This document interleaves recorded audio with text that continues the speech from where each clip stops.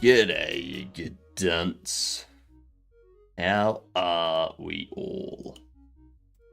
Mike first. How have you pulled up this morning, Mike?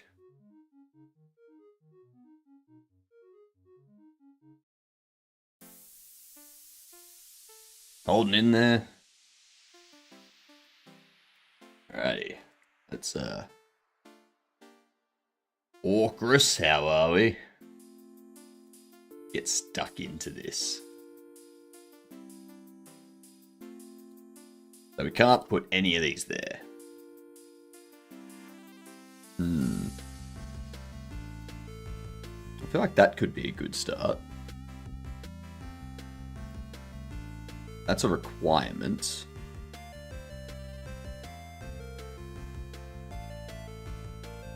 I could go there and then there.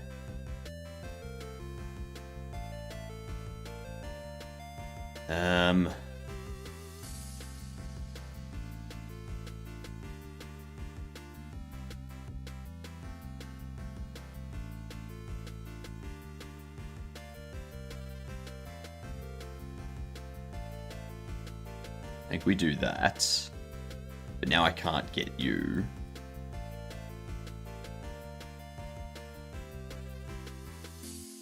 And we do that.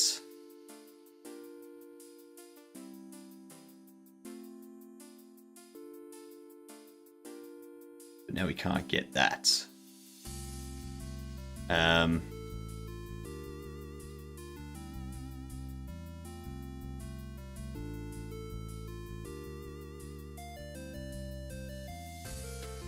We need that one there so we can get in there.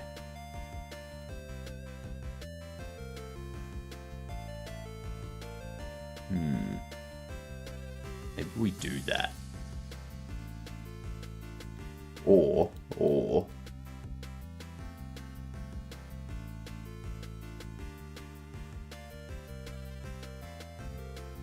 we do that.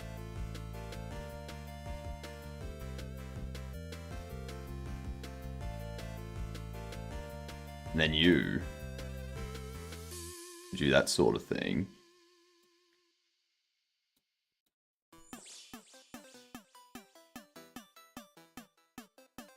One's gonna be there. We know that's gonna happen. I'm pretty sure that's the other one.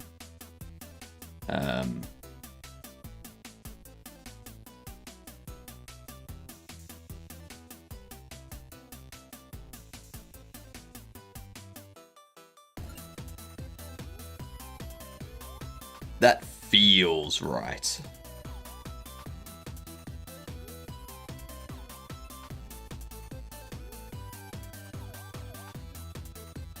That feels correct. Don't ask me why, because I don't know.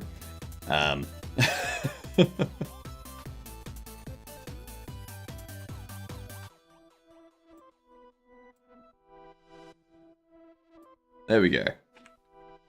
Howdy, Bri. How are we? So we've got some bugs that we need to fix up this morning. They should be pretty quick.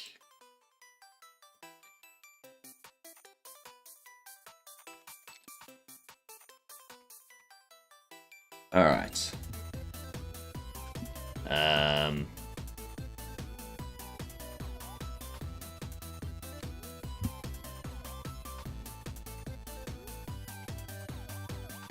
So let's move this stuff around. So the first thing we need to do, actually, I need to move on to our demo branch, first of all.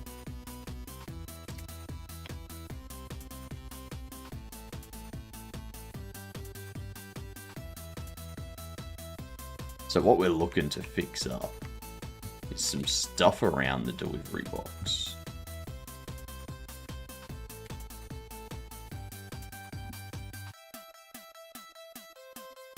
So the first point we need to check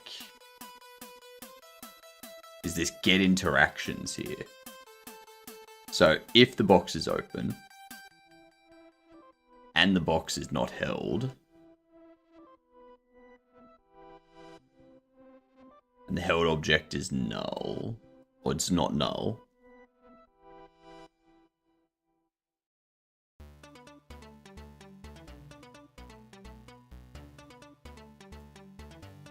Let's do this.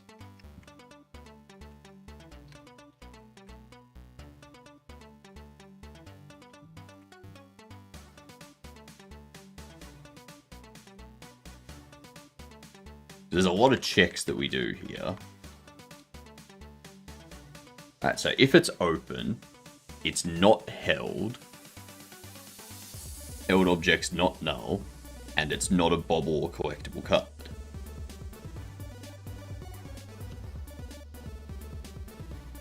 There's another check we need in here. And quantity held is less than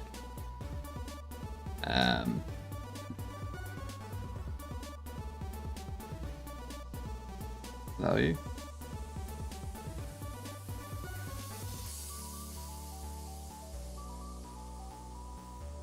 Quantity limit.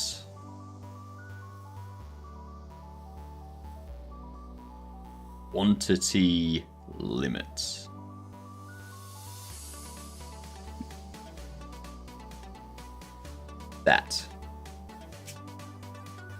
That's the only time we want place item to actually work.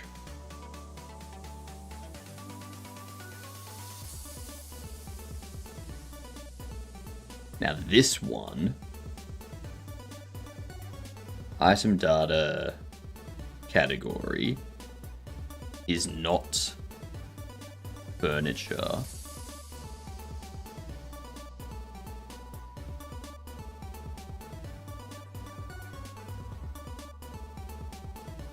I don't even think it's possible for that to be the case.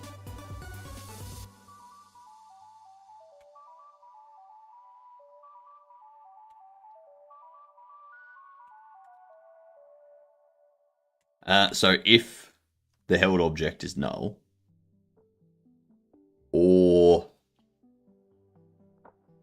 held object is delivery box and is not this delivery box,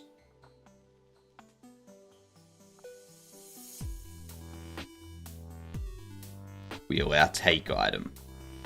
I don't see how that's breaking. Let's find out.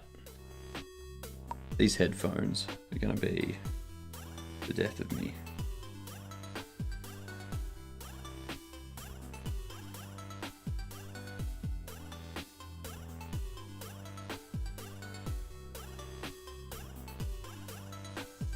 I may have to go back to over. No, I can't go back to over here.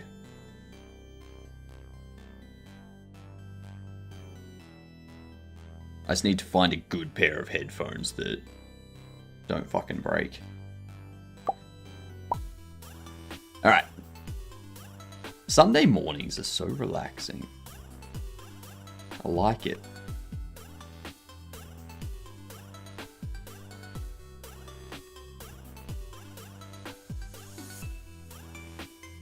Well, that's incorrect. See, I can't put it away.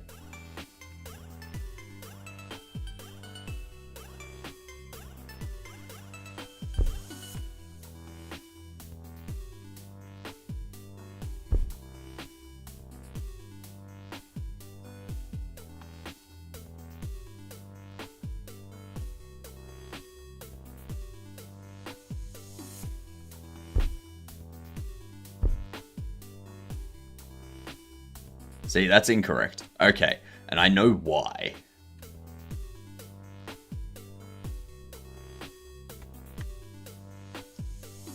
Well, I was unable to replicate both issues that were reported just by setting up these checks here. But now we've got that issue when we're positioning them.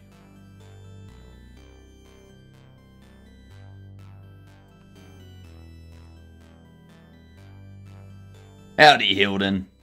How are you doing? My coffee machine was making some weird noises this morning, so I may need to buy new ones soon. Because there's nothing worse than the coffee machine starts going on the fritz and then trying to fix it yourself and wasting money buying parts that just don't work. What's up, Cryptic?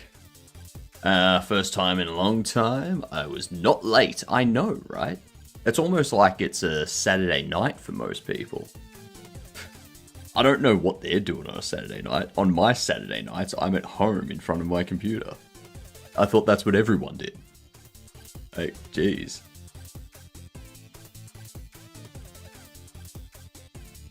Working out while you watch.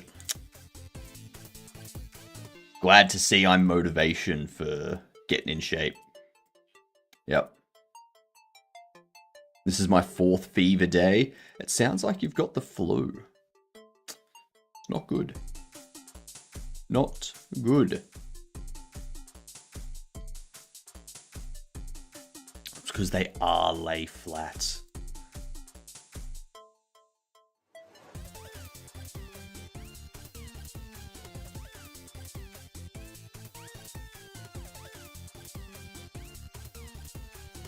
This should be section size Y.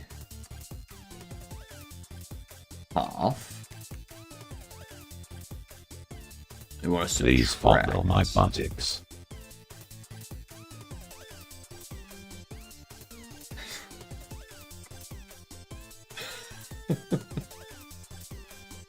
That'll be 6 shillings, please. If I said you had a nice body, would you hold it against me?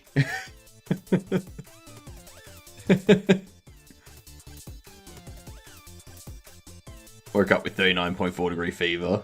This strain of influenza A is the bestest. Hopefully tomorrow is feverless. I got things to do and places to be. Have you been drinking like plenty of water and like just laying in bed, resting, whatnot? Getting some cold and flu meds to help out.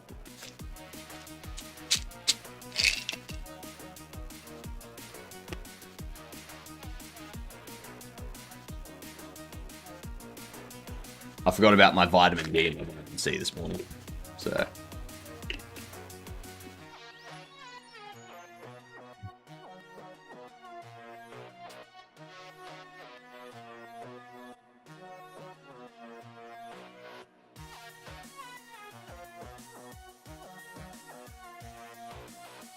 A lot of water, and rest, and flu meds.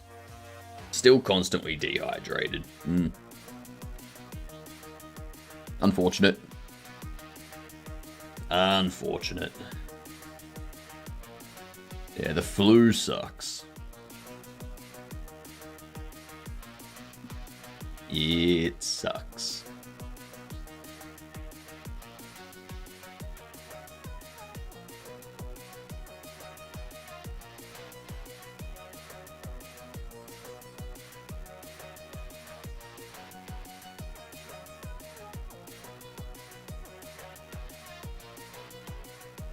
Why are we taking half the inner size?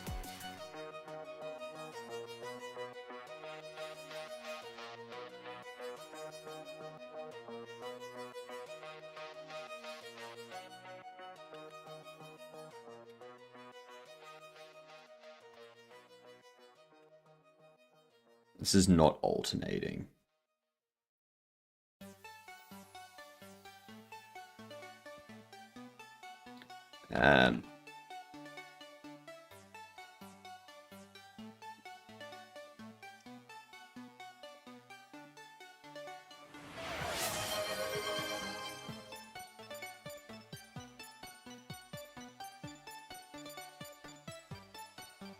Ooh, 35k. All right. What up, Eddie? Give me a moment. I've got a hot sauce to have. Thank you for the follow, though. Much appreciated. Hope you're having a great day. We got a pinned link up there for you. It's a shop simulator. You it's bobblehead based, and occasionally the bobbleheads come alive and cause issues in your store. And that causes you to get bad reviews and lose customers and stuff like that. So it's gonna be fun. Let me just get this.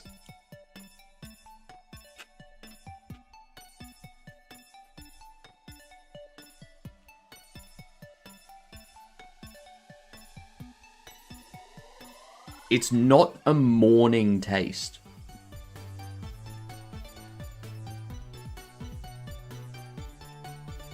It's just not a morning taste.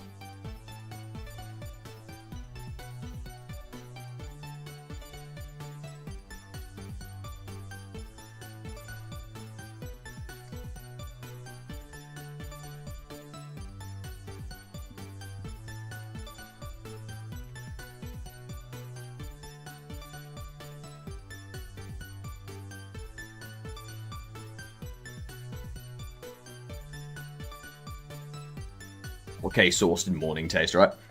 It just tastes like bolognese because they're all like a tomato base. So it's like, you know. I've been thinking about learning game development. Go for it. I've been mostly doing tools like VM Protect and anti-analysis and protection for programs, and also been working kernel virtualization. It's fun, but it's not ethical. Which is why I don't publish that work. Just a hobby. That's fair. That's fair.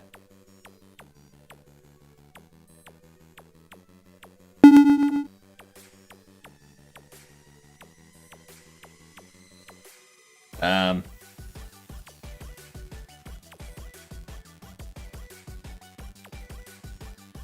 wonder if Aussie hot sauces are hotter than North American ones. They probably are. They probably are.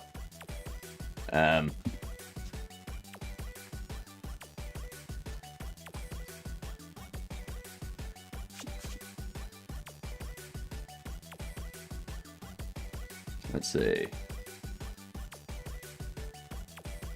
Scoville is standardized unit though.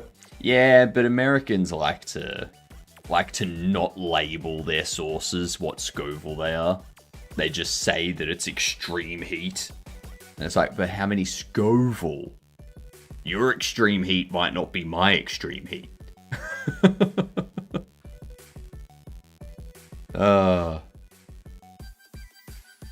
Game dev's fun to get into. It's very interesting. Unless you have stuff like this, and then it's like, why?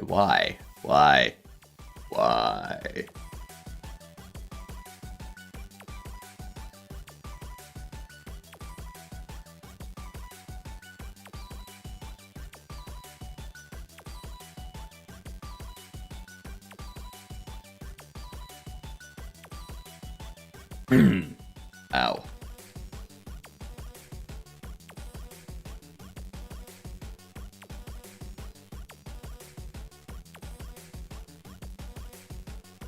The section size Y.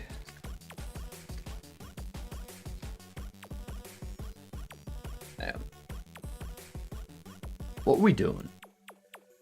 So...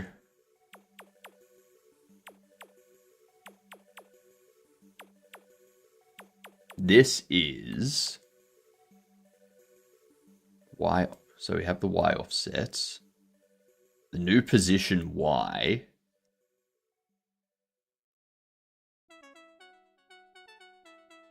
That's it going up.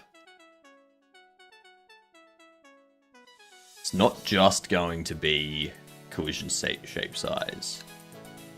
Multiplied by this. Multiplied by quantity held.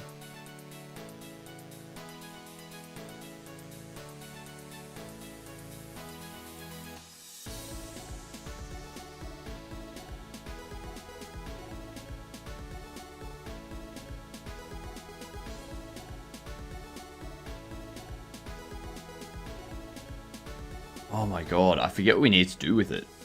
Was it going to get published? This will be on Steam. We've got the pinned link there. for you, Eddie. Like, let's see. Americanized extreme heat is nothing compared to the rest of the world. True. Very, very true. What's up, Avinity? How we doing? To Decimator, thanks for making me green. Long time some games are made, so they crash programs like cheat engines if you open the program in cheat engine. Even if the game is inside virtual machine. Wonder how much the company paid for that. They probably paid a fair bit. Yeah.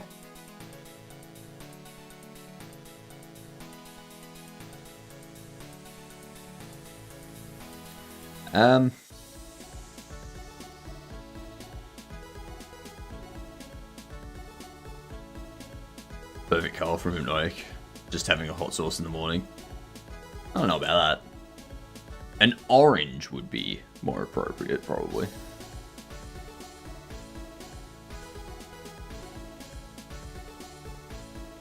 This needs to take into account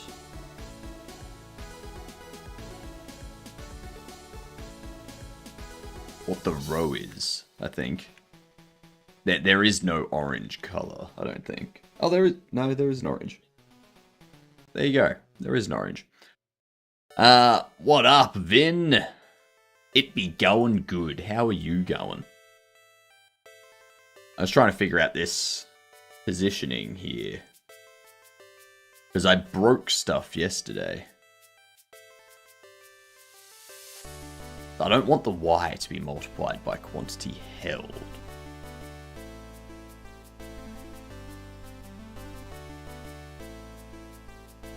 I want it to be multiplied by rows.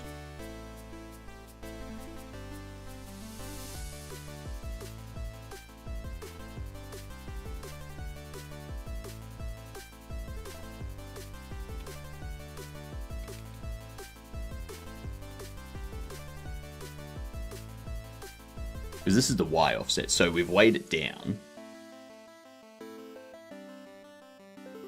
So it's been rotated 90 degrees. The offset needs to be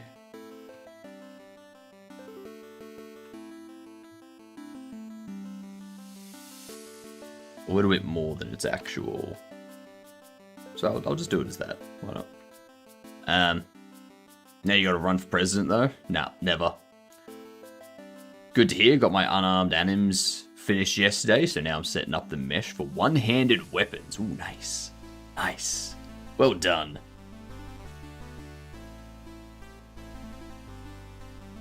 Animations are my weakness. I can do some basic modeling, but animations I still need to practice. Sammy! Why are you coming in saying your name?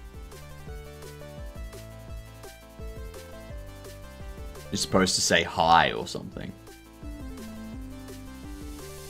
Fartikins. Sammy is now known as Fartikins. Done. Farticus. I'll set up a custom shout out for Sammy, so whenever they show up, it says, "Welcome in, Fartikins."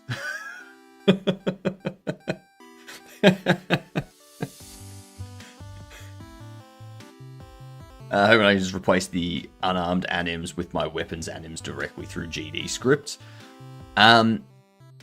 So what you would want to do, you'd want to set up some sort of state machine, which would specify if the player is unarmed, or if they've got a one-handed weapon, a two-handed weapon, a ranged weapon, or like a bow or crossbow, that type of stuff. And then you would use that equipped state to determine which branch of your animation tree the animation tree goes into. So then it's like, all right, so we're unarmed, so we go into this branch and we do the animations up here. And then it's like, all right, we're no longer in unarmed, so we drop out of that. We're in one-handed. Let's go into this branch down here and do these animations. And they would play different animations. So it would be like this type of thing. This is very simple for my employee. Haven't really got them doing much. NPC is a bit more complex. It's just like difference between idle, walking, sprinting, and then paying for stuff. And it's like based off of animation state type stuff. And then that causes it to go through and play the correct thing. And it drops back here. So yeah.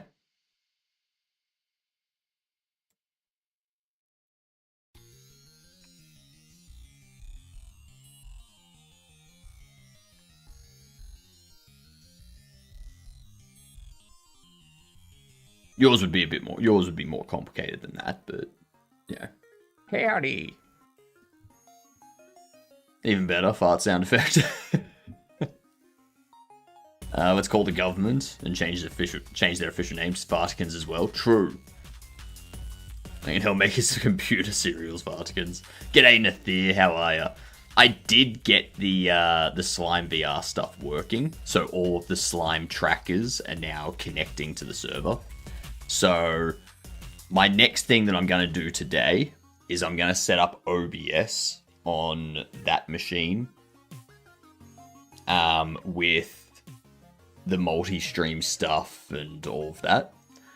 And I'm going to try and also get this this video streaming thing, like the video capture, through to there as well. I'll have to set the video capture to be... I'll have to set this monitor to be 1080p instead of 1440. So that way the video capture could do 1080p at 60 FPS. Alternatively,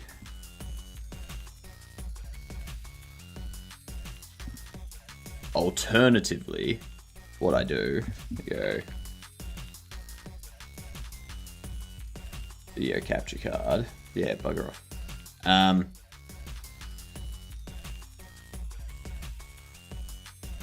We get something like...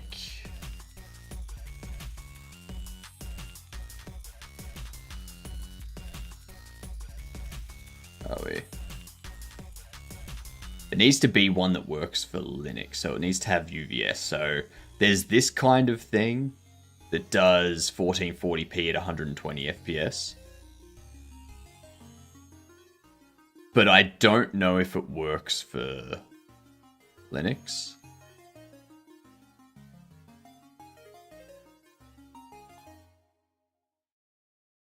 Because it would need...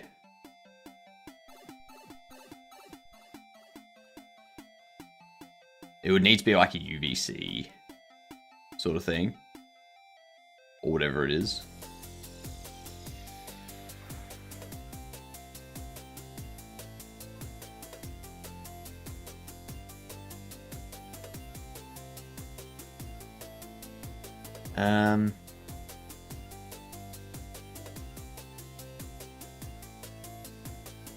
But honestly, with this thing on sale, I might pick this up if I can see that it works on Linux. It can be used on Linux. Ah, that's why. That's why. Yeah, no. So I wouldn't get that because I'd have to get like third-party software.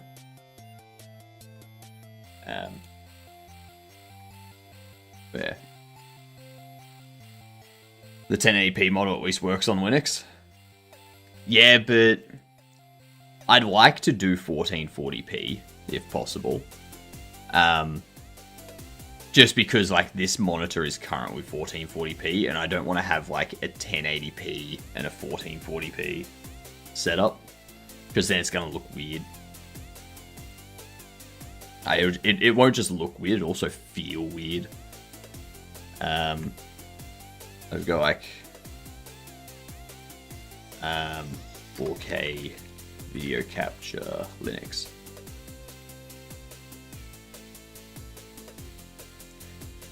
Usually, if you pass through a larger,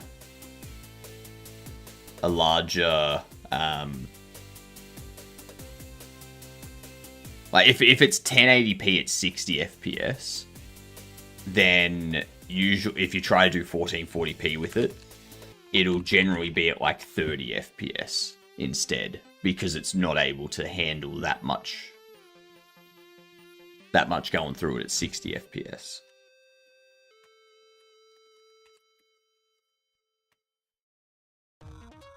Yeah. And that's the problem with my current one. Like, my current one is... I forget what it was. It's something like this one, but it's not a U-green. It's not a U-green one. So you can see how it's like 4K at 30 hertz with 444. 4K 30 hertz loop out 444. And 40K at 60 hertz at 420.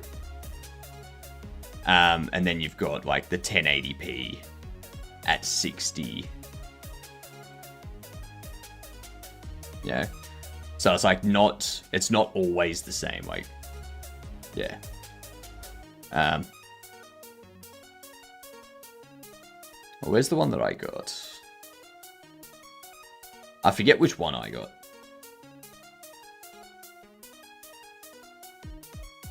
But yeah, there are differences. Like this one here. The Elgato HD 60X. It does 1080p at 60, and it does 4K at 30. No. But then down here it says 4K at 60, 1440 at 120, and 1080 at 120.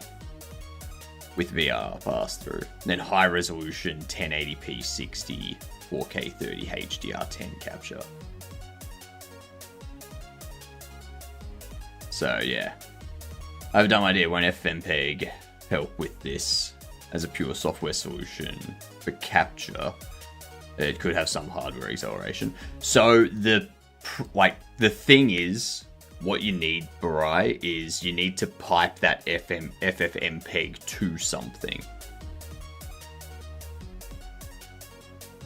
And that's the thing.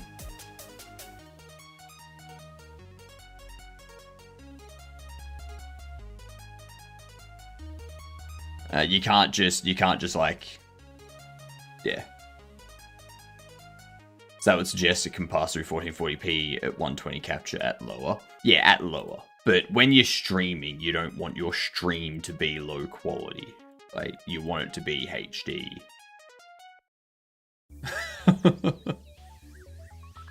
You know?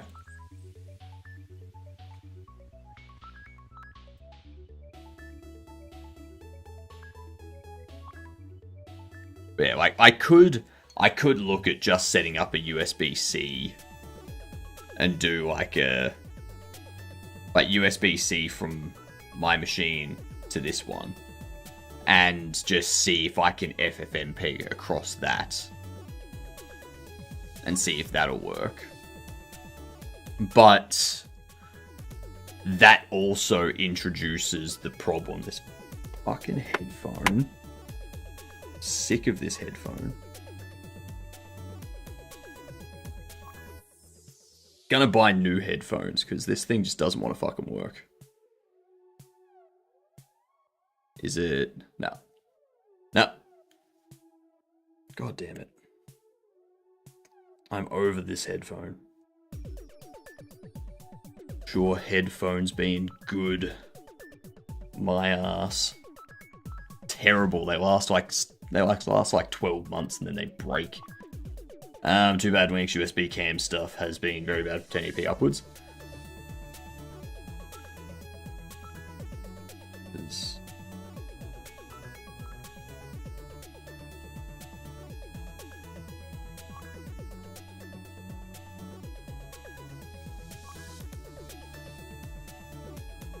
How have we not figured out cables in the 21st century?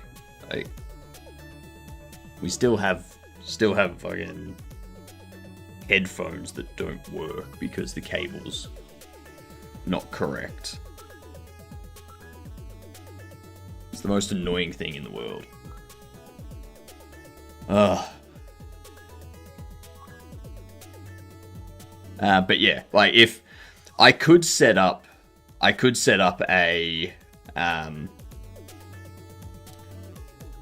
FFmpeg as a software solution.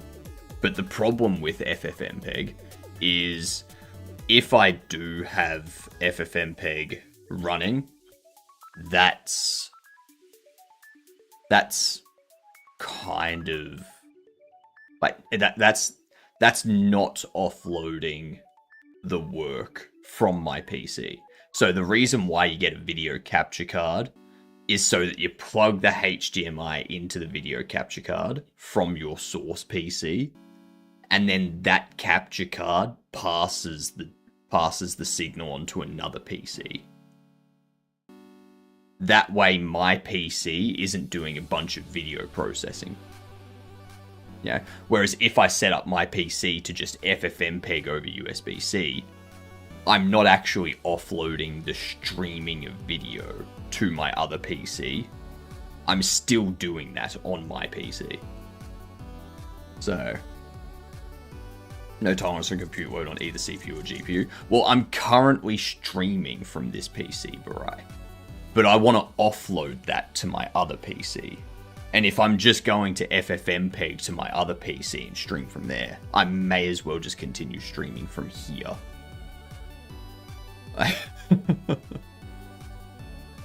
So, it doesn't make sense to stream from this P to that PC to all of you.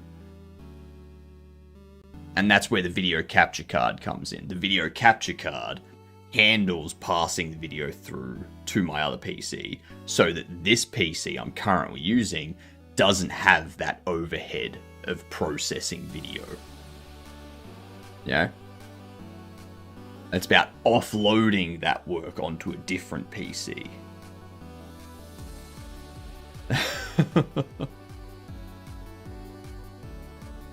Yeah. So it's kind of a solution, but not at the same time. Alright, so with this one here, the new position Y. Howdy. What does it do? Howdy, Cobbler. How you doing? I don't know about adding more scope to the current scope. It's about adding more scope to current scope. Right. So this Y position needs to be half of the section size Y minus the Y offset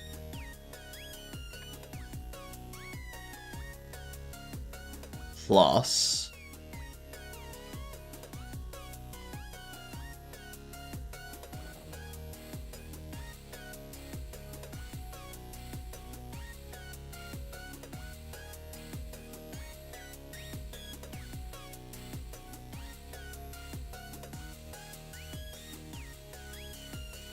this here. I need the number of rows. I need how many rows we've already stacked up.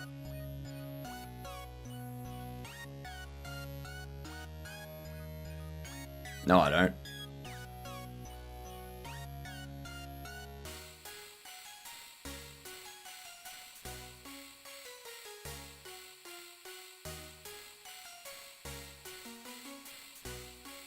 Here's what we gotta do.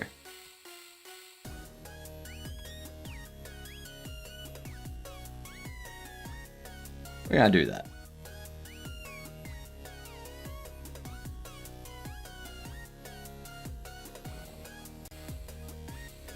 Let's see what happens. Very expensive and works. Yeah. Let me catch up on what we've got here. I got so that I got OBS scenery and streaming from Intel NUC, and I only use the USB webcam for the capture card as a source, along with some audio stuff.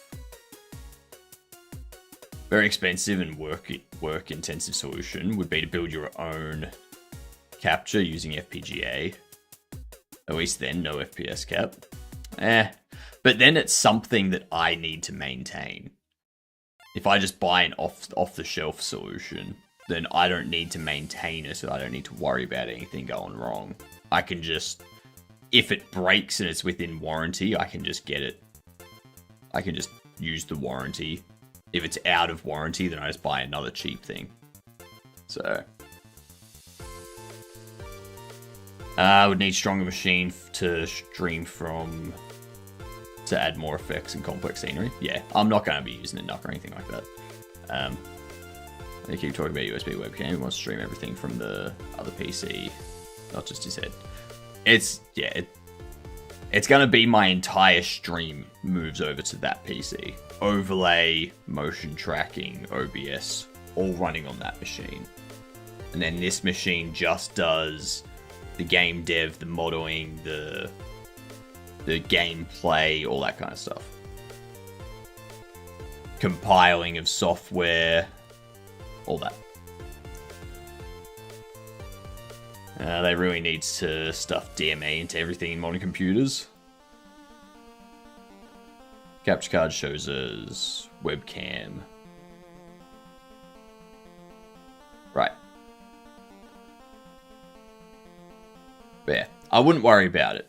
I'm going with a capture card. I'm not going to worry about some janky solution to work around buying a capture card. I'm just going to buy a capture card because it's the easiest thing to do. I'm all about ease.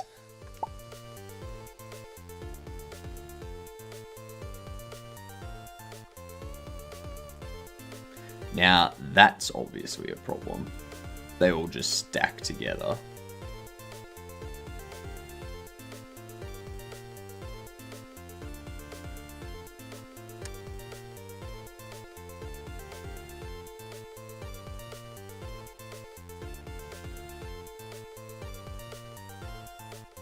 Child's not an alternate. Well, that shouldn't matter.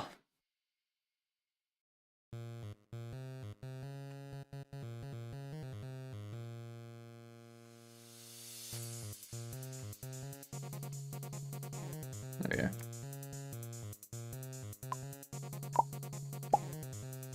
Let's see.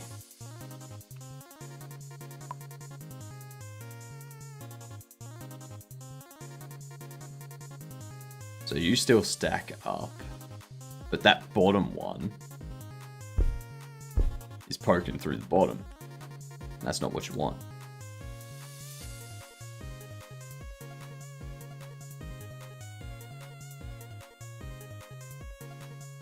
Why are they poking through the bottom?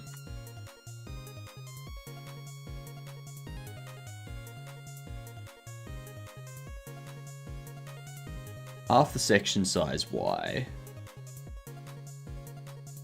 So it's in the middle of the section, why?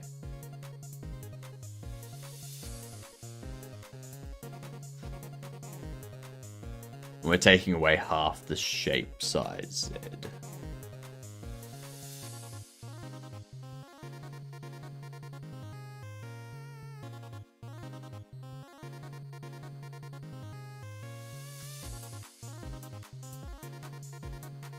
That should be correct.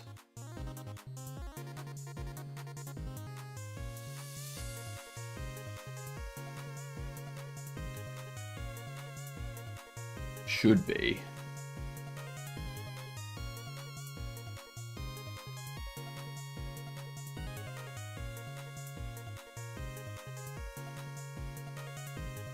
I'll deal with this stuff after. See if we can get back to what we had.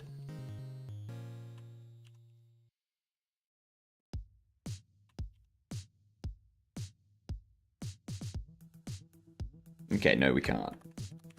We can't get back to what we had.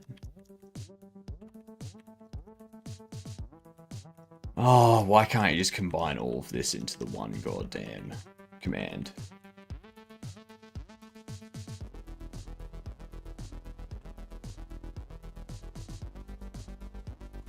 Yeah, we view as that.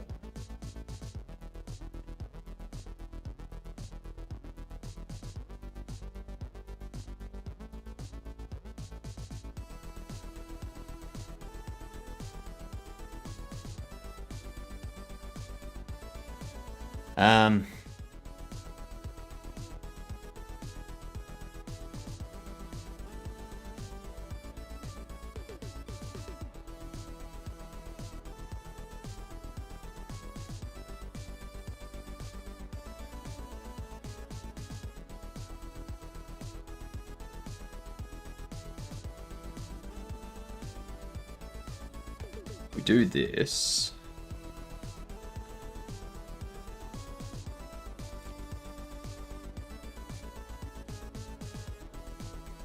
Tomorrow is the dreaded day when Hypno changes his streaming time.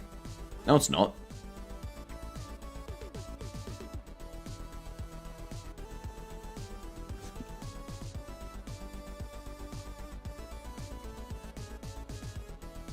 That's not for another week. That's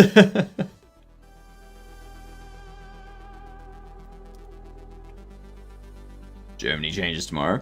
Yeah, well, that's not my stream time changing. That's your time changing. Jeez. Blaming me for your time zone being crappy. Jesus.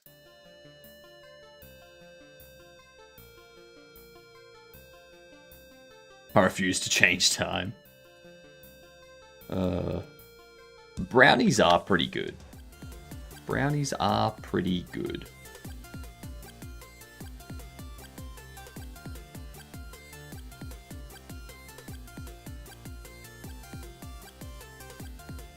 And then we want to do section size Y.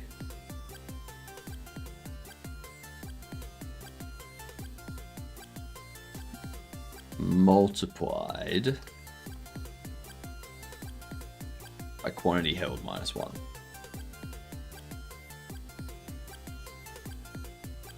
No. Multiplied by quantity held.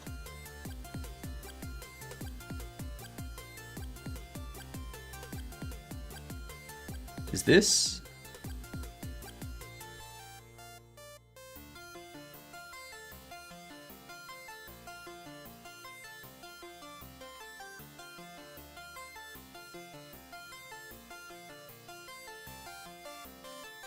Let's see. I'll blame you for everything, and you need to accept it. I know it sucks, but it's important for chat sanity. I can tell you right now, I'm not accepting anything that chat says ever.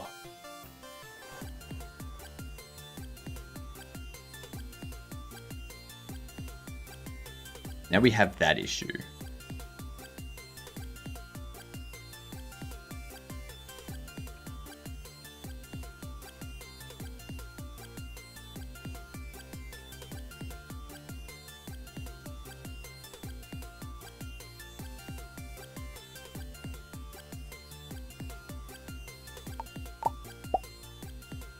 Let's see.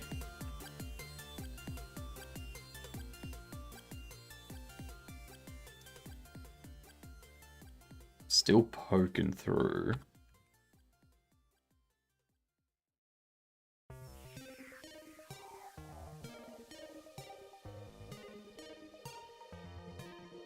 I don't see how.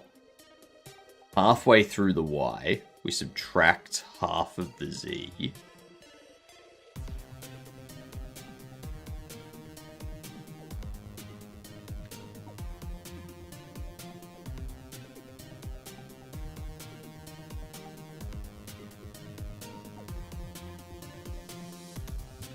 Alright, fine. Gonna leave that as quantity held.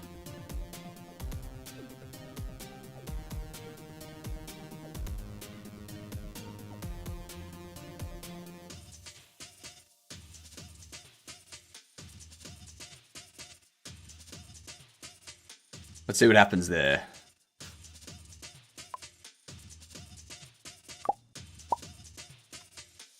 I concur. I also call for a 2-day working week.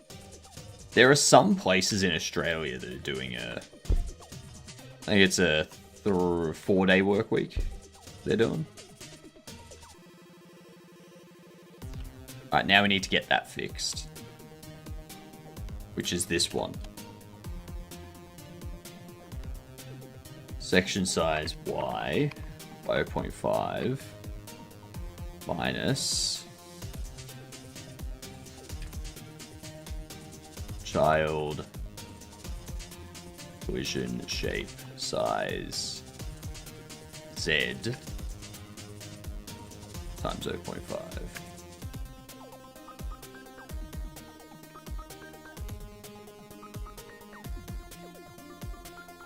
I believe it's 4 8-hour. I believe it's 4 8 hours. And the agreement that you have with the company is you're allowed to do the 4 days a week at 8 hours a day, provided you retain the same amount of productivity that you had on the 5-day 8-hour. If you're not able to maintain that, then you have to go back to the 5-day 8-hour.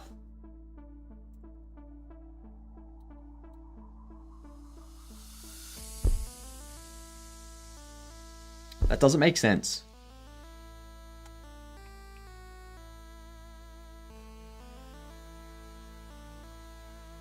The size Y, which is the height of it, go to half of that, then the Z of the object, minus half of that.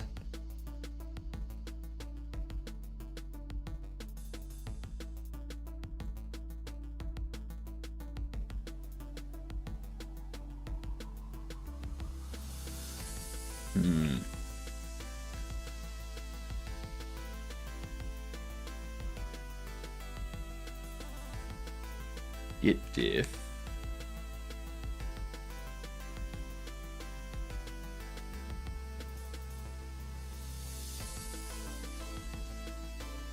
So this is what I've changed in my current.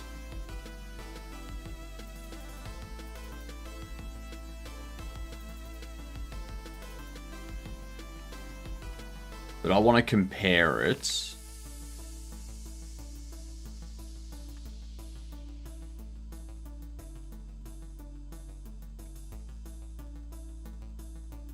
Like I want to compare it to that one. Maybe.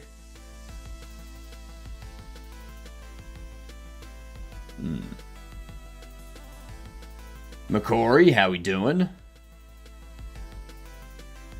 I'll get fired without clocks. Meanwhile, on some fields in some places, the employer wants 4 to 5 hour days. Because after that, peak performance suffers. Yeah.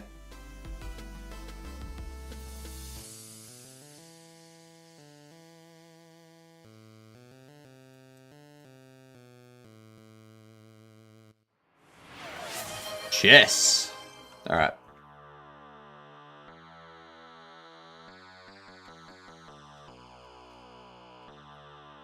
What do I do with this one?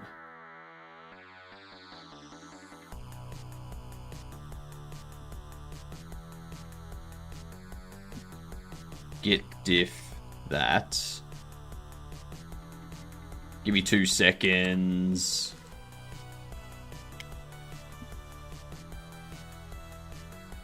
Okay, so it's not that one. I need to go through my commits and find where I made that change. Play rando? Alright.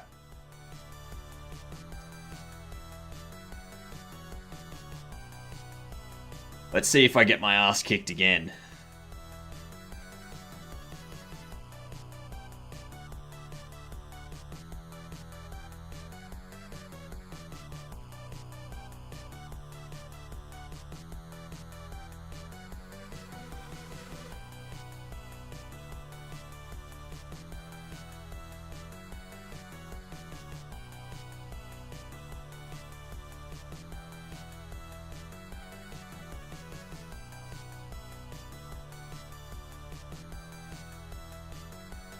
Interesting.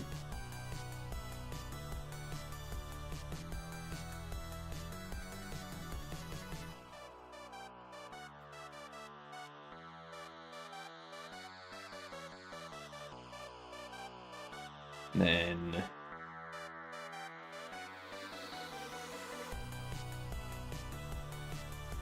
and drop you there.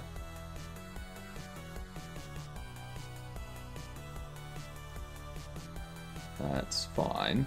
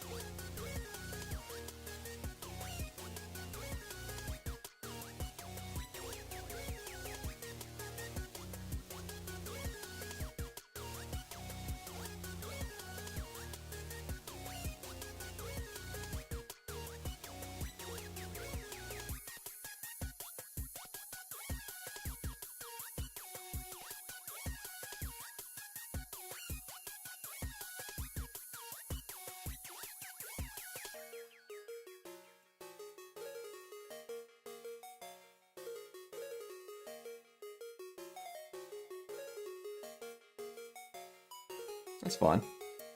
Ah, no, that's fine still.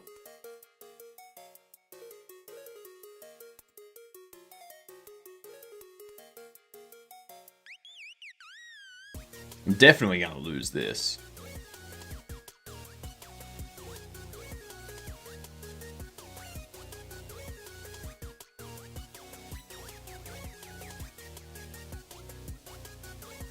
Yep.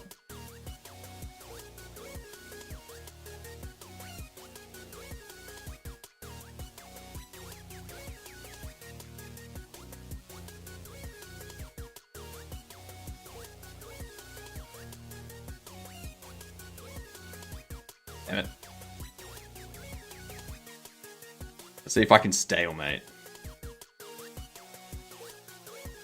Nah. Oh.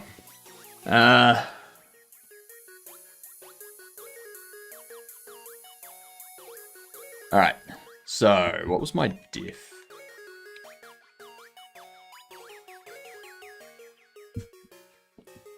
Let's see. I need to find where I made this change.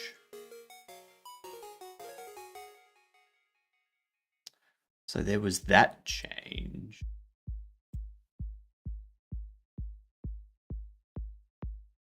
Oh, I know why now. I know why it was breaking. Delivery box. Where is it? Right here. Get rid of that. There we go. We got ads coming in. Do I get another coffee? No. No, I don't. No, I don't. That's the decision I've made. I think this will work. Alright.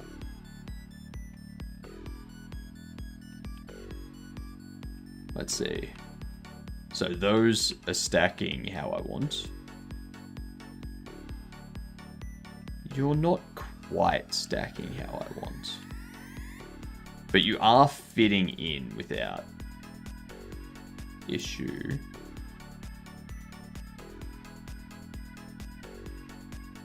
I'm fine with that. I'm fine with that. Alright. Beautiful. Now, we need to figure out this game duel from yesterday while these ads play. Who knows what game House Dev put out.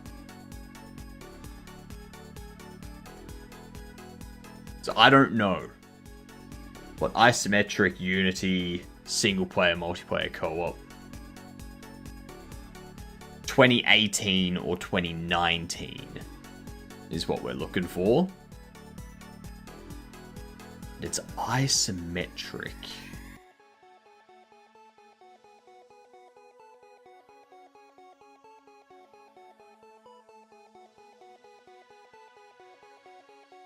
This is going to be an obscure title. It's going to be something you can only find from Googling, which means we're going to lose. I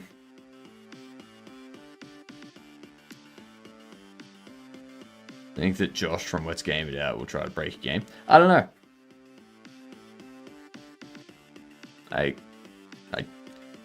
Yeah.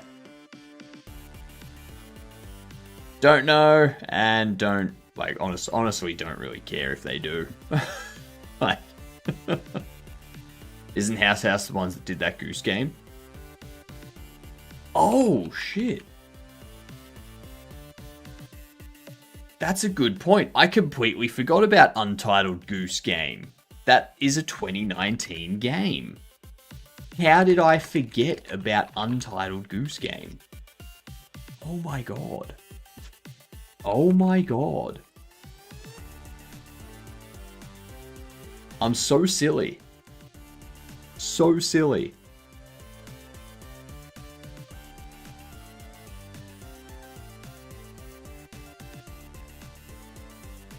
This isn't Control, but... Alright, 2019 RPG sci-fi that's third person and something else.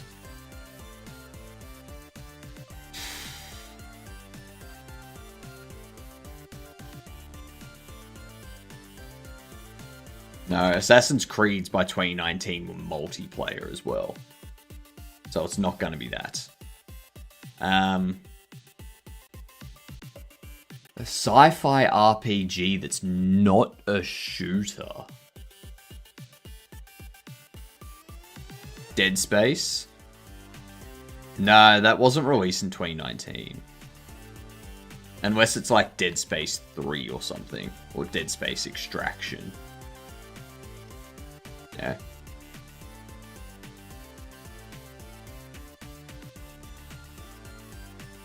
And also, I think Dead Space is a shooter and a horror.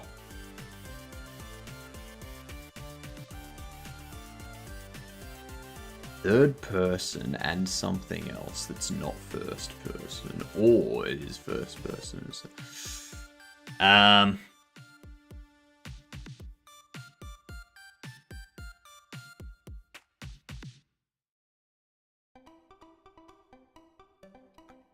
What if it's Crash Bandicoot? No. It is a third person and side view single player 2019 game that's an RPG. Third person side view RPG. Hello, Woosa. A Woosa.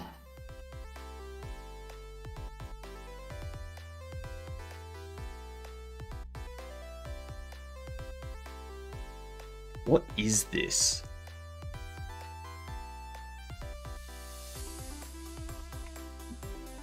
Third person side view that is not...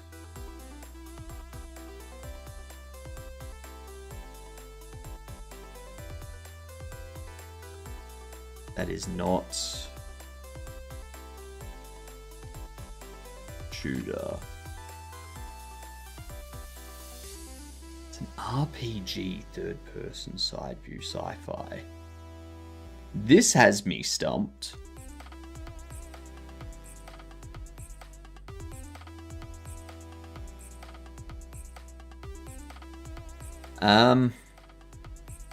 It's not a Fallout.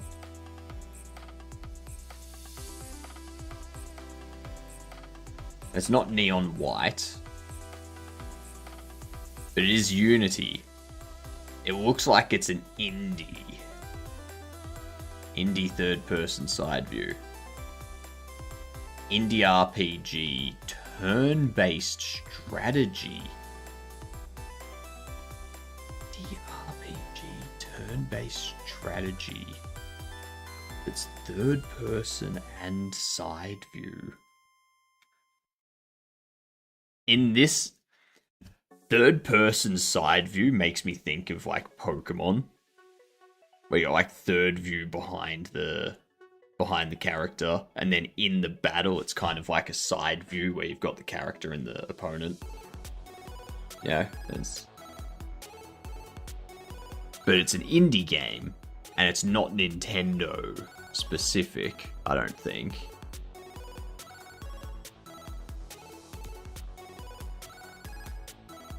It's a turn-based strategy.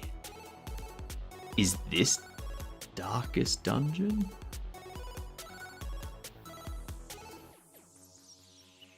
Darkest Dungeon 2 or something? No, because that would be horror, right? And that would be roguelike.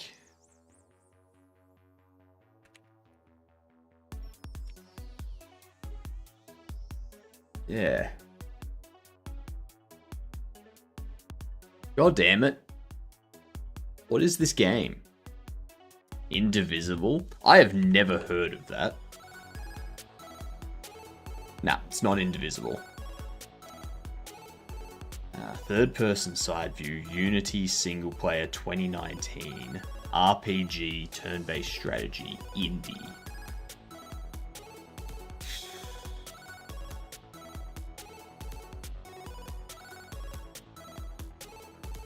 And it's a fantasy sci-fi. Fantasy sci-fi.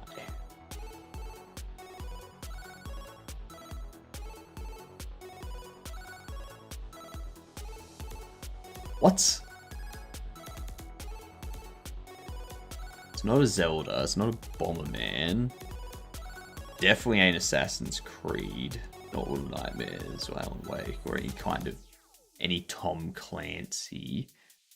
I see. I got nothing. Third person side view TBS.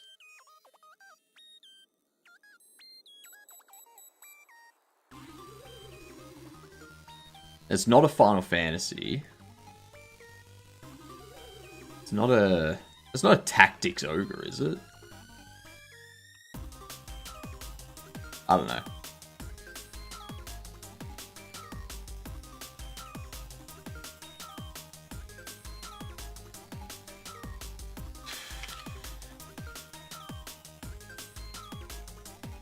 I don't know. I'm just going to guess some stuff. I know it's not an Assassin's Creed, but you never know these days. It's not Ubisoft.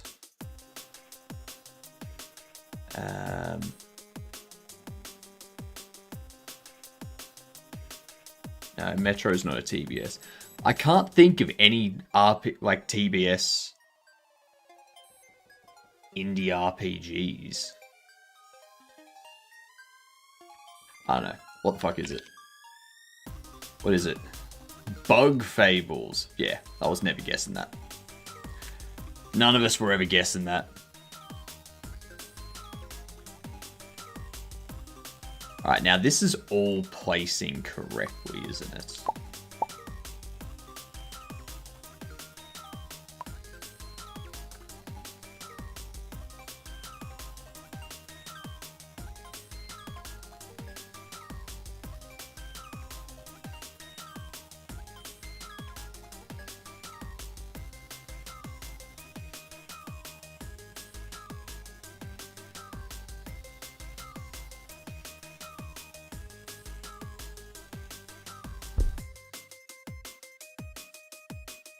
Okay. So that's our problem now.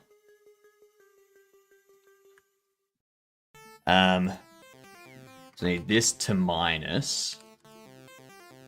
collision shape size Z by what 0 point? No, because we can't.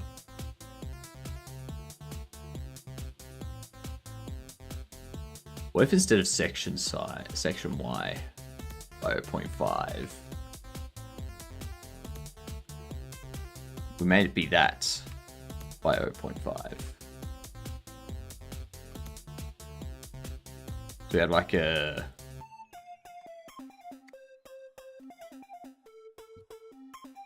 buffer plus that. What up, Deadshot? Do you eat pizza with a fork? If I'm in public.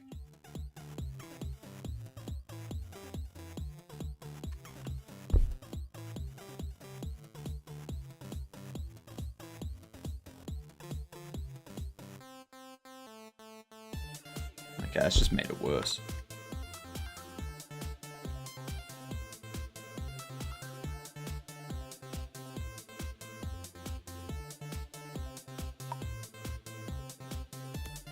You obviously eat pizza with a spoon. I mean, if it's a Chicago-style deep dish, then yes, you are eating it with a spoon.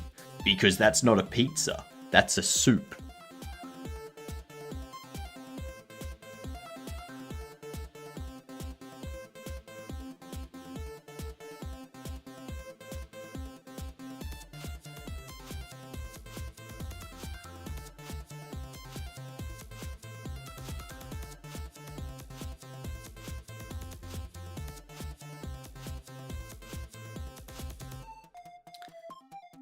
Why is the inner size of those delivery boxes so odd?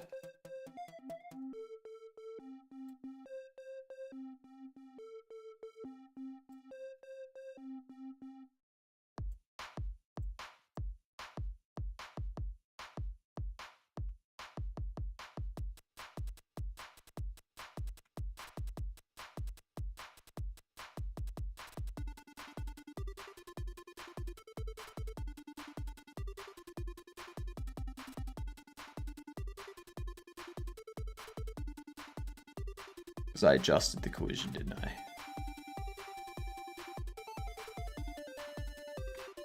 I adjusted the collision down.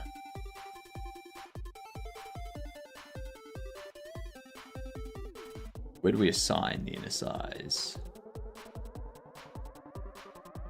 Collision shape size.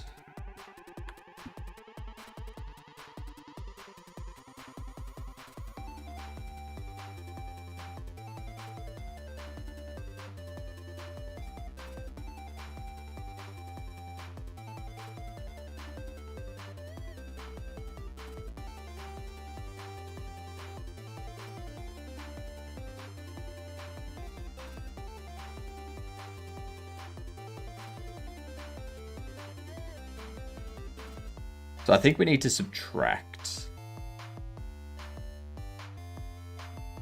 0.1.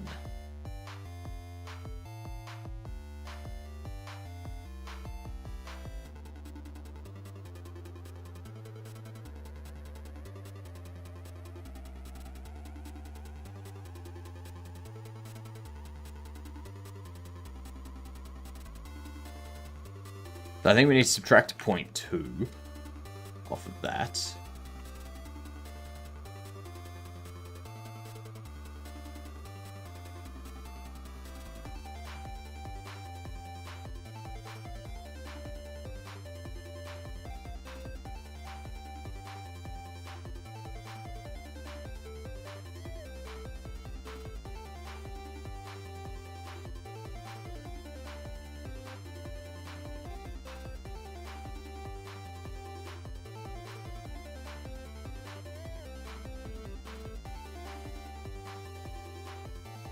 Three.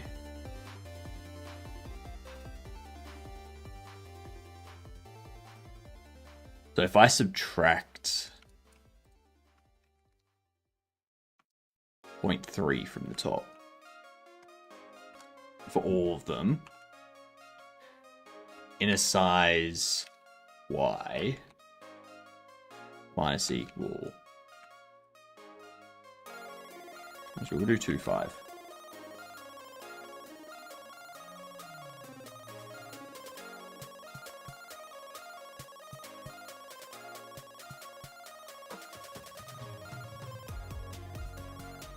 So that should be a more accurate inner size.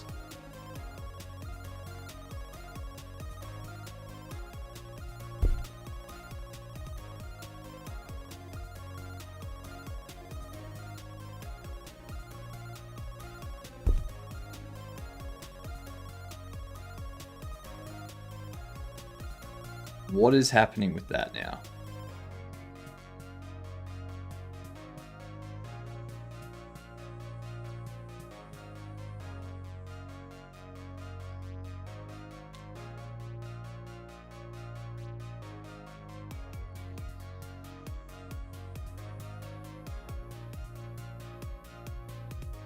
Okay. And now...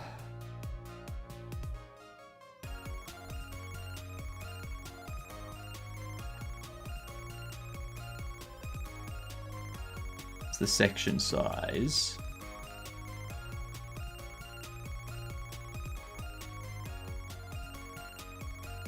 We need...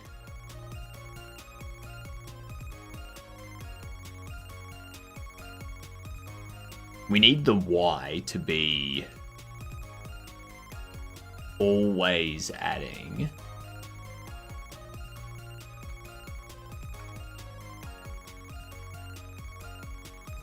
0.2.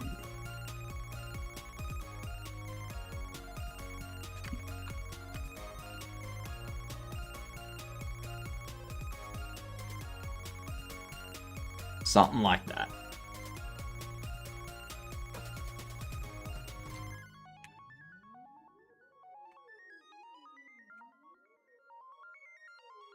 That's probably going to break even more, though.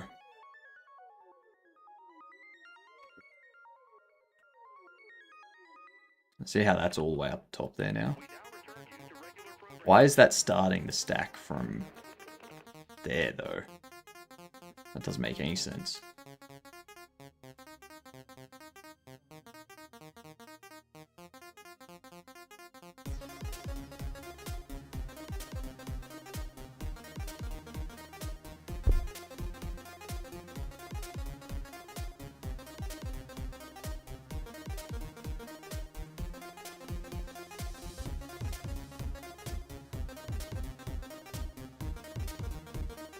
Why? Always put it 0.2 up.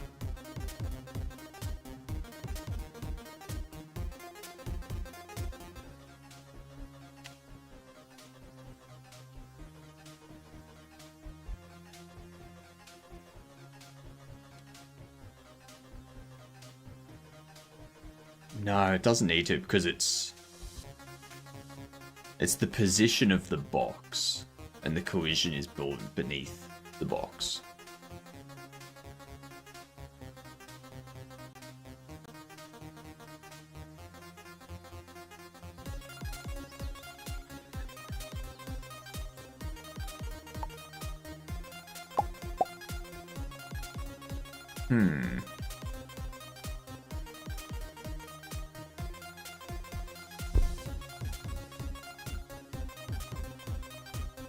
Okay.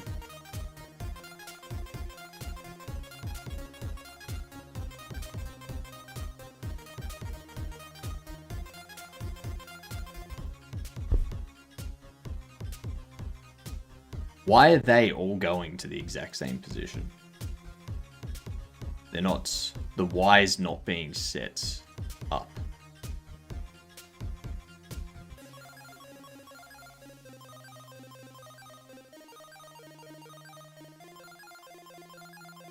See how that's going over into the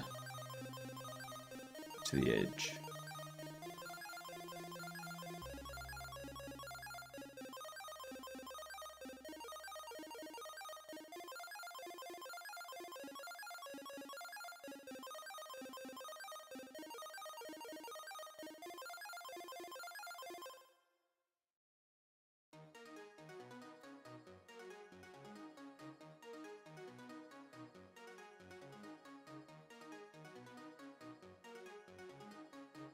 I think I need to make this a little bit wider to fit those bobble boxes.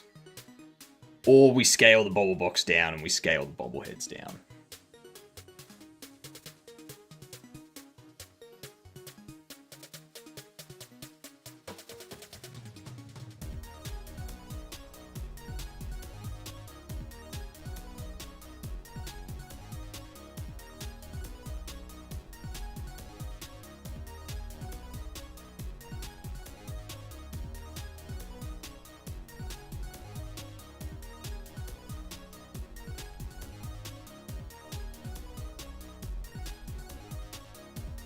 Okay. I need to fix those goddamn...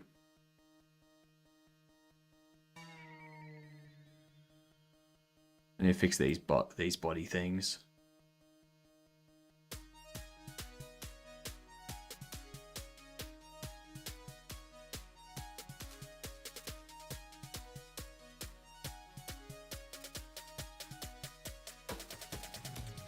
So we're laying it flat. I'm gonna take this 6, pop it up here. Take this 5, pop it down here. Get rid of that.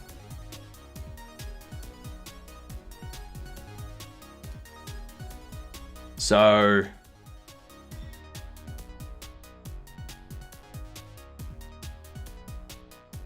why are the comic books all stacking in the exact same position?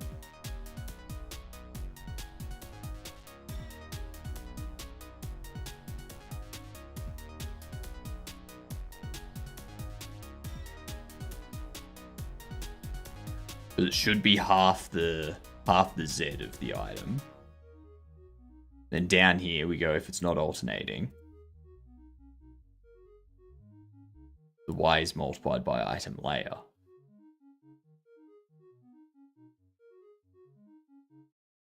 But that's not positioning it.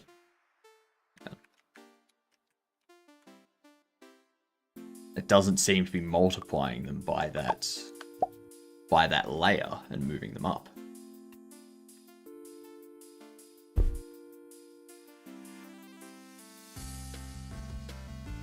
You know what I mean?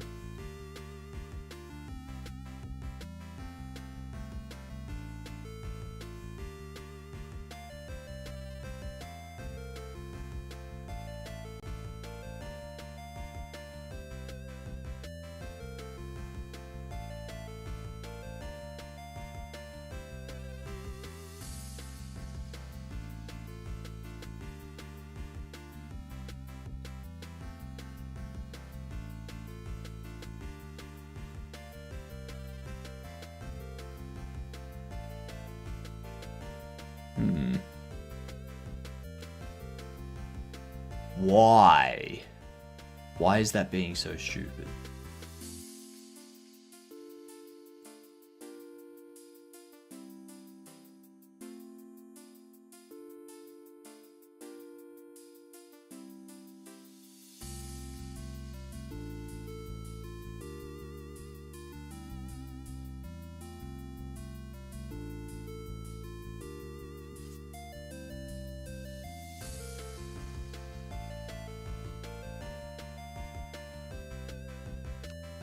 I still think it should be section size Y multiplied by 0.5 minus that. But now that will break the bobble boxes.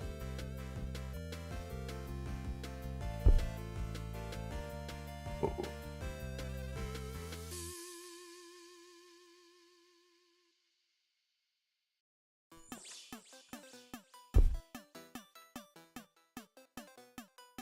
So those were getting moved down.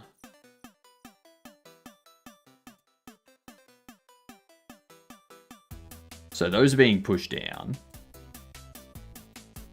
Those being pushed down too.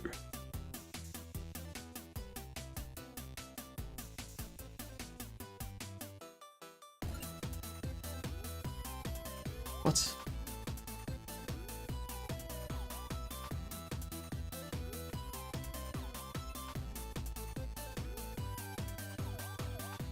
I don't get that at all.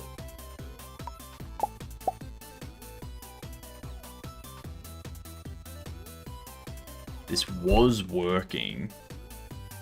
Now it decides that it's not going to.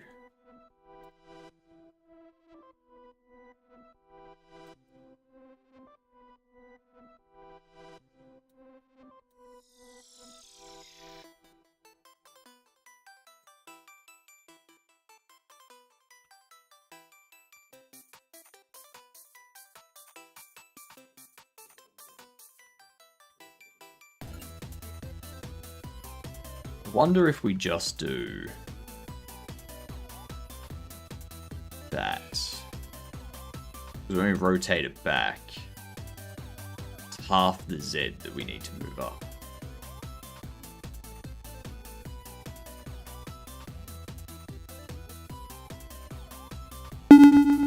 Oh, thank you. How are you doing, you fantastic gedunt?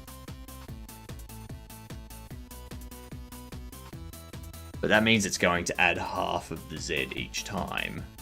Like for each layer.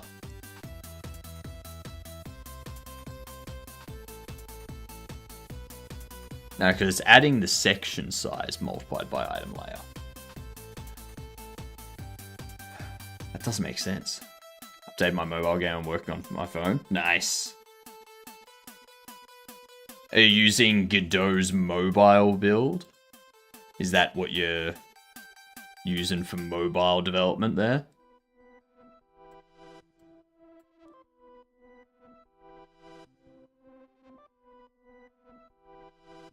Nope, Struct. Never heard of it.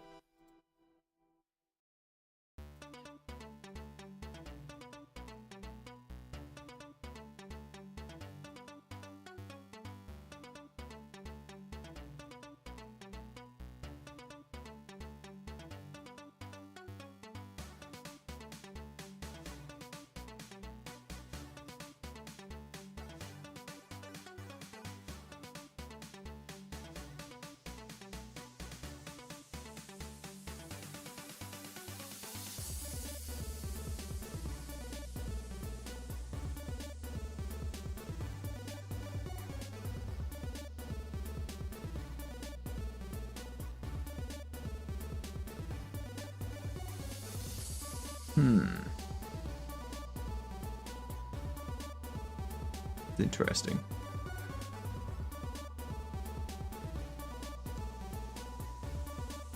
Low poly Unity for your phone? Interesting.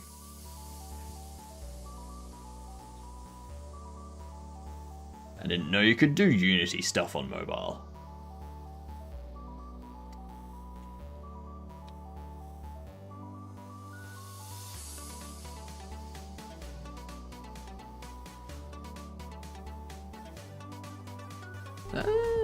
Interesting. Section size Y, 0.5 plus Y offset. But that's for the things that are alternating.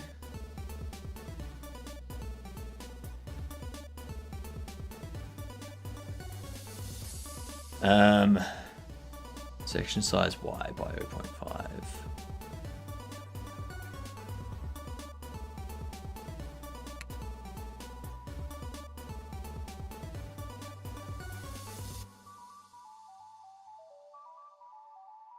Why do you keep spawning up there, you pain in the ass? Like, stay where I last had you open. Jesus.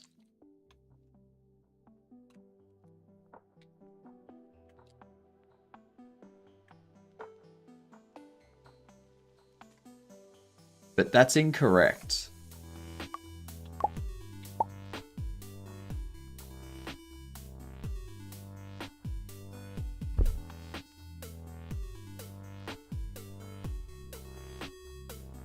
See how it's not... Like, what the fuck?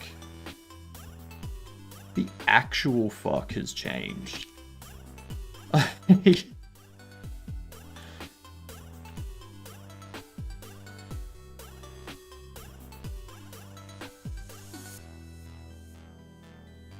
It's the same fucking thing.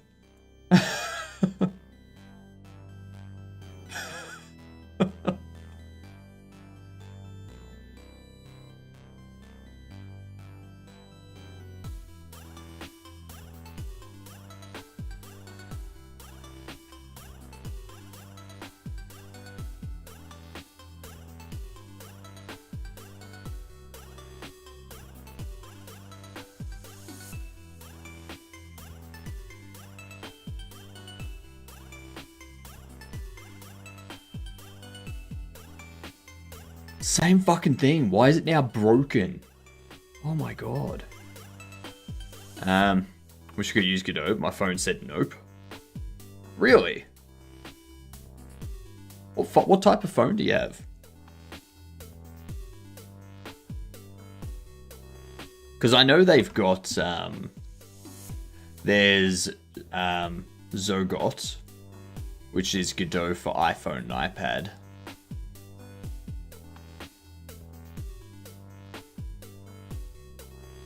I don't like that. I think you have to... Do you have to pay for this one?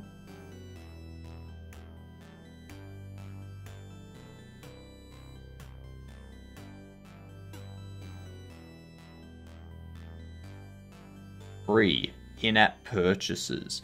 What in-app purchases?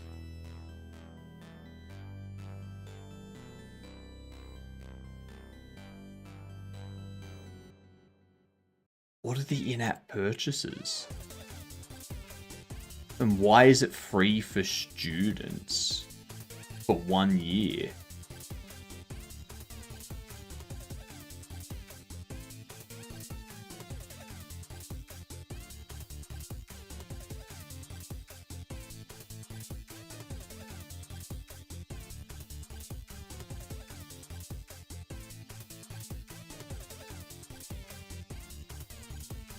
And why do they not mention anything about pricing on the site?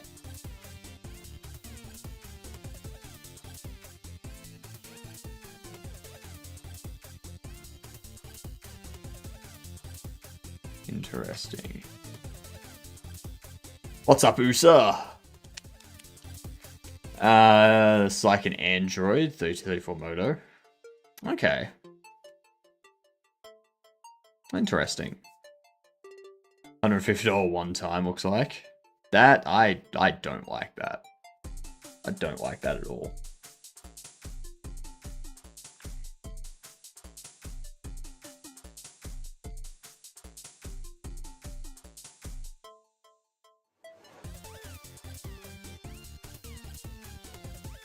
The section size is incorrect. That child size is incorrect.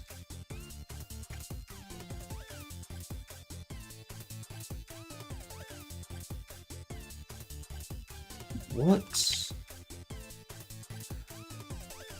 This doesn't make any sense. Why did that change completely break the positioning of everything? Fuck off. Reload the project. After which you have to renew. Doesn't describe renewal cost. Yeah. I'm never recommending Zago to anyone.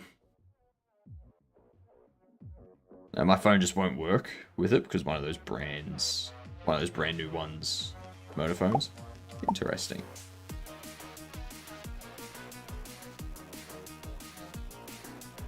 Man.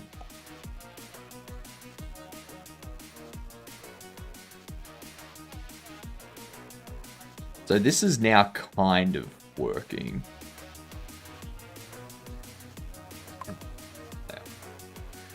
I need to BRB. Give me a minute.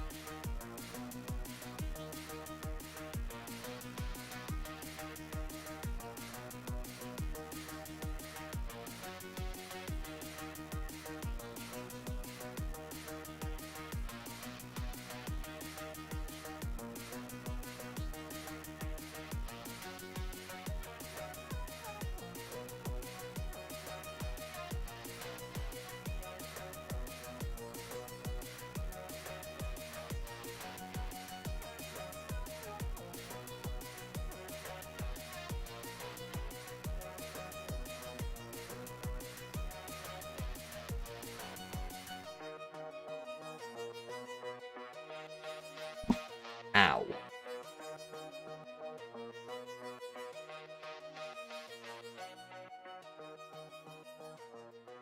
But his stray mustache hair started jabbing me in the eye. Damn Sunday mornings. It was supposed to be a relaxing Sunday morning. But now my eye says no.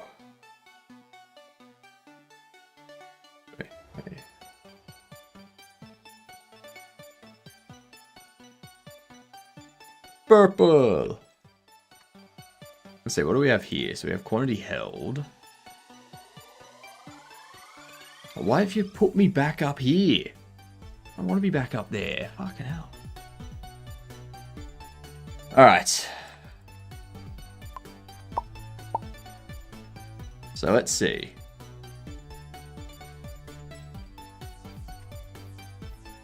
Those positionings are correct. Those positionings are incorrect. So those are the ones that we need to fix.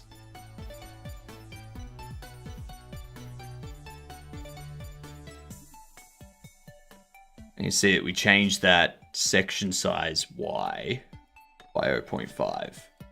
So let's do that.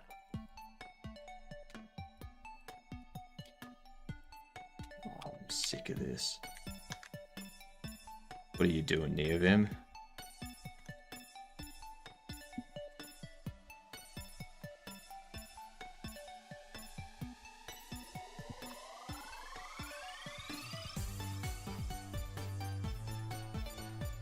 We do that.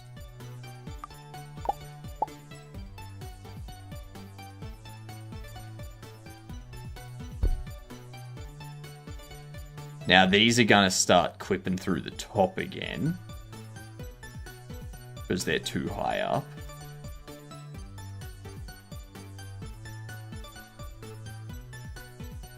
And these ones are now pretty close to being correct. Not exactly, but good enough.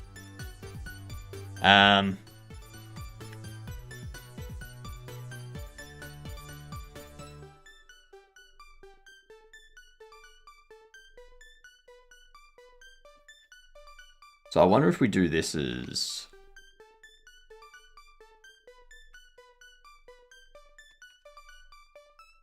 0.4.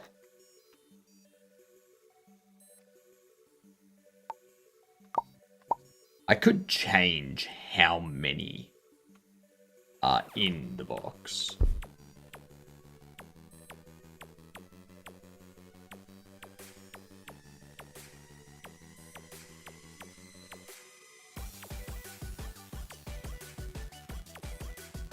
So instead of 32, we have like 24 in the box, which would be that many.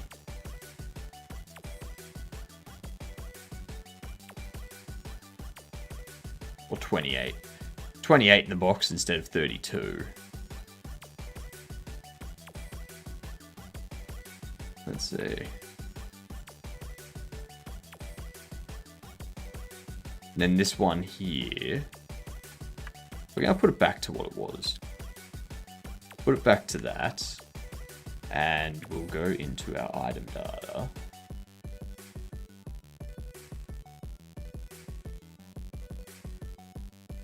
Where are we? Set you to 24.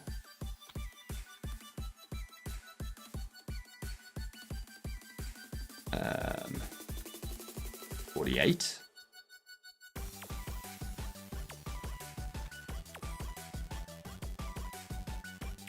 There we go.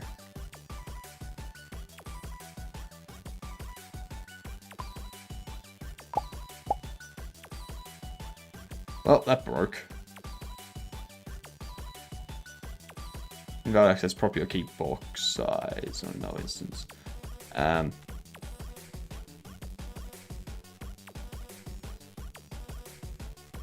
Interactable 37.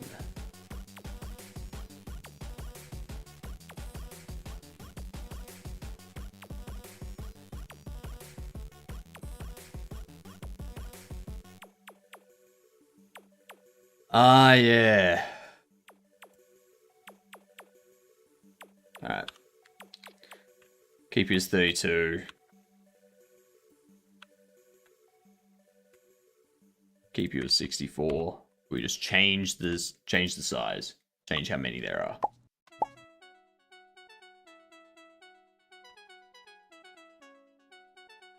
Now you're standing upright. Oh no, that's fine. Yeah, because you're placed on the shelf.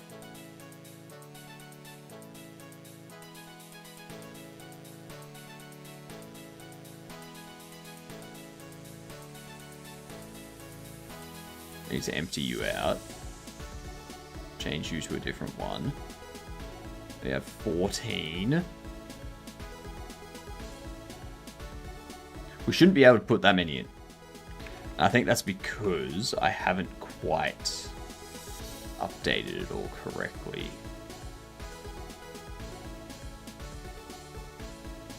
$24 and $48.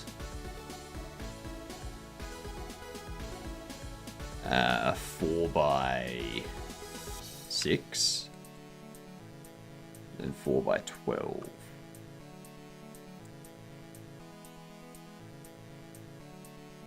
Stocked columns. It's going to be 2.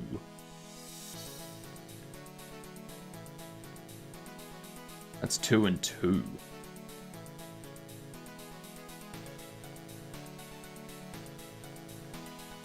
That was weird. Alright.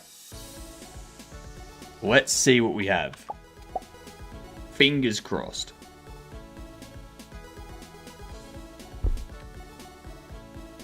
What the fuck? Oh, because that was stocked. Yep. Yep, this is stocked column and rows. Yep. That's why it's like that. Stocked, not boxed.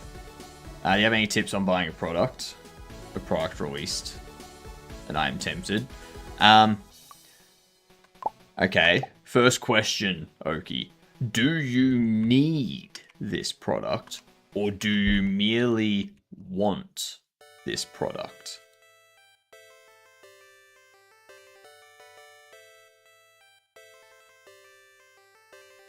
Technically, I don't need it. Okay, do you have the expendable income to afford it?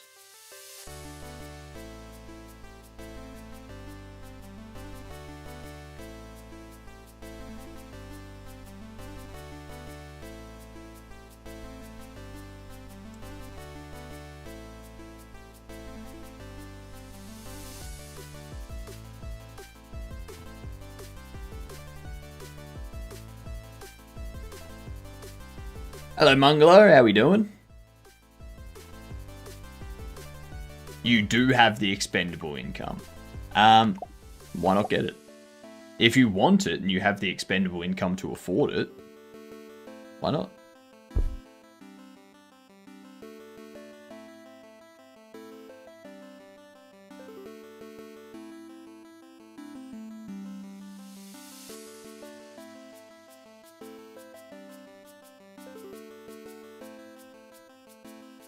Alright, there we go.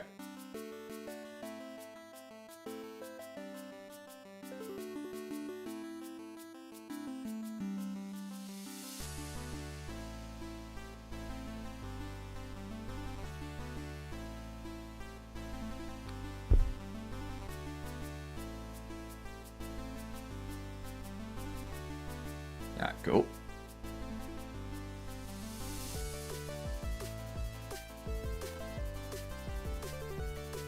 Alright. Can afford. Also, I can return within 30 days.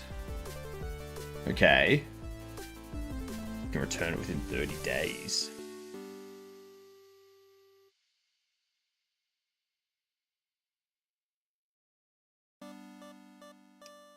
Why would you want to return it in 30 days? That's my question.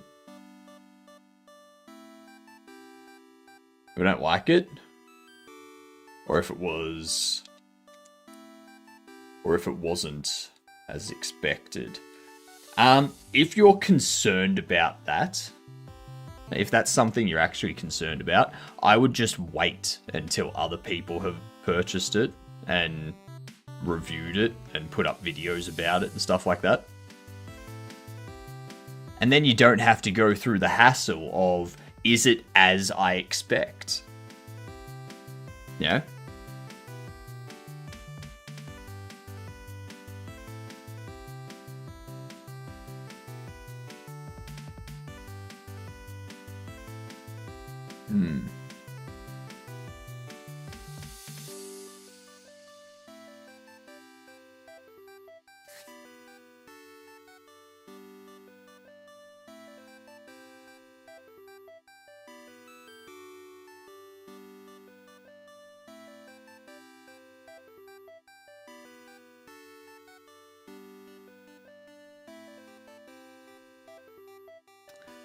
Do I want them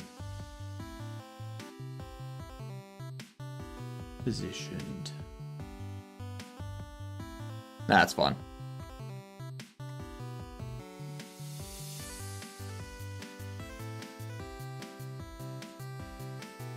You're late, Tricky.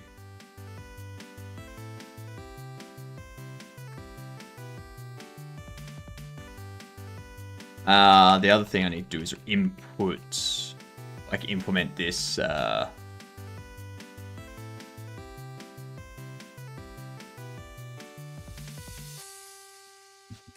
get these checks back in.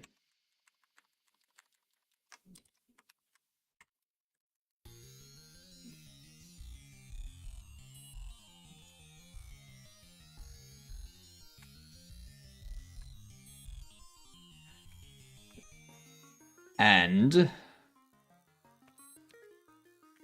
quantity held is less than quantity limit. This one here, we can get rid of that.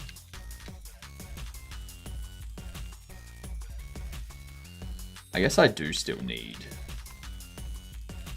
that.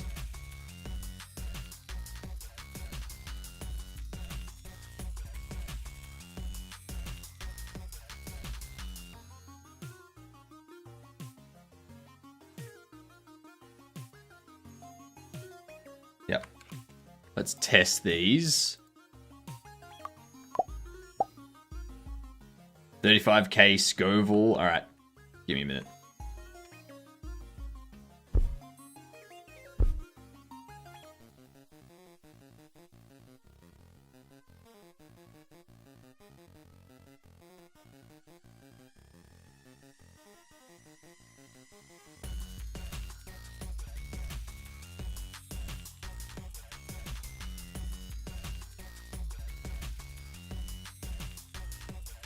Alright, so I can't break that.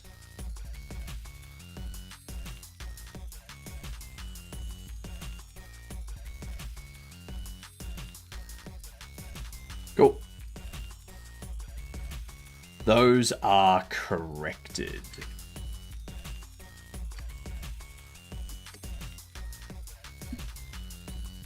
Bug fixes. I'm gonna put this up this afternoon. Oh, for fuck's sake.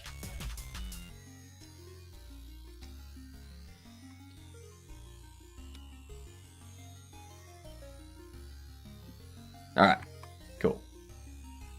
So let's quit to the project list. Let's get back onto our behavior tree now. Check out restock.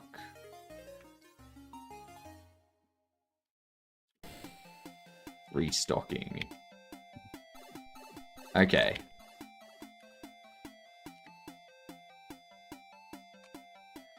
Git branch, delete, demo main, merge, and tablet 3D. Git push origin, delete, demo main, merge.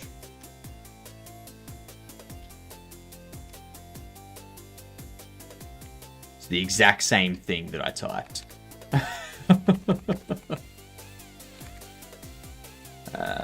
Tablet 3D.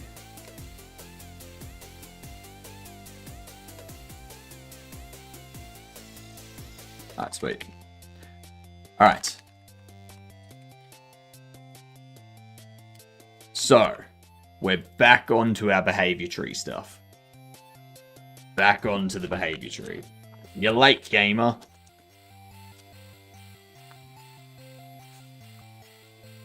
Have you been outside?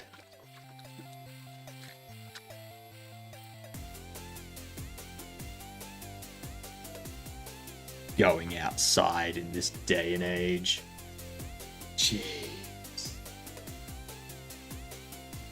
Can't believe that.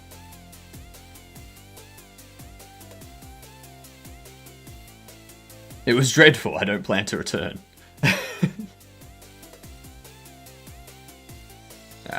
Thank you very much for the sauce.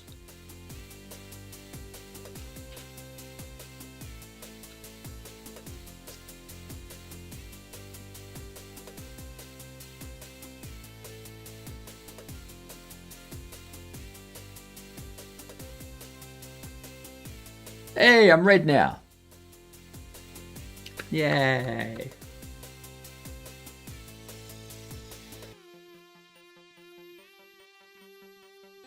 All right.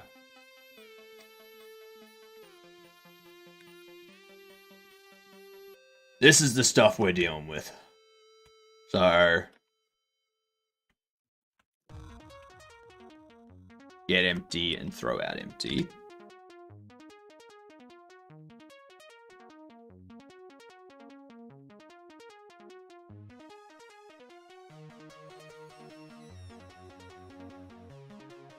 So,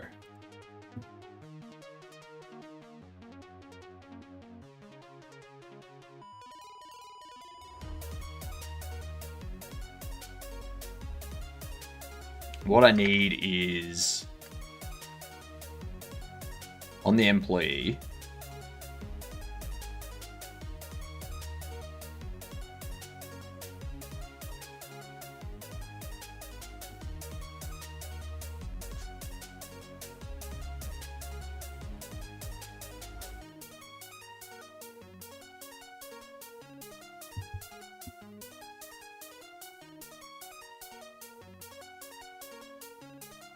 Let's see.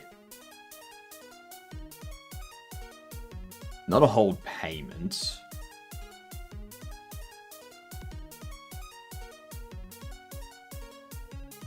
I guess for now it can just be whatever. Because we need like an idle hold and an idle walk.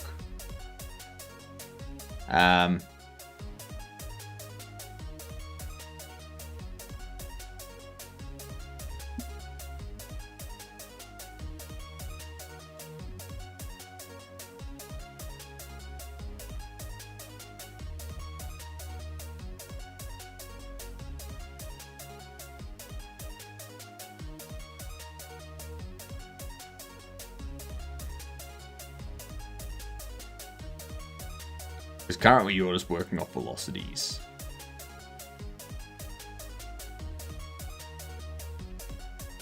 Let's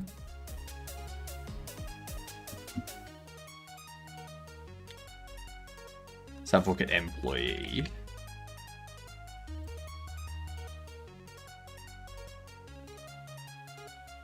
Let's use death.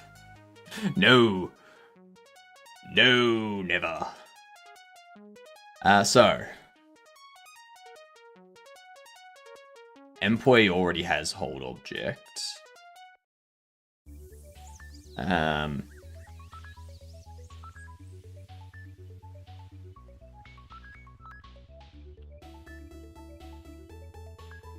it's not null, then we do.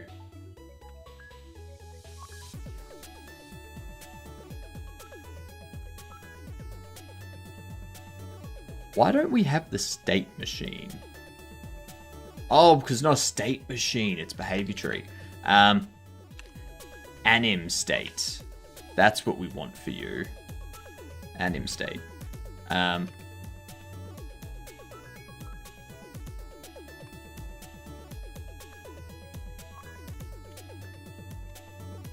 Else. Anim state.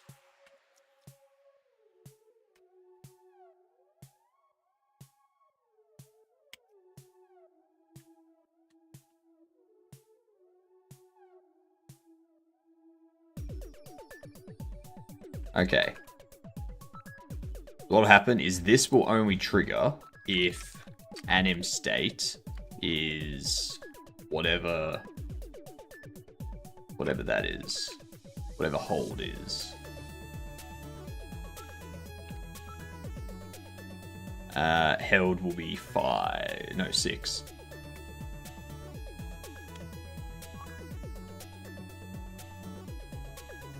So it'll go into there. Then you will do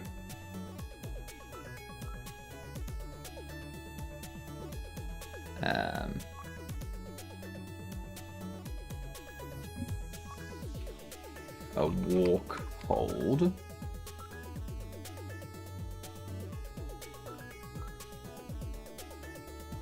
And then that's going to be velocity does not equal vector 3.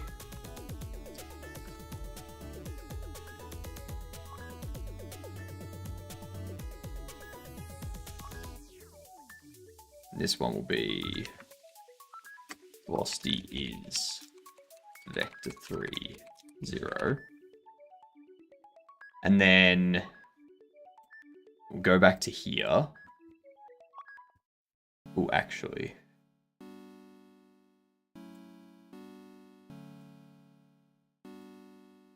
I'm going to get rid of that. We're going to have an intermediate state here. Will be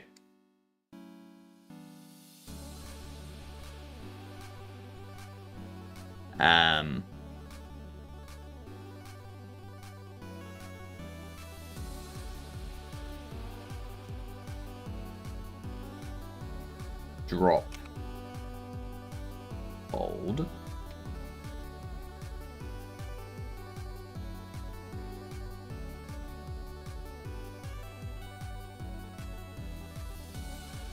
That's it. Do I want them to like actually put it down? Or do I want them to just drop it and move on? I feel like just drop it and move on.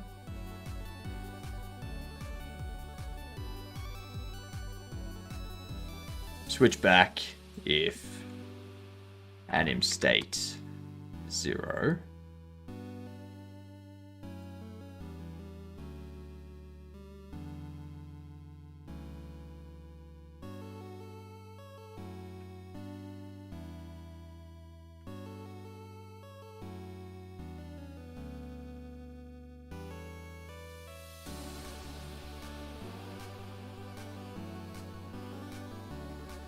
Or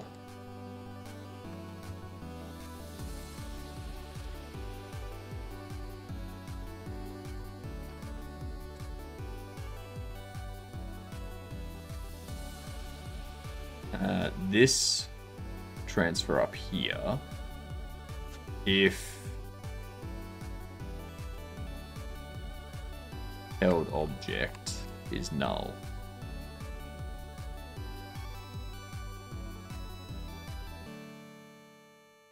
Because yeah, we're using an employee for that. We do have ads. So we're going to go on to GameDall. Or maybe words. I don't know. Maybe we'll do connections and Quirtle and such. So if held object is null, we move up. So if they're walking with it, and they drop it while they're walking,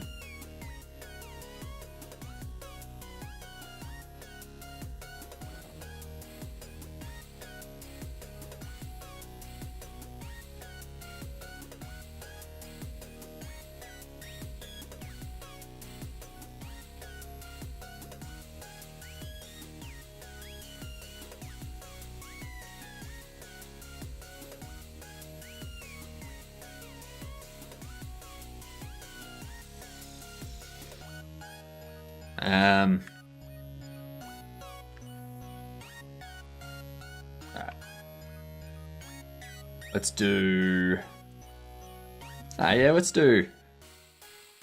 Yeah, you heard maybe Werbs.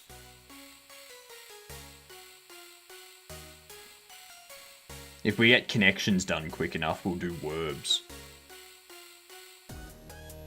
What? Mural, graffiti, stencil, and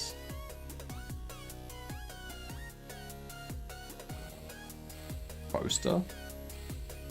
That's not right. Apparently they are. Nice. Coup. Call. Psycho. Receipt. Things with a silent P.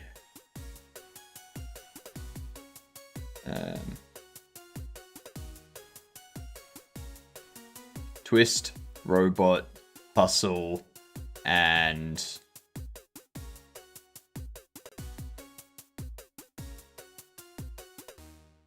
mashed potato. Dancers.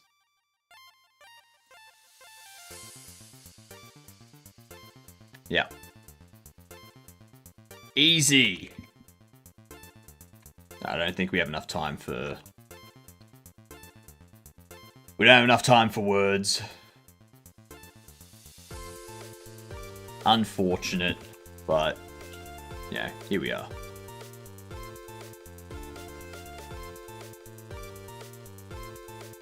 Super sad face.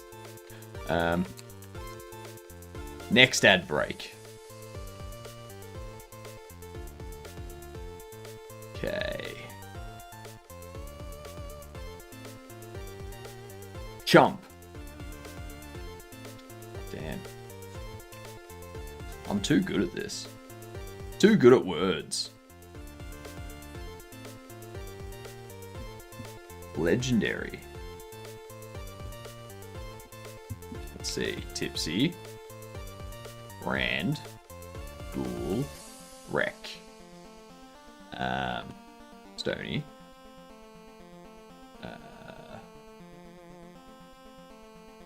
Party.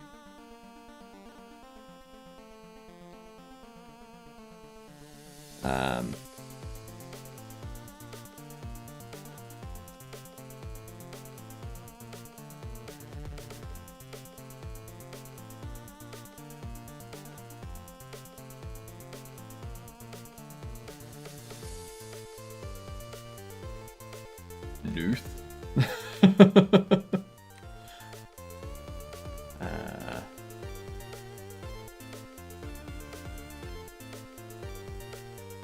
Dealy.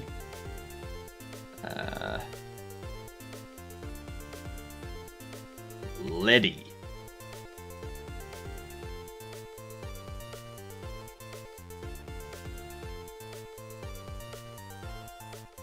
Delay. Bottom left. Oof. Bottom left is going to be tough. Month. Never mind. It wasn't that tough. No, I feel like we do want to drop.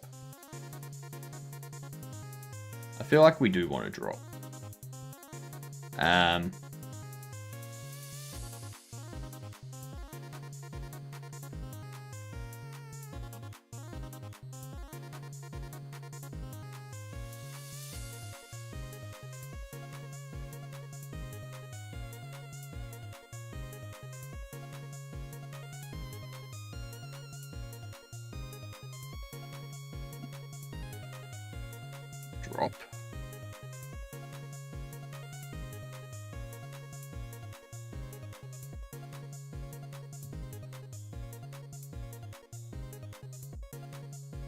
That switches at end. This will be held object is null.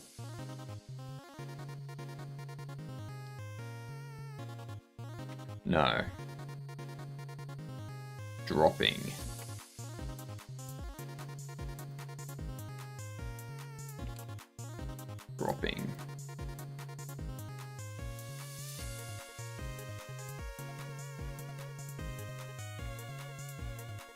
All right.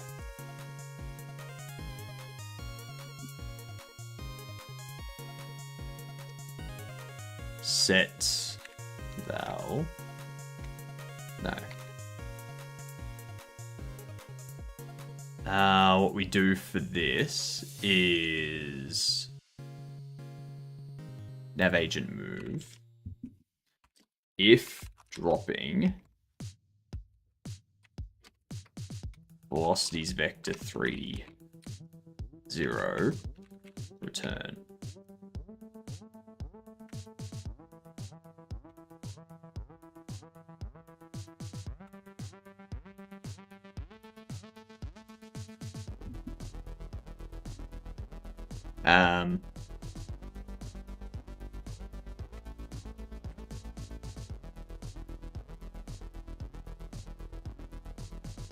All right, that'll handle that easily enough. This, what I'm going to need to do is go employee.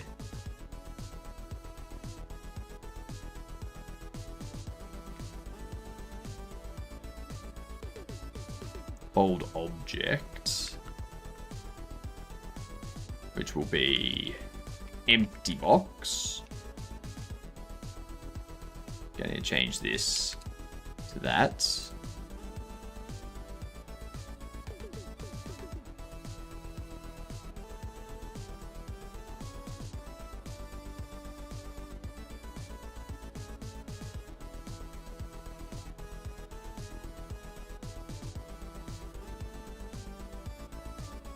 And then throw out empty.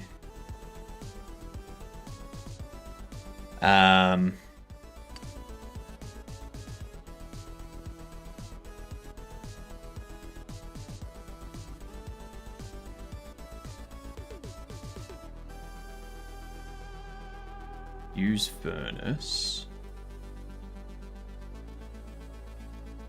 We go into furnace. This should be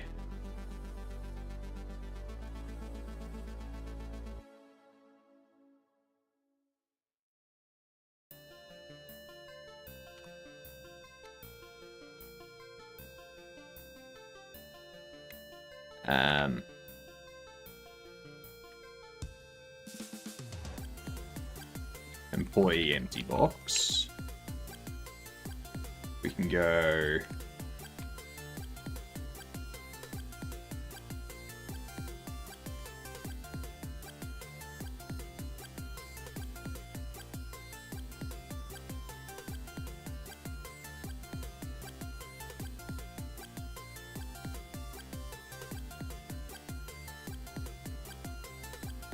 interacted. Want the employee to wait until interacted is finished. If using furnace,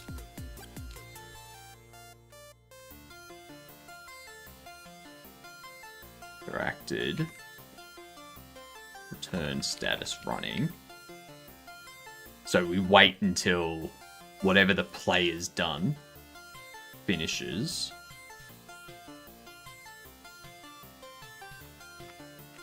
And then this goes create tween.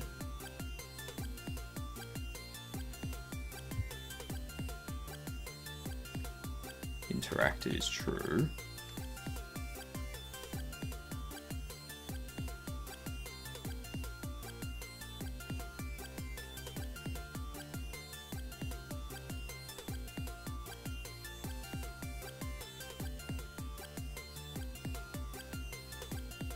And we're going to take those two.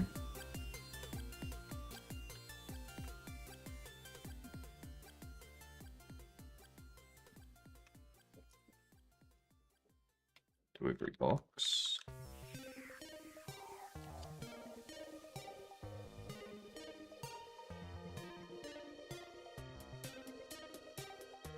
Global position. That.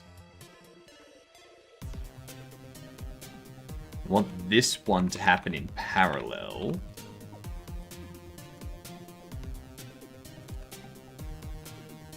Because it's going to be scale to vector 3 0.75. I think that would be good.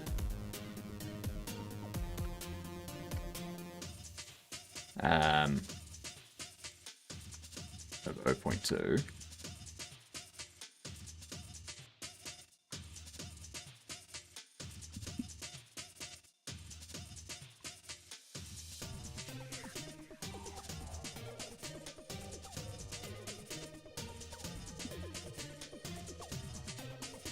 Fine. I'll give it 3 different floats. That's what I'll do. Alright, so from there...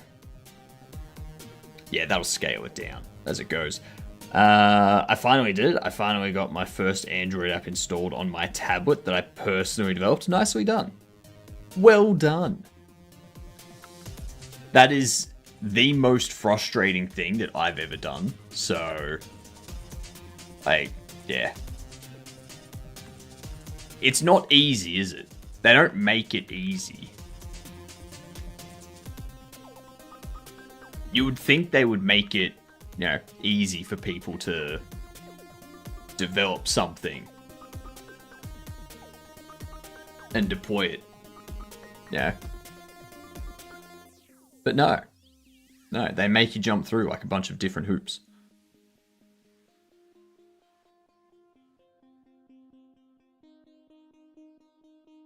Screenshotting me is Discord, nice. Google Play Store is the absolute worst. I think every Play Store is the worst. Not just Google's. Like, Google's is bad, but Apple's is also bad. At least you can sideload on Android. That's true. That's true. My app got rejected because my pictures weren't great enough. Yeah. That'll happen. That'll happen.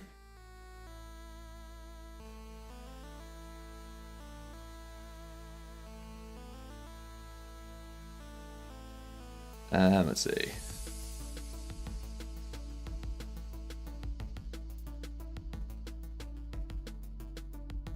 But now they changed that in the next couple of versions.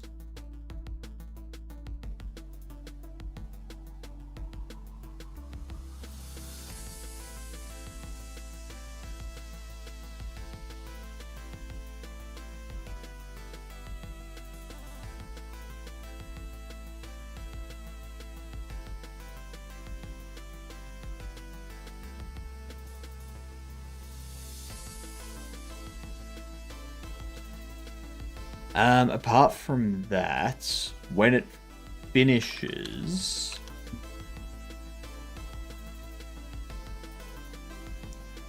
Green callback.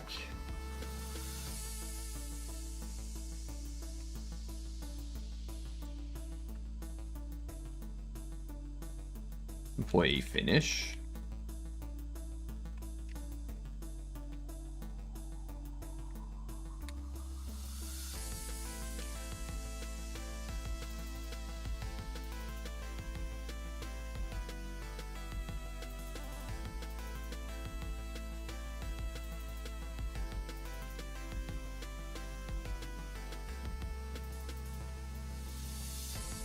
Find box. Go box. Q3. Fuck off. Why?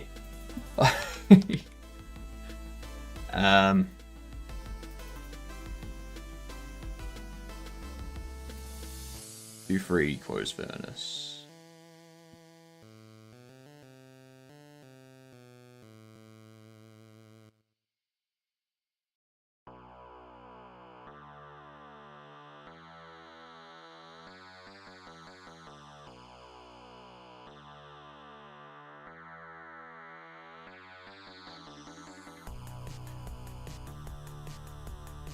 Where does close furnace happen?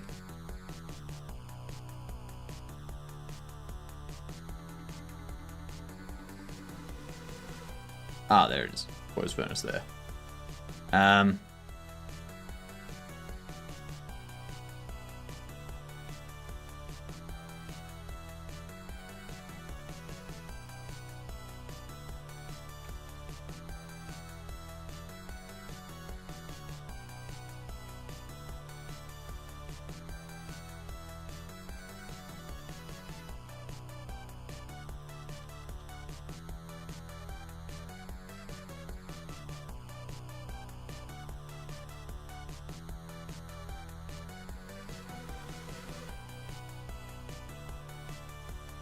No, hang on.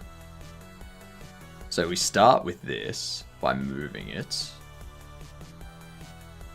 Employee empty box. There we go.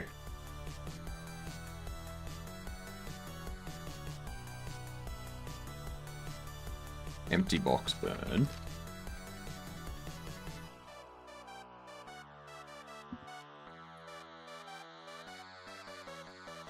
Box delivery box.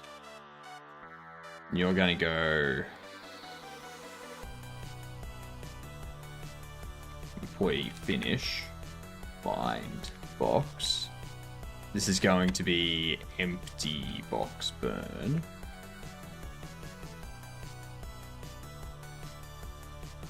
We need to take this, pop it in here, and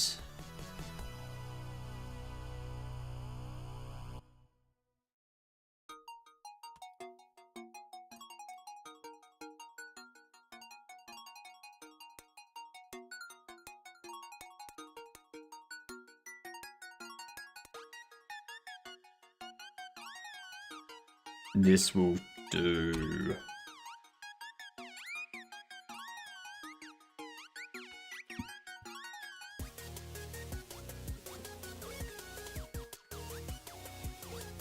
Create tween.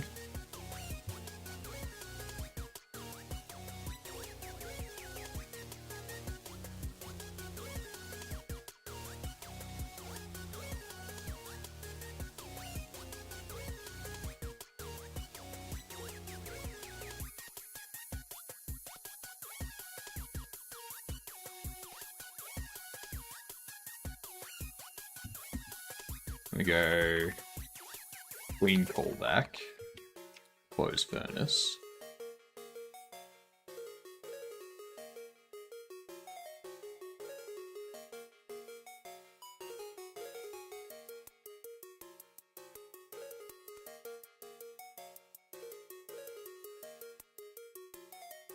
So we put it in.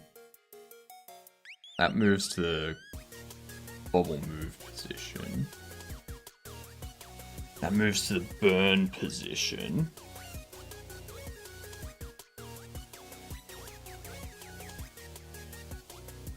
So I think that's going from wherever it's held to in front and then in. So that's not exactly what I want to do in here. We want to have this go there. And get rid of that. And this will be burn pause. Then we scale it down as it goes in.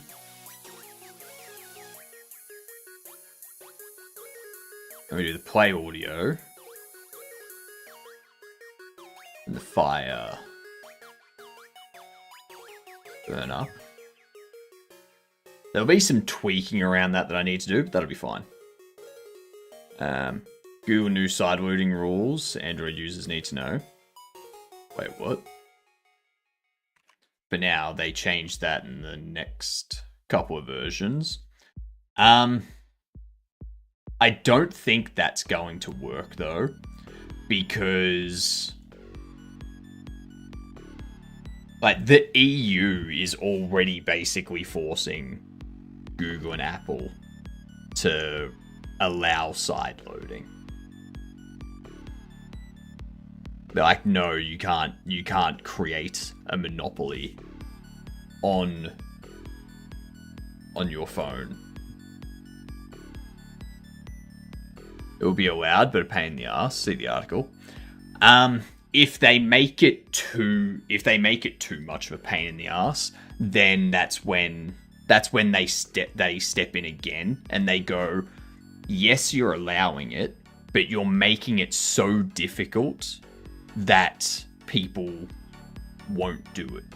Like, you're intentionally making it difficult and forcing people to use your service, which is essentially anti-competitive behavior. which is already against the law.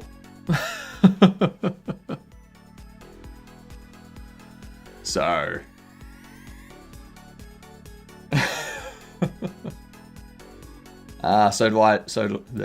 sideloading, one of Android's core features and the hallmark of its open source nature, is changing. March 19, Google announced a lot of new rules and restrictions. To be clear, sideloading is going away from Android. How it works is significantly different. An Android user confused about what's changing. Let's see. Android's new sideloading process, you'll still need to enable developer mode, just always had to. Furthermore, the steps for enabling developer mode aren't changing. Still open the settings, tap build number, blah, blah, blah. This is how you set up the Android device sideloading. Google's rules take effect. Things are changing with what comes next. So, advanced flow for power users to sideload apps from unverified developers. Confirm you aren't being coached. Restart your phone and re-authenticate. Come back after the 24-hour wait and verify. Enable the settings and you're ready to install the app. That's not gonna hold. That's not gonna hold, that step. I can understand this, and I can understand this. Like restarting your phone and re-authenticating. I understand that part. This part, no. This isn't gonna hold up. That's gonna get challenged and require them to remove it. And then 4, enable the settings and you're ready to install. Yeah. So this step here, step 3, is the step that they're gonna be forced to remove.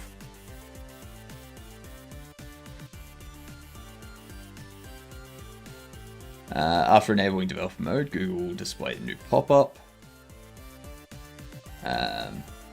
This is the biggest change. You have to wait 24 hours before you can sideload any unverified app onto your phone or tablet. Everyone has to do this. Once the 24 hours are up, you need to authenticate your device with your fingerprint or face unlock. So you can't do it via just a regular passcode or passphrase. So that's also not going to hold.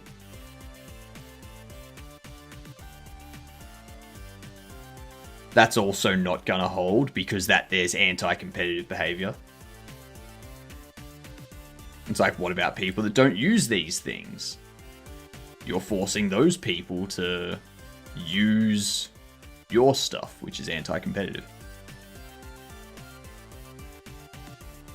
That 24-hour rule is easily the most alarming, and while it is frustrating, good news is that it isn't as bad as it seems on the surface. Once 24 hours are up, you have 2 options: allow sideloading for 7 days or allow sideloading on your device indefinitely. If you choose the latter, you won't have to restart your device or go through the 24-hour waiting period again.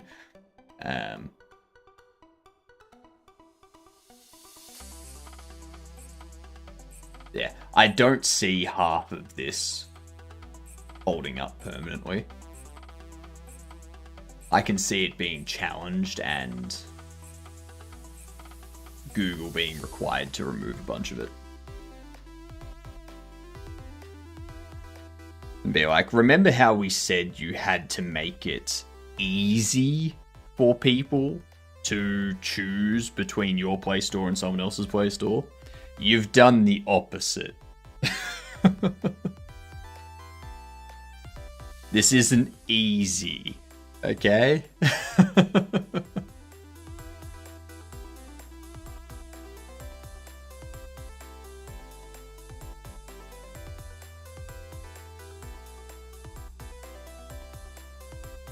It's like, it's not your phone, okay? It's the user's phone, all right?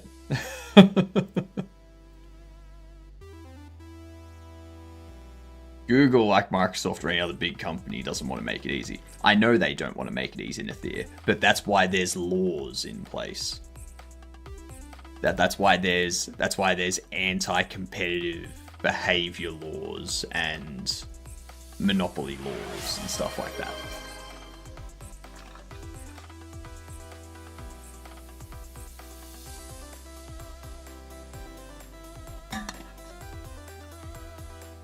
How we doing, Fanny Slam? I want a real open source smartphone operating system. Graphene OS is probably the closest you'll get.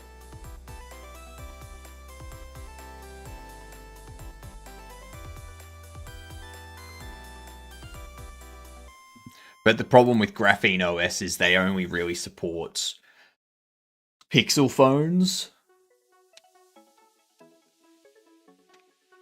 Yeah. The other solution is the Fairphone. So the Fairphone is another solution to it, which I think this comes with a de-googled thing as well. I think it comes with it doesn't come with Android, I don't think.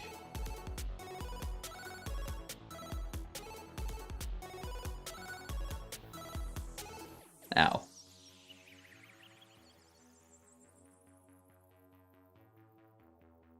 Yeah, choose your OS. So you can get it with Android or you can get it with Marina EOS. And this thing here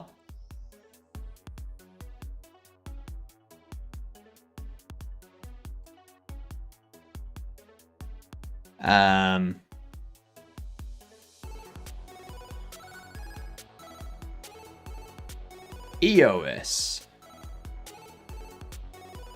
EOS is a complete mobile ecosystem, which includes mobile operating system and online services. The project was launched in 2017. First mobile OS to focus on de-googling. It's open source, pro-privacy, compatible with existing Android applications, cares about usability, running more than 200 different smartphone models. So you can use, you can get it with this, basically.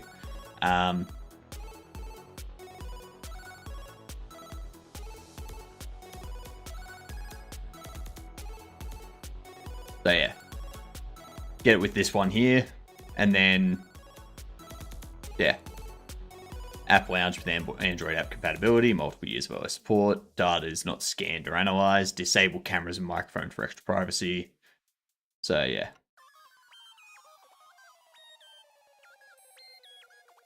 Footlong, how we doing? Is AOS project still around by any chance? That's a good question. I think it still is, but it's being shut. I don't think it's going to be open source for much longer. I think they're locking it down.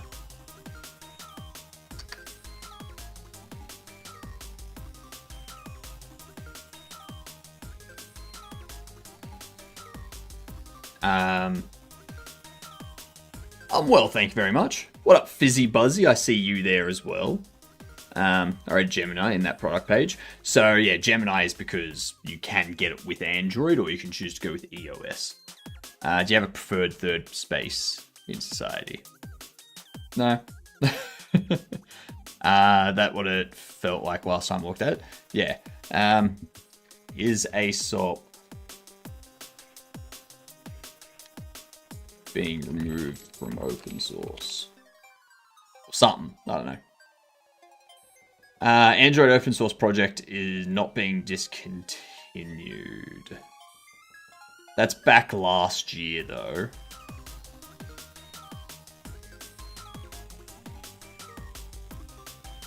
Google has denied that, but the Pixel change does look to be intentional. On Tuesday, they released the source code.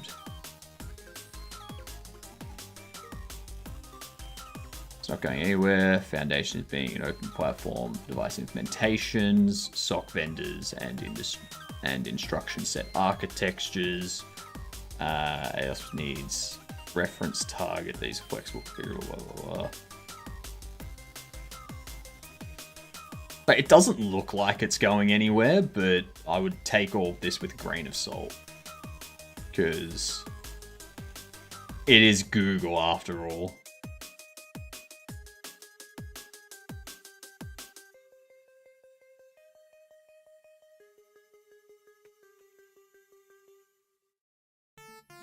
It's pretty much developed closed source at Google, then copy some of the stuff to the public repo, but won't accept any PR or anything. So yeah, there's that, but then you can fork that open source, you can fork that repo and like do what you want. Did compile the whole thing at some point, over 100 gig of sources was back then. God damn. I would not bother with that. That's way too much. My thoughts are, if you buy a phone, it has its own specific OS, or an OS that is licensed specifically for that phone. If you use sideloading or third-party applications, then you give up your warranty or any updates. That's fine. That's perfectly fine, Nathir. The issue is that companies like Apple and Google are trying to prevent people or make it as difficult as possible to use third-party apps or sideloading, because allowing you to do that takes away from their revenue stream of charging 30% of whatever is paid through the App Store. That's the issue.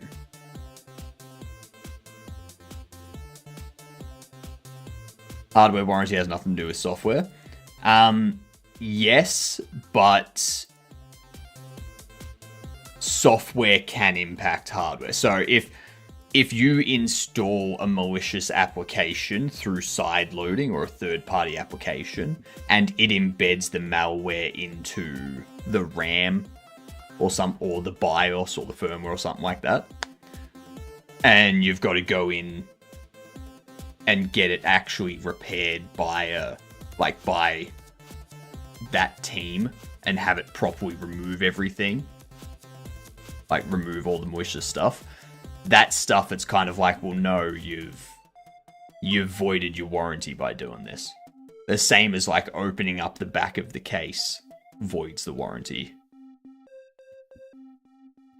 You're saying that vendor locking is a novel concept? No. I'm not saying it's a novel concept. I'm saying that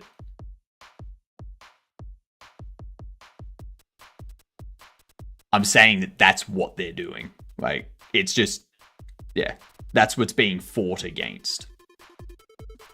Like, it's not a novel concept. It's just what they do.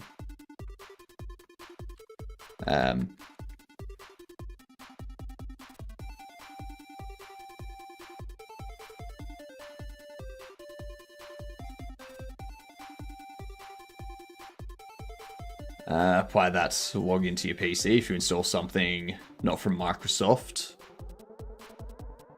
You throw away your warranty. Hell no. That's different though, because a PC, you can take parts that break out and replace them yourself. You don't buy the entire PC as a package from Microsoft. You buy a PC that is multiple different companies' components coming in, and those companies provide warranty for their specific part. If you buy a Samsung phone, you're getting a warranty for the Samsung phone as a whole, including the software. They don't split it out. I can't replace parts in my notebook. Well, you can. It's just more difficult. It's much more difficult. You can replace RAM in your notebook. You can replace the fans in your notebook. You can like replace your keyboard. You can replace your screen. You can do all of this stuff in your notebook. It's just more difficult to do so. You can replace smartphone things as well by that logic. No, you can't. Because in a smartphone, all of the RAM and everything is soldered together and put together in a very specific way. And also, the warranty for your smartphone is void if you open up your smartphone. So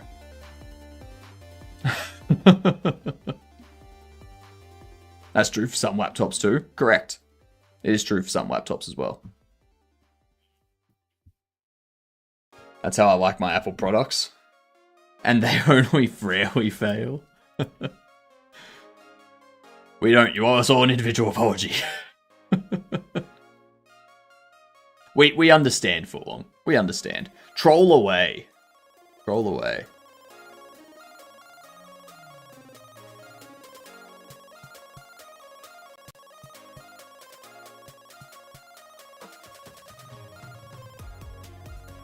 Let's see.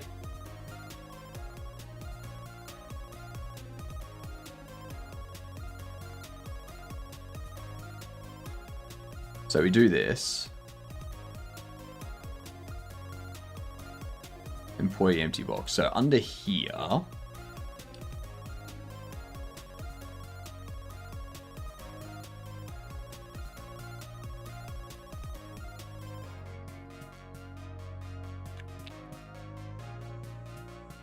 if bin's not null,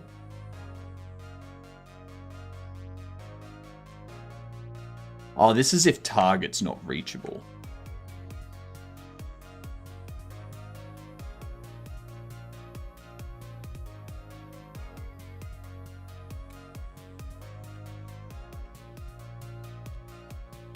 Get rid of that.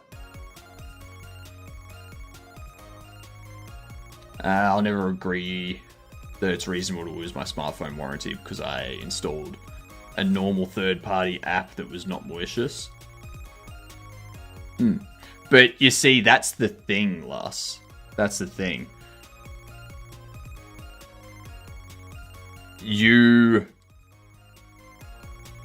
may not accept that, but the companies that provide this stuff, that provide the phones and stuff for you to purchase, they're going to have that in their warranties, like Apple and Google.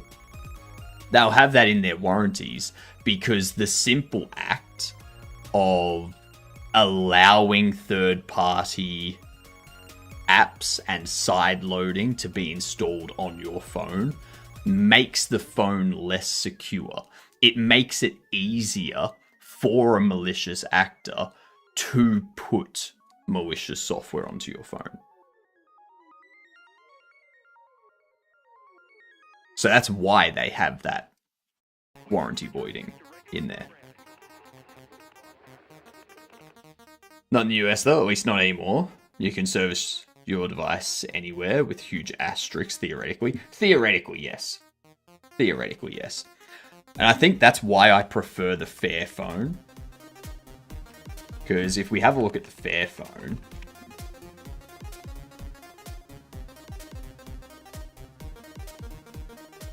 come on.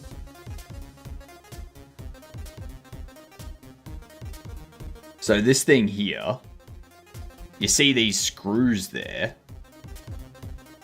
You can, let's scroll down here a bit.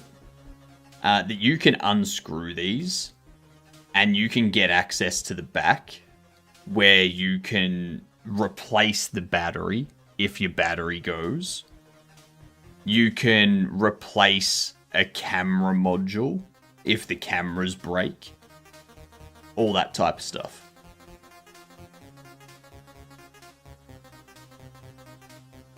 So, and then what you can do is you can go to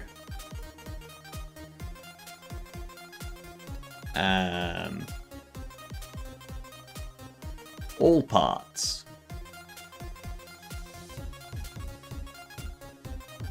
So you can go to here and you can buy spare parts. So you go to this one, find spare parts for this. Get a replacement battery, get a replacement USB-C port, get a replacement display, get a replacement camera or a cover or an earpiece, a replacement SIM tray, a replacement main camera, get a screws kit if you lose screws. You can even buy a little iFixit screwdriver a loudspeaker if you break your speakers. So this is why I like the Fairphone. My next phone's going to be a Fairphone. That's. I have an S76 laptop. I already added another NVMe there. Kind of clunky stuff still. What's an S76? Is it a System 76?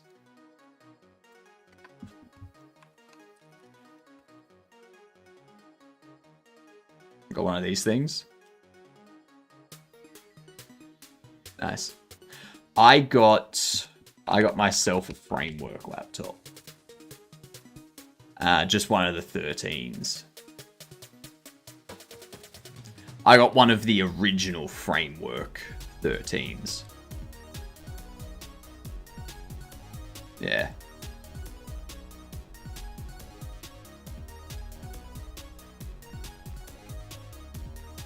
Sim 76 is screwed now, right, with the age verification law? No. You've got to remember that these companies don't have to comply with the age verification law.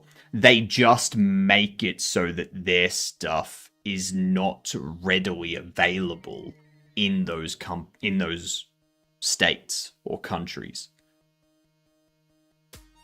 So they just put a statement on there being like, this is not for use in these areas due to the age laws and stuff like that.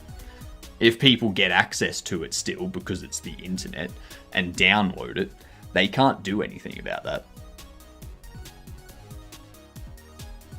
I heard of them too, but I was rather bullied into buying a System 76 one. Didn't they say they'll comply? They said they'll comply. But I think they're gonna realize how much of a bad idea that is. Like they're gonna notice very quickly very quickly how much people just turn off from their products. Not for humans in California and some other states, you're saying? Yeah. California's doing it start of 2017. I think Brazil's law has already come into effect. Colorado, I think, was another state in America that was looking at doing it. Yeah. Stuff like that.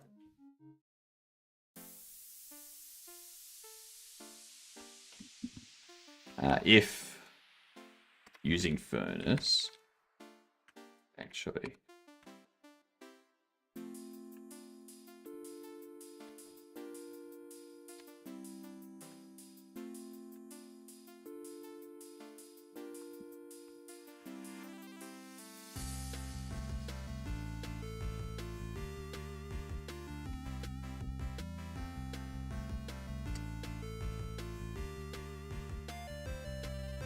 Do that. Using furnace is false. And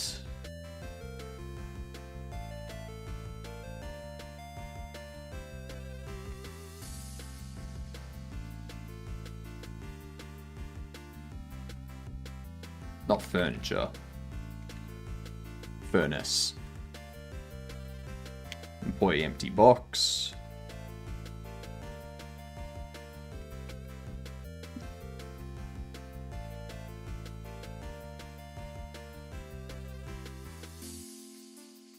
Held object.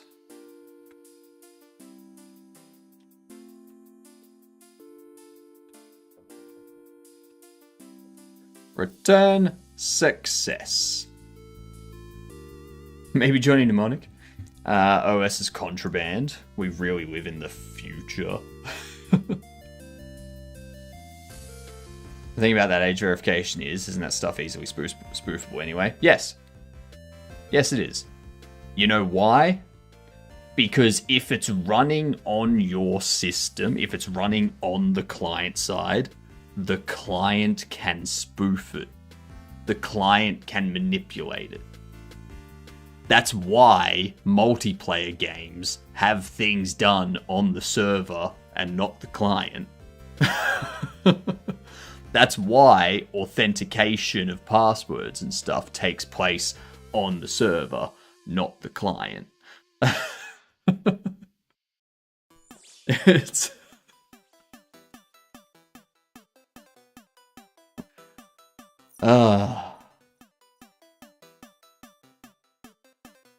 And, like, as I was saying the other week, if governments actually cared about privacy and, like, security, well, not privacy, but if governments cared about security on the internet and making sure people's age is verified on the internet, the governments already have, like, mobile apps that you can that like you use for different government services and stuff like that. And the government already knows if you are of a certain age. So, what the government can do is set up a server that handles requests from third parties. So when an application wants to know if you are over age, they go, hey, this person has said they're your citizen and they are requesting access to something that requires an 18 plus. Are they of age? The government server then through the mobile app goes, are you requesting this? Like, are you actually requesting access to this? And then you say, yes, I am, or no, I'm not. If you say, no, I'm not, the government returns saying, no, don't provide access to it. They've refused. Or if you say yes, the government goes, all right, yes, they have said they're requesting access to this, but no, they're not of age, or yes, they are of age. That way, we don't have to give our ID and personal information to random third-party companies that are constantly being hacked and losing all of our shit.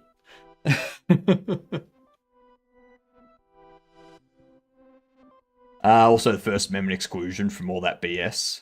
If you do it yourself, check with your own lawyer, though. Government doesn't give many damns, to be honest, from the looks of it. No, they don't. They don't. Because it's not about protecting people online. Like, that facade has already been crumbled away, and they just keep saying that's what it's for. Just because they can. Yeah. I just say it's certain corporations that manipulate minors through their products and services are not satisfied with court rulings and want everyone to be able to market anything to them as well. Yeah, because that's, like, those corporations just care about the money. They don't care about social impact. And governments don't care about social impact. They only care about money too, which is why so many politicians are actually rich. So many of them are corrupt. Sounds like exactly what Apple servers do for their app stores. Yeah. Ooh, thank you for the follow. Much appreciated. Hope you're having a fantastic day, Yigidunk.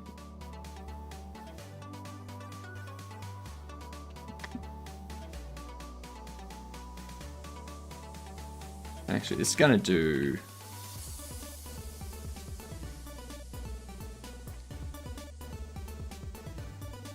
get held.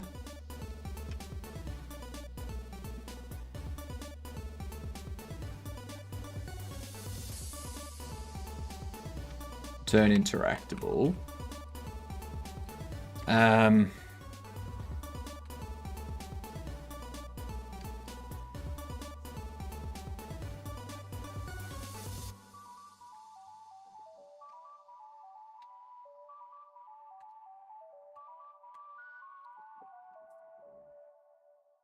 So we do that. Then in here, I want to transfer the ownership.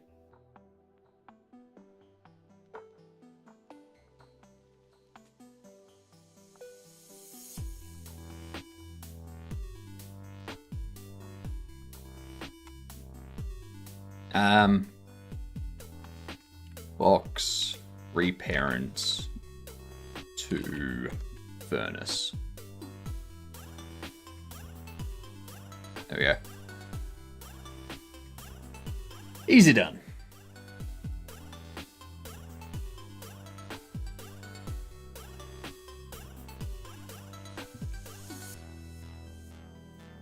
I was once fined €60 for buying €25 ticket. Not a €19 one. What?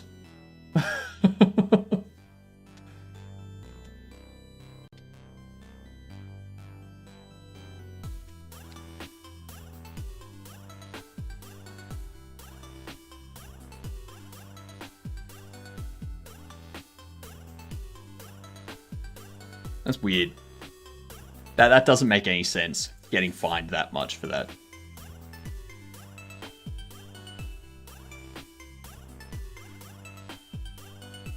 I think that's something they've changed in Australia as well.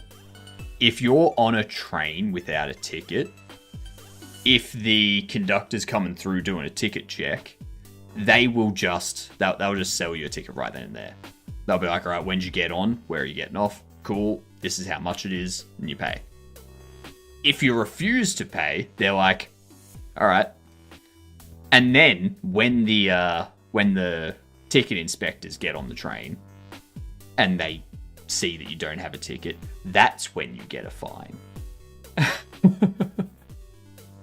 They're like, well, you had the opportunity to buy a ticket multiple times, even with the conductor coming through. Now you're going to get a fine. So, you.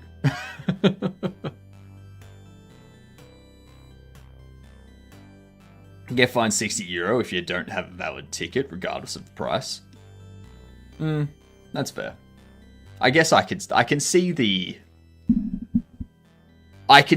reason for it, because if they didn't fine you for that, then everyone would just purchase the cheapest ticket and go from there. Like, everyone would be like, yeah, sure, I'm gonna buy a $10 ticket because I'm totally a child. Yeah. That sort of thing. Apparently I'm mandated to be able to re-add German. What?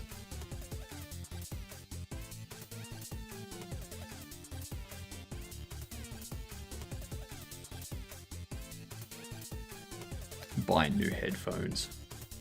These headphones have annoyed me too much. Too much annoyance.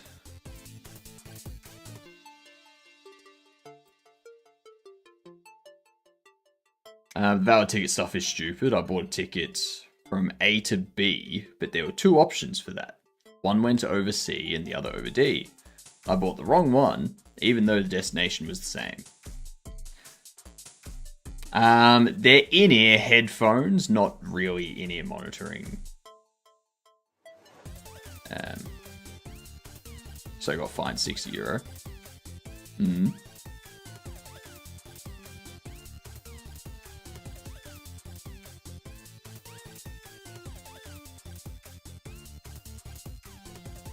I think it's still the same principle, thus, though. It's, you buy a, like, you need to buy the correct ticket, because if they allow people that purchase the incorrect ticket in some situations to get away with it, and in other situations not get away with it, then it doesn't seem fair either. So it's just a matter of, all right, you've got the wrong ticket, blanket rule, you get a fine. So.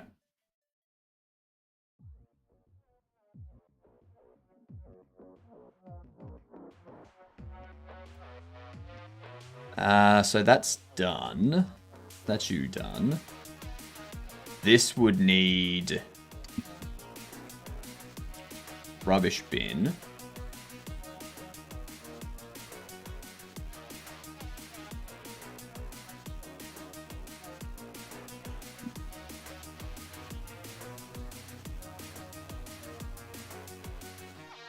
Employee trash. There you go. Box. Delivery box.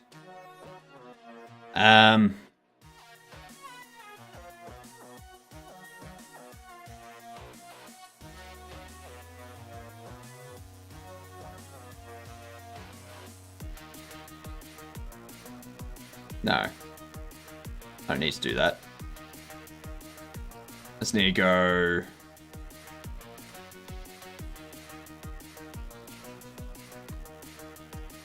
Employee held object Q3.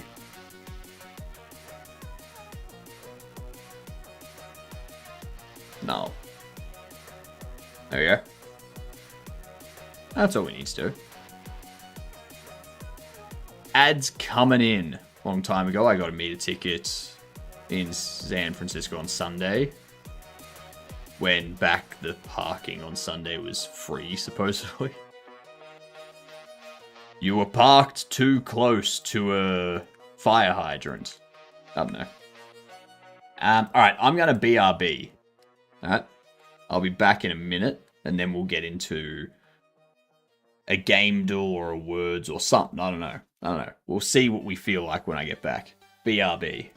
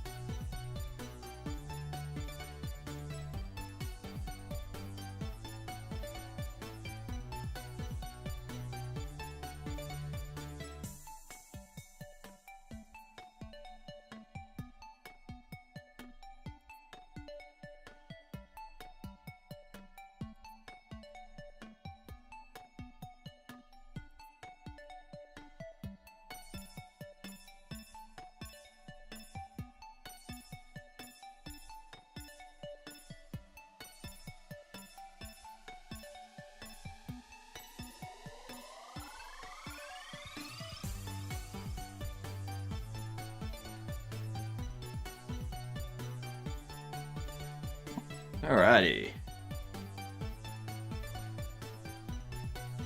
I'll be back.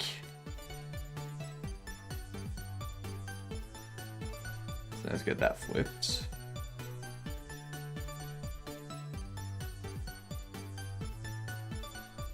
Let's do that. Okay, so let's do a game duel. Why not? If a meter is broken, you can't pay for your parking. No payment. Ticket 2. This scheme is very popular these days. Yeah. They need that money to be able to refix the meter.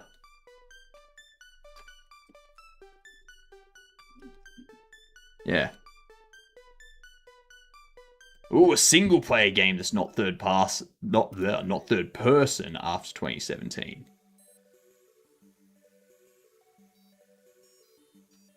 Not control. Talos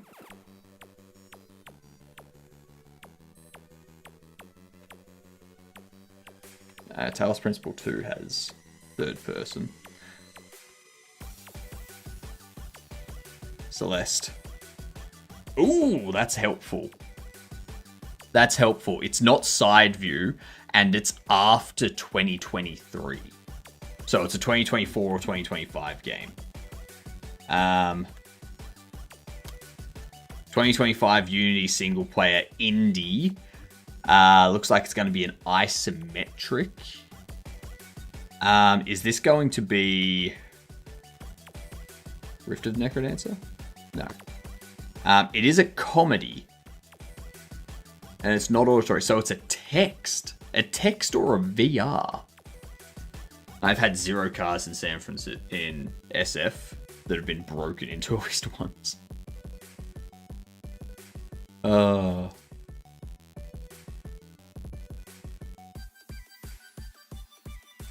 so we're looking for an indie comedy that is text or VR. Or isometric. Sorry, or isometric. It's probably isometric.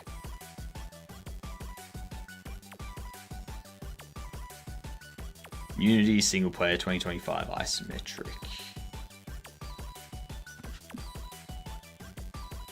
A ball pit.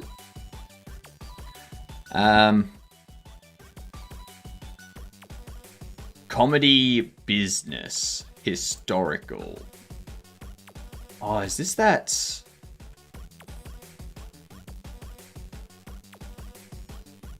Potion craft? No. Fuck. Oh, what is this? Isometric Unity.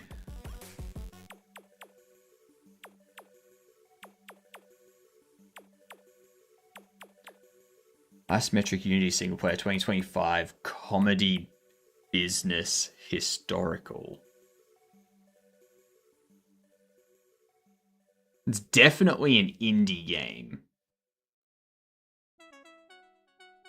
It's definitely an indie game.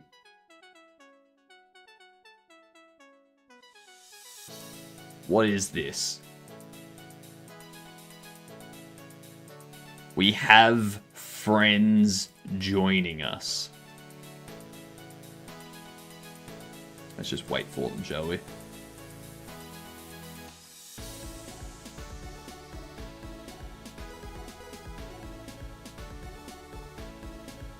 I'm just waiting.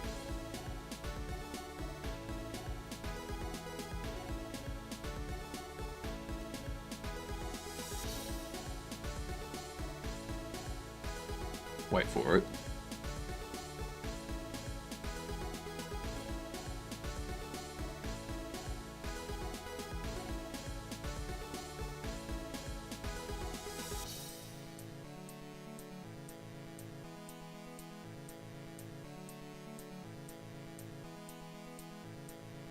The awkward 3-minute wait. Yep. Yep.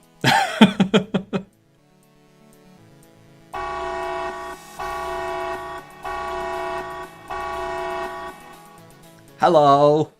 How are you doing? I wasn't sitting here waiting for you all to show up. How are we, Sabine? How are we, RGB? How are you, Seto? Look at my multicolored face. What were you up to, Seto? Tell everyone. Give us all the details.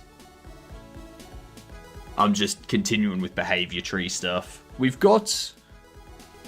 actually got a fair bit of the behavior tree stuff done. So should have our initial run of the employee restocking by the end of tomorrow, which is a good thing. A nice thing. Yeah. But right now, we need to figure out what this game is. I was working on making my distributed system share settings between apps so I can control app B's settings from app A. Oof. Okay. So is this going to be like a master and a control sort of system? Where, like, you know, one app can control the settings of all these others?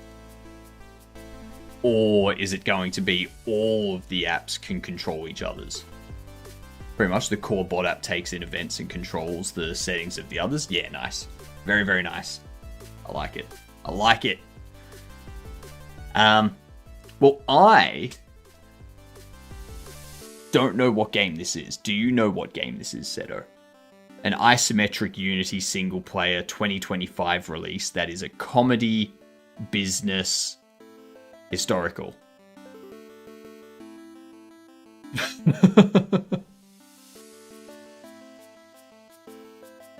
I don't think it's not Dredge. But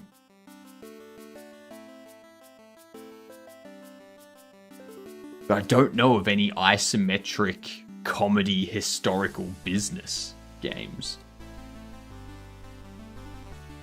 You know, it seems very odd.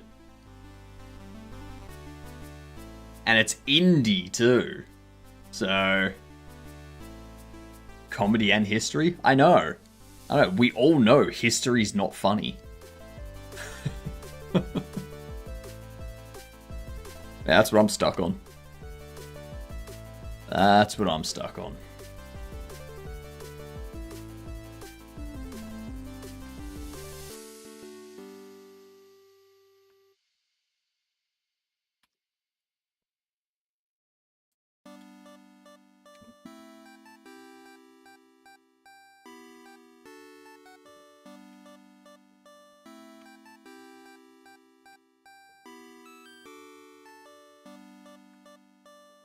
Interactable. Get held. Object. If it's a rigid body 3D. Well, it's going to be a rigid body 3D. So, what up? What up, cocaine? I've actually... So...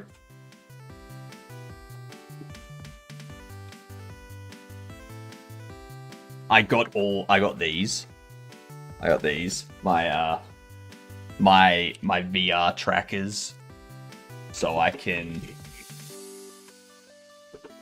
track my movement and stuff, and map it to a 3D body. No, I'm not, Lus. No, I'm not. I'm gonna have a 3D body. You'll still see my hands and head, but I'll have a 3D body that's motion tracked to me. And you will be able... Medusa, thank you very much for gifting that to Seto. My first body, Cocaine, is going to be Dr. Roxo, the rock and roll clown.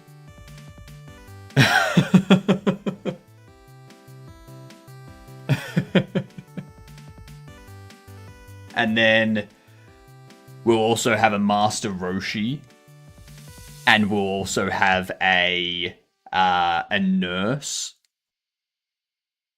So Dr. Roxo, the more bits and subs, the more powdered sugar there is around Dr. Roxo's body. Master Roshi is going to get more and more muscly and bigger. And the nurse will also get bigger. But in a different way to Master Roshi.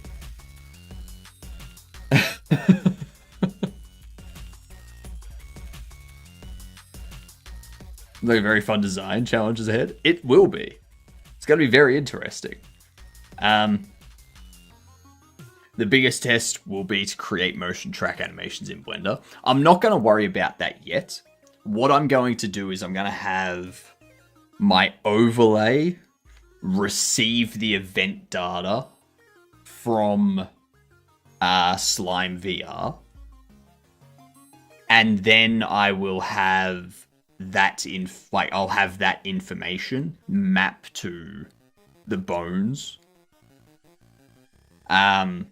So that we can move around and whatnot, and have my movement track to the body inside Godot. Alright? So yeah, that'll be fun. At least you'll work on jiggle physics while I'm in handy. Exactly, Mike. Exactly. It's going to come in all very handy. Just don't run around naked like him. Oh, I won't. Don't worry. The best thing with Dr. Roxo, though, is his one piece that he wears, his leotard. I'll be able to have the color of that change to the color that chat assigns me. So, chat has me as multicolor at the moment. It'll be a multicolor jumpsuit. Chat changes me to purple. It'll be a purple jumpsuit.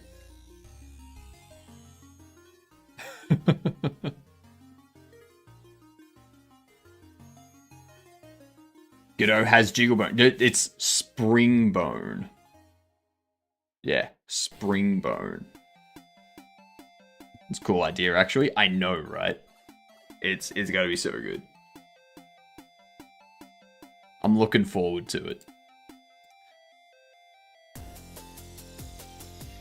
First thing to do, though, will be to get OBS and my overlay running on my secondary PC so that all of my streaming is done, like, offloaded. And then it will be to update the overlay, well, to create the Dr. Roxo body and the armature. And then to get the motion tracking stuff. Thank you for the follow. Much appreciated. You're fantastic, Gedunt. I might be able to pull off Nathan Explosion if I gain another like 10 to 20 pounds. Nathan Explosion is difficult to pull off. Yeah. I've been lurking, failing at game dev. Bad, Fanny Slam. Bad.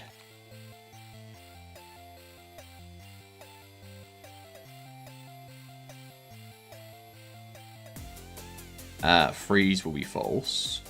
And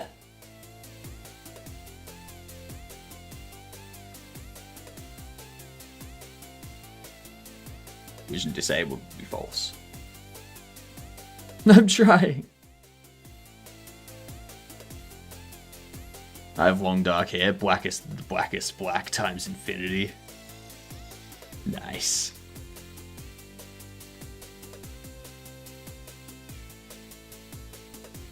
We will make everything metal.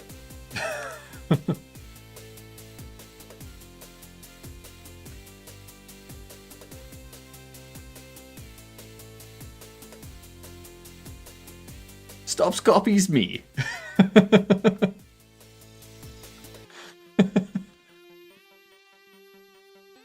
Oh. Why she always got to copies me?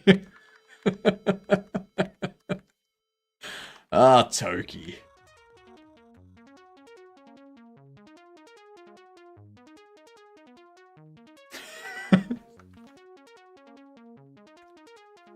Hey, you are a G-MILF.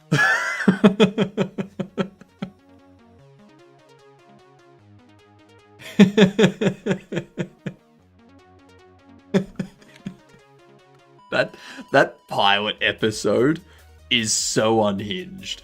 It's great.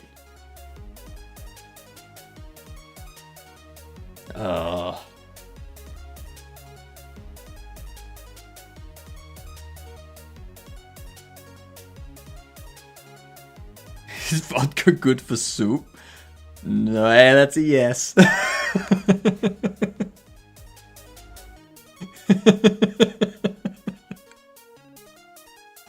He pours the rice into the measuring cup, and he's like, tries to put it into the into the cart, and it goes all over the ground. Metal.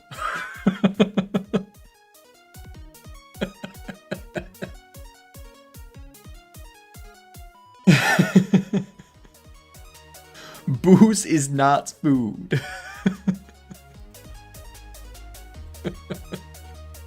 It's so unhinged. Oh god.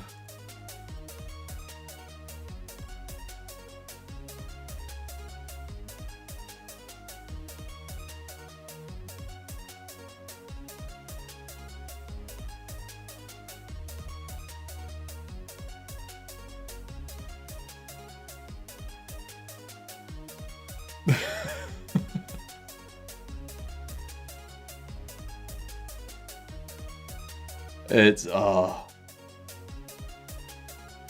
I need to rewatch all of Metalocalypse.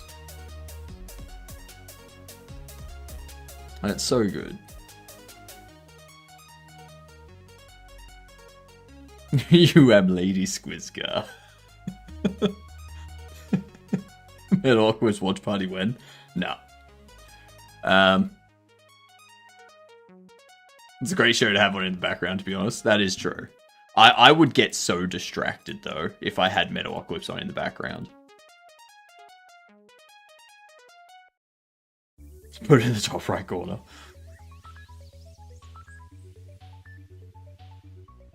Like, this conversation is distracting me enough, let alone having the actual show.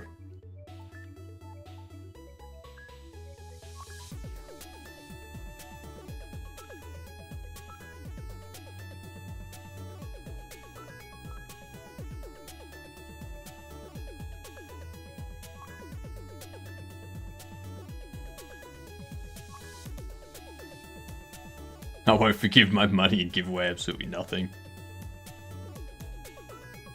If I could write off your murder, I would save up all of my receipts.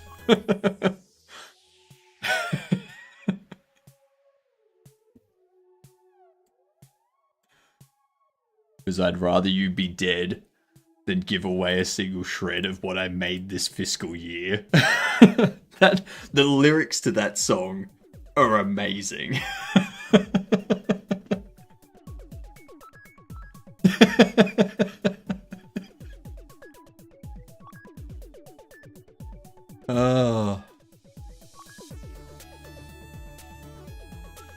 This is Hyperland. That is correct, Laval. I was gonna say agent moves done. That drops. Under here, I can just do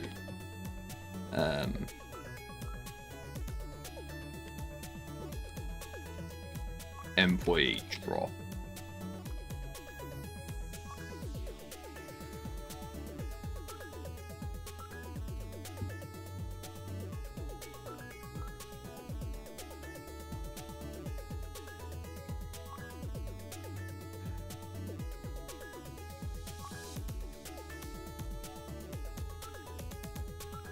So if the target becomes unreachable at any point, we try to find a new bin to take it to. If we can't find a bin 3 times, then we just use the furnace. And if the furnace is blocked as well, then we just drop the box and head back. Kind of want one of my tattoos to be a gear in a branded style. So here's the thing.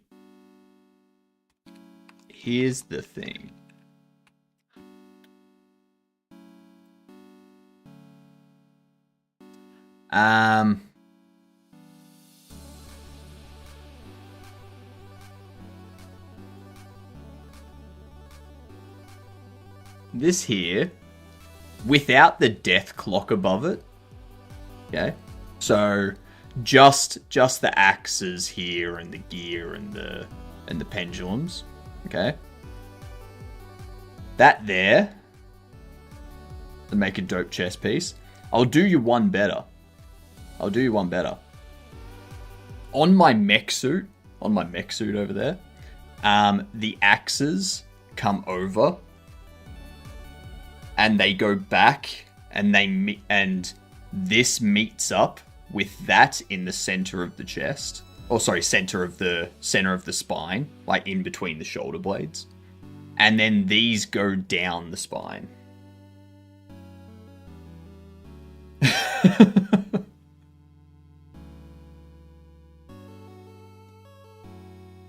That's what I've got.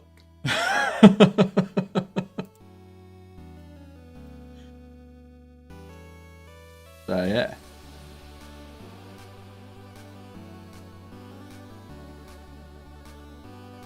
Let's see.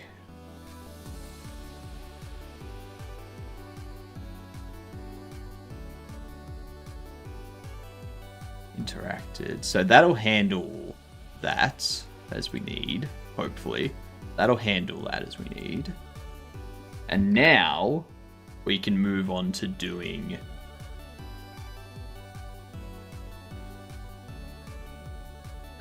dropping, that's all fine.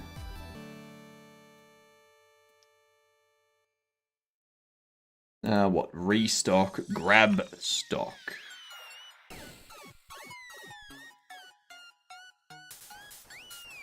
This is the next thing we need to do. G'day Sprig, how we doing? The new Finnish anthem slapped though, with exception for high-speed internet.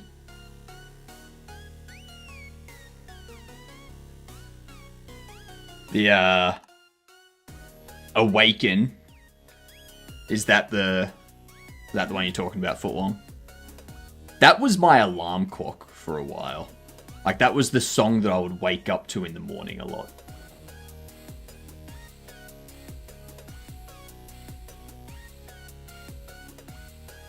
Awaken is so good. It's real good to wake up to. Because you just got, I still listen to it weekly.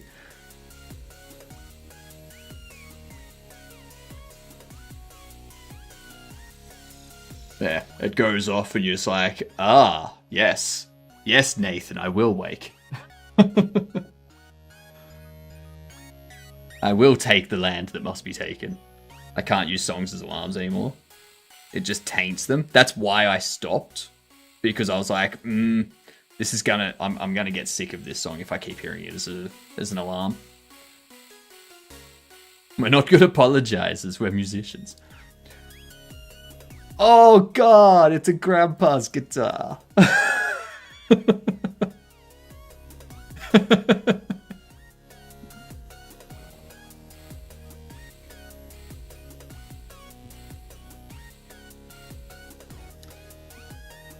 So what do we need to do here?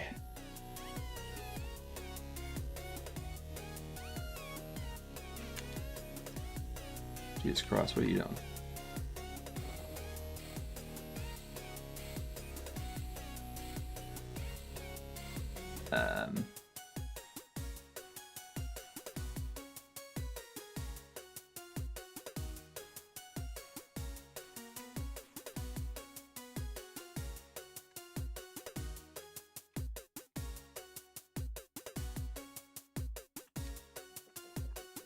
Restock shelf.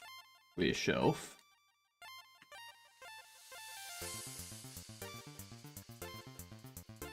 If, well, actually, employee. Do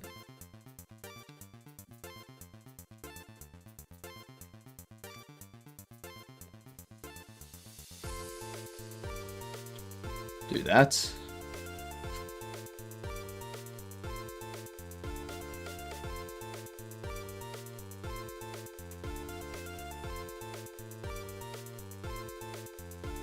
Birthday song was good too. Yeah.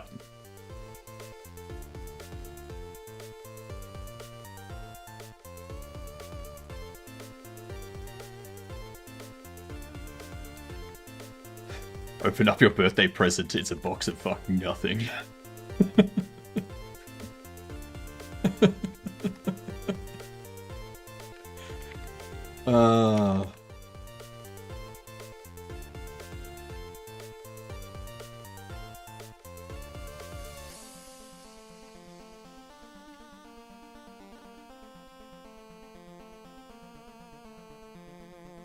Most brutal birthday gift. Nothing.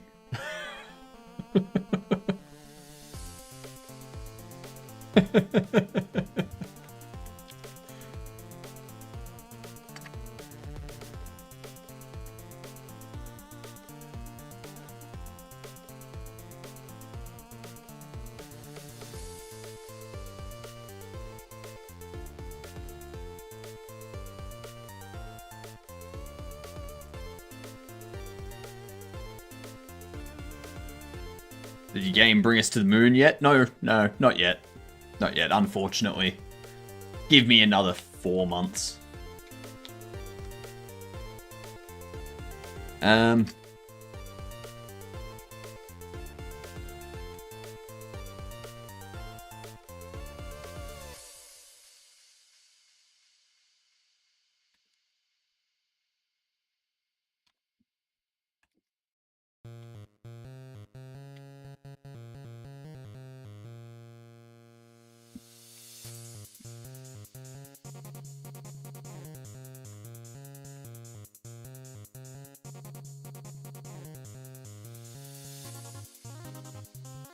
Your favorite thing. Disappointment.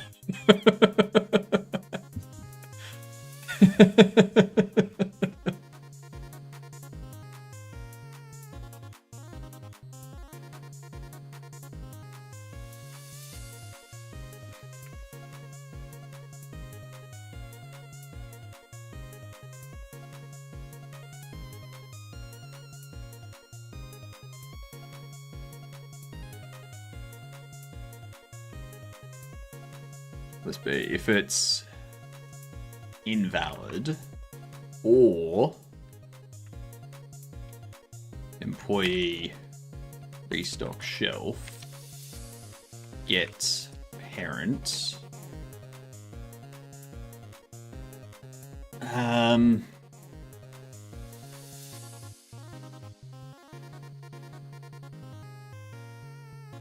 was there during the birthday song, right?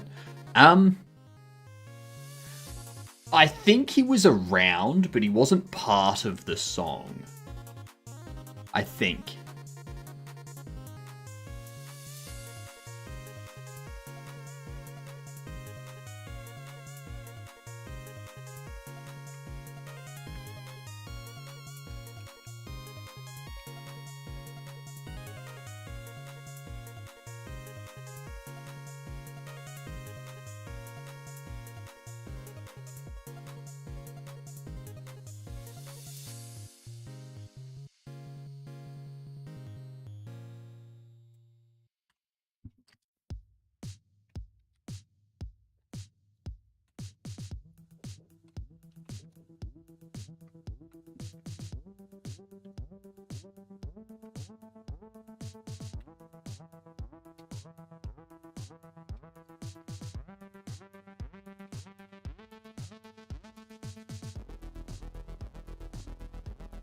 As I can Google it, sometimes it's more fun. Do you know if Brandon Small, a musician and or involved with music in the show? Oh yeah, Brandon Small was. Yeah. I'm pretty sure Brandon Small's the creator.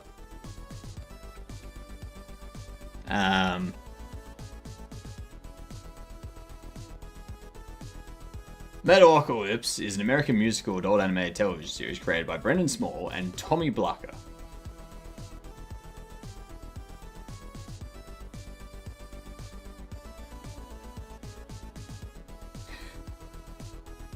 He's great. Oh, so good. So good.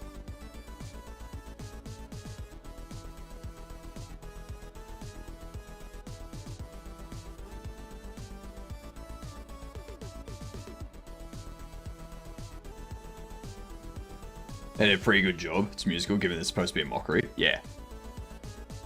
Yeah.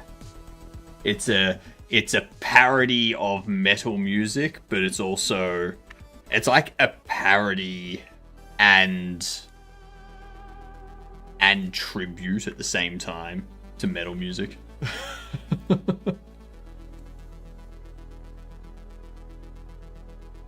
going to start referring to Metalocalypse as a musical? You should. I mean, it is.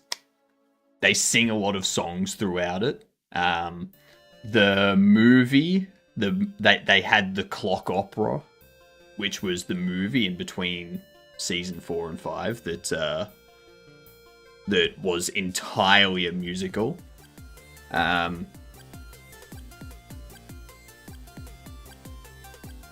I've seen Spinal Tap. Yep.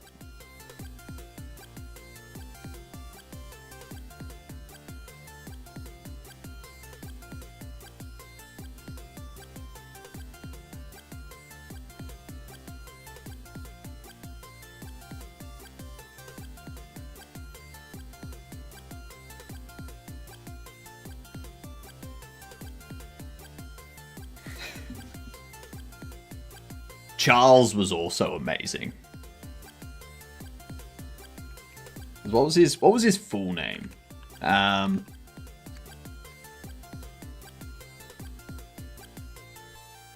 Charles Foster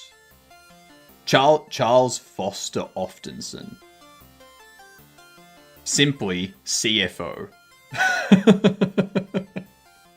He's like the biggest badass of the entire thing.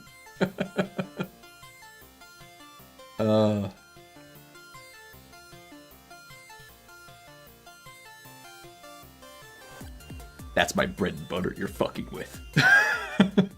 Starts kicking the shit out of the military guy.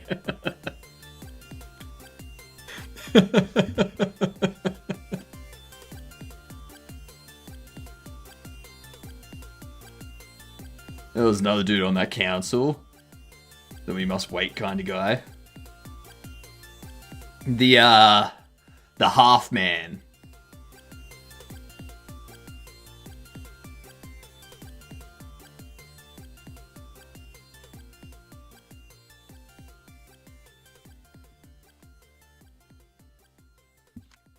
Yeah. Metalocalypse. Half man. Salacia. That dude. Mr. Salacia. Also known as the Half Man. We must wait.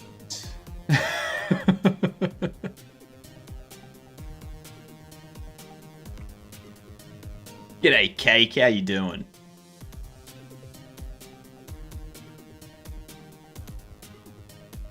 Employee restock shelf is null. And if employee held object is not null,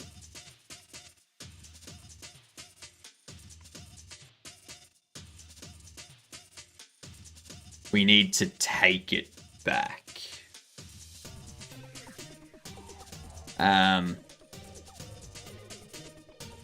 Actually, no. We'll return status error. This is gonna return running. You're doing good. Good to hear.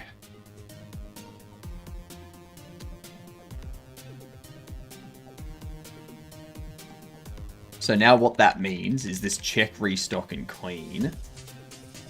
I don't want it to just move to the back.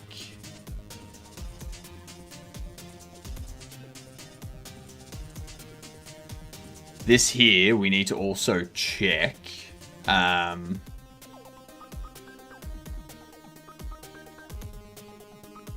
If employee held object is not null, we need to take it back to a storage shelf.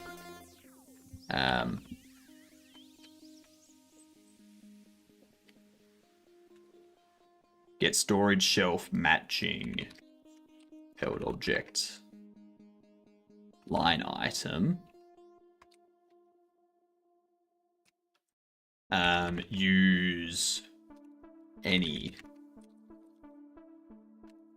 available storage shelf if held object has no line item.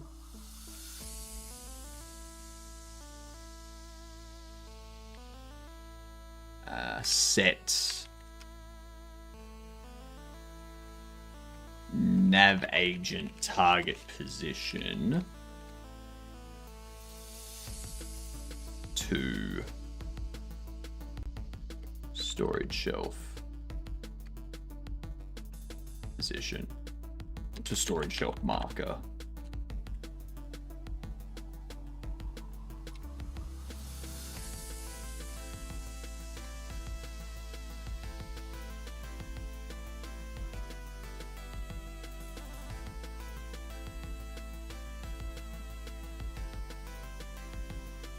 So that's some stuff that we need to do there now.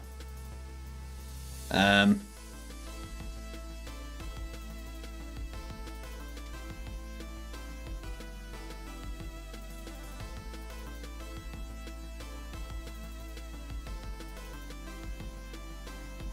might actually,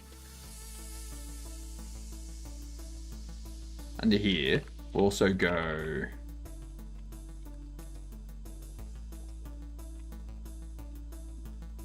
Alright, rubbish bins.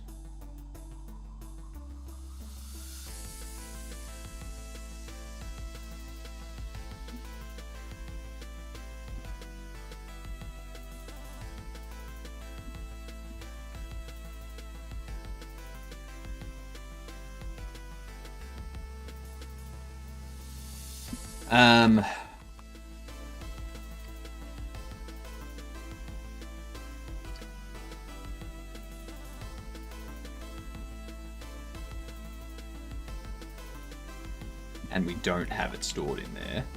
We want to do bins append. Then when we untrack,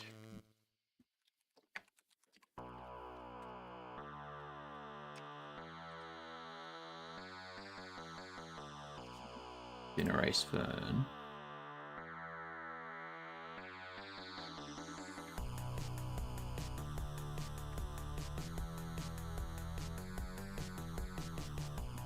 Bins.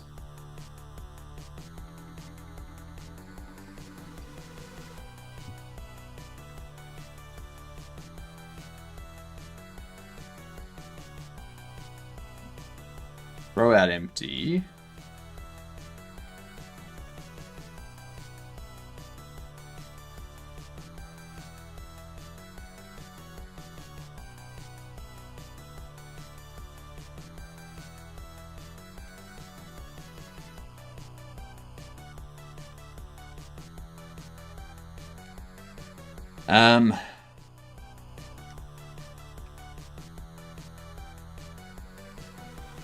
The hell is that orange thing?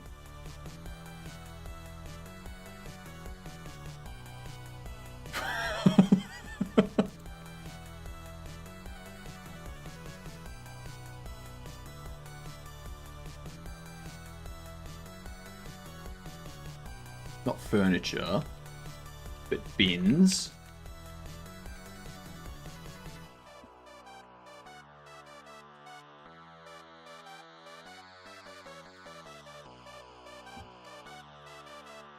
Game state, store, bins.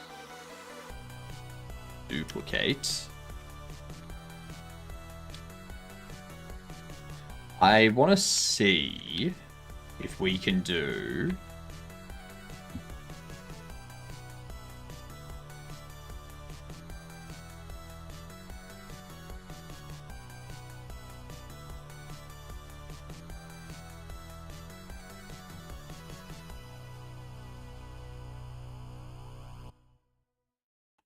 Oh, that's why it's... Should be a capital S.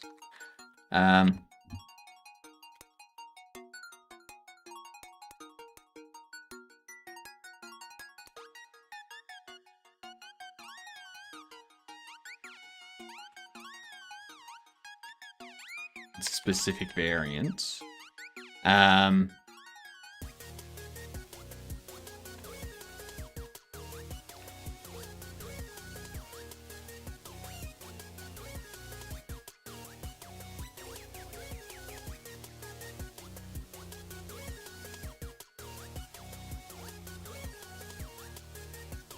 Yeah, cool.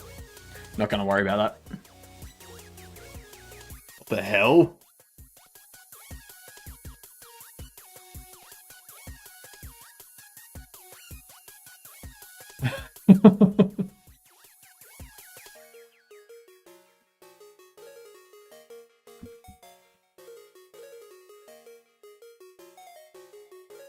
Ah, come on.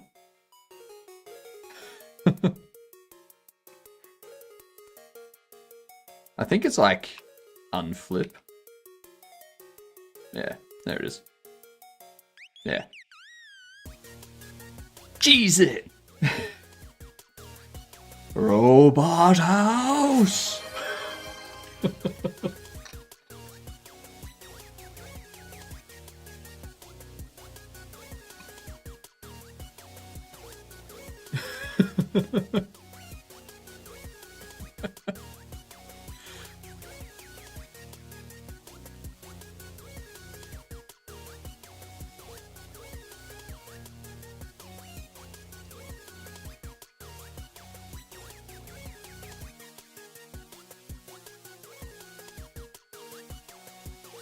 Nixon.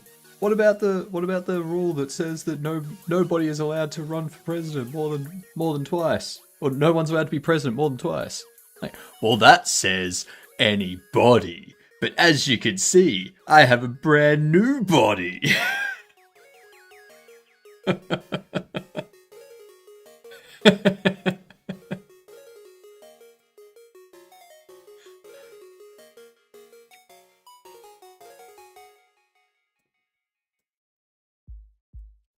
Ah, Nixon.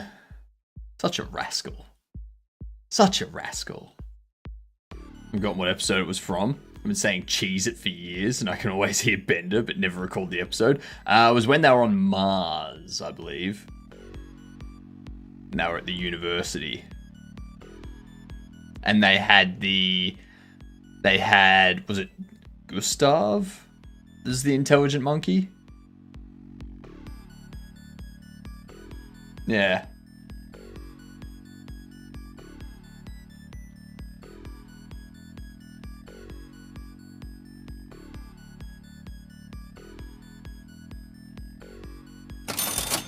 Whoa! Foot long. Nice number.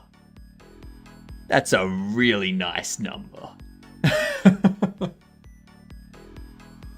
I'm just so glad that you didn't do it $2 lower, because that would have been grounds for just rejecting the donation. Being like, no.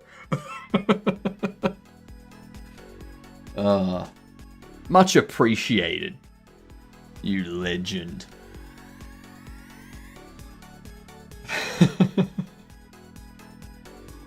I guess we need to talk about Futurama more often.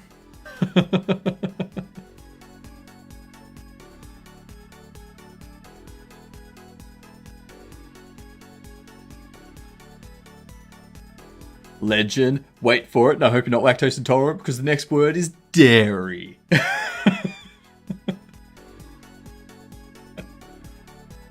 Gen Beta will have a 66 after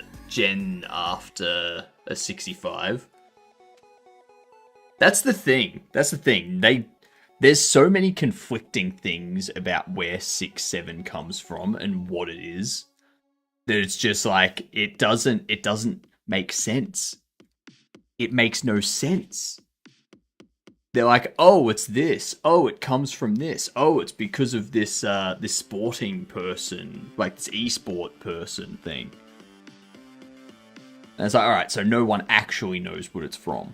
They're just a lot of us. Yeah, I think everyone here is a millennial at this point. maybe some are a bit like the generation above, but you know.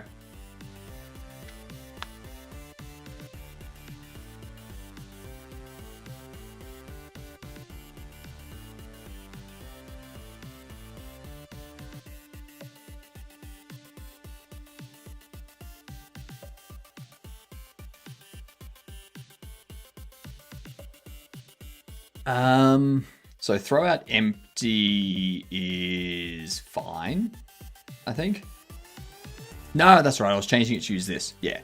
So we changed it to use that. Less things for us to loop through. And we go, if it's null, checks is less than 3.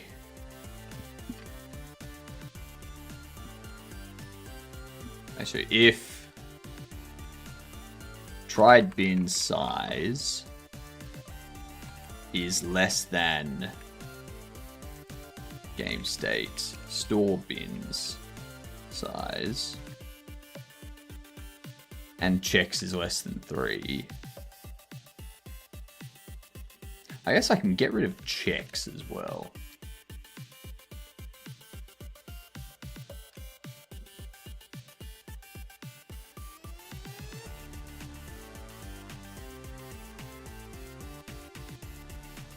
Yeah. 26 years old. Okay, so we do have a child. Alright. So Tommy is the child.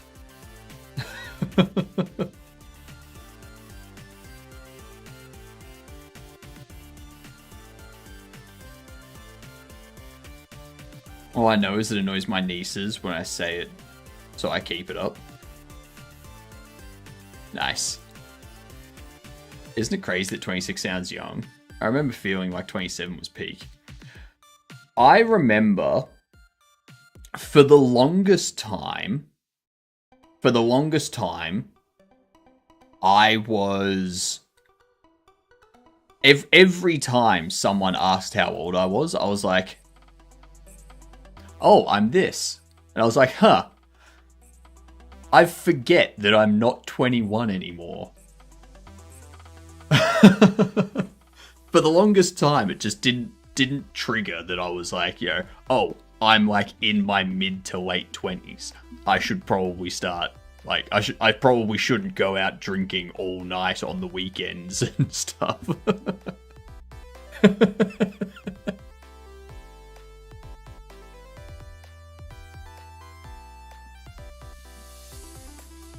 There. Not much changes, but a lot changes, yeah. Exactly. And these days, my body keeps reminding me, hey, you're in your 30s. Surprise pain. Right in the wrist. Or the shoulder. Or the back. Or the ribs. Or the knees.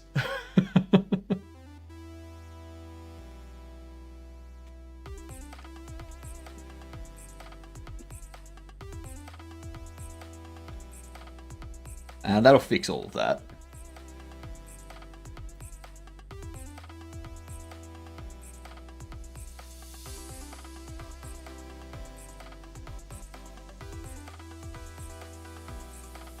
So grab stock.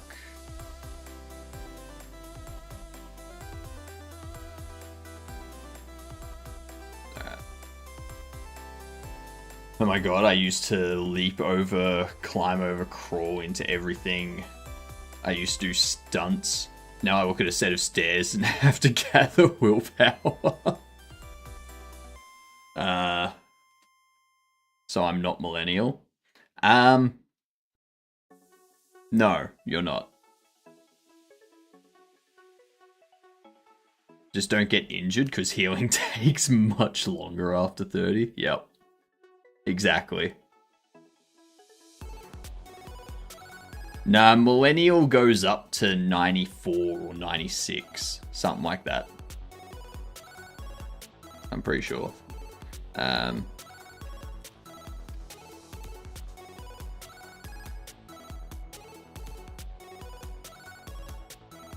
Millennials or Gen Y is to 96. So Tommy is a Gen Z.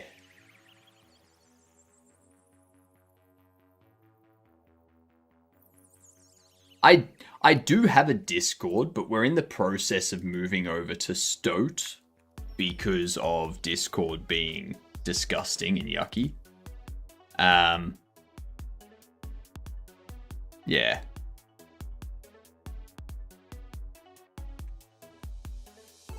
Being disgusting and yucky for their age verification stuff and things. So there's the Stoat invite. It'll probably be end of April or something like that I migrate, or I shut down the Discord completely. Yeah.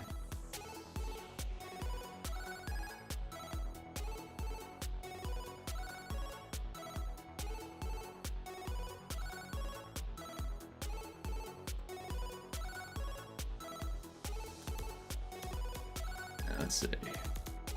My second Stoat server, hell yeah. Gotta sign up for Stoat then. Yeah, I mean, I'm not forcing people. Like, I'm not concerned about how many people choose to move over to it. Like, if the community goes from, you know, what, the couple hundred that are in the Discord to like 30 or 40 in the Stoat, so be it.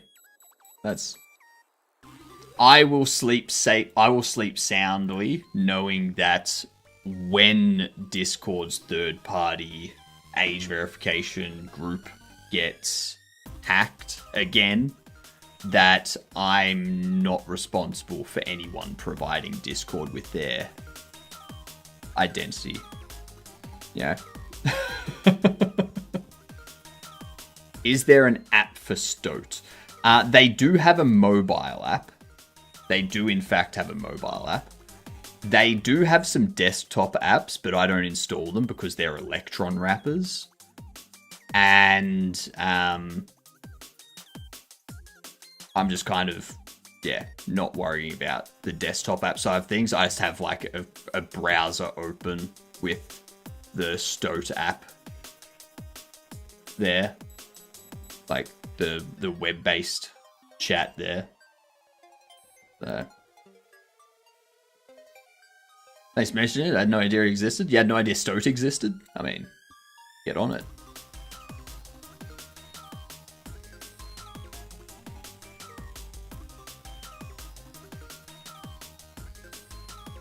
It's pretty neat. Like, I'll show you Stoat. Like,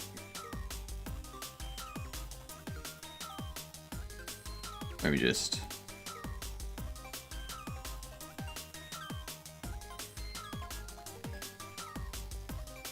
So, like, the Stoat's very, like, it's very similar to Discord, yeah? So you've got your categories, you got your channels, you got your voice stuff, you got your roles and your emotes. You've got your server list down the side. It's pretty much identical to Discord. Like, you're gonna feel very at home there. Like, the only real difference is they don't have threads. So you can't create, like, a thread in a channel or something like that. Yeah?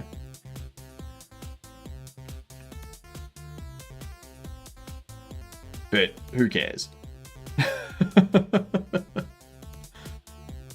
I'm sure they'll get those in eventually. Yeah, exactly. It's like Blue Sky versus Twitter. Yeah, it's just the exact same thing.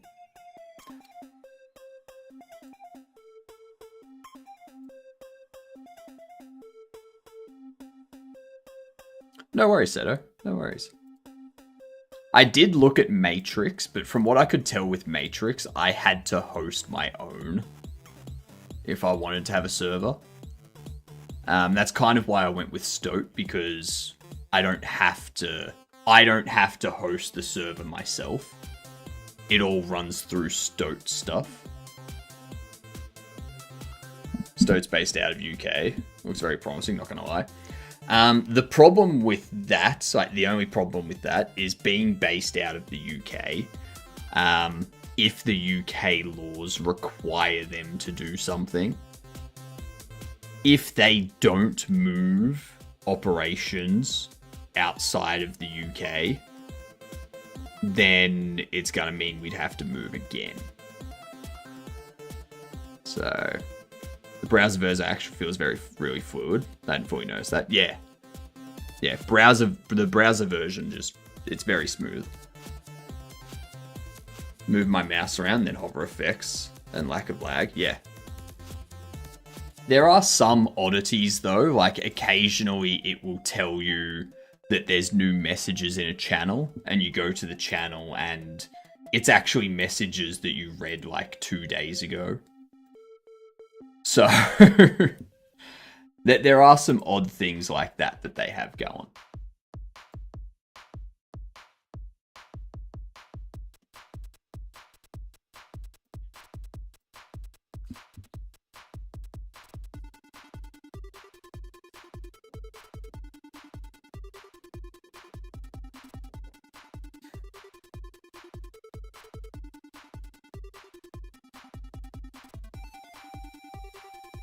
Gonna have a unique display name in each server? I don't know.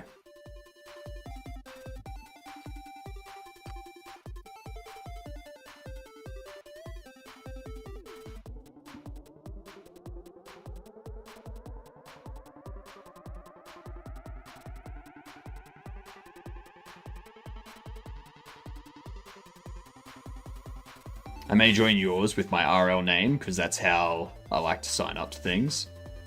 I mean, if you want to, go for it.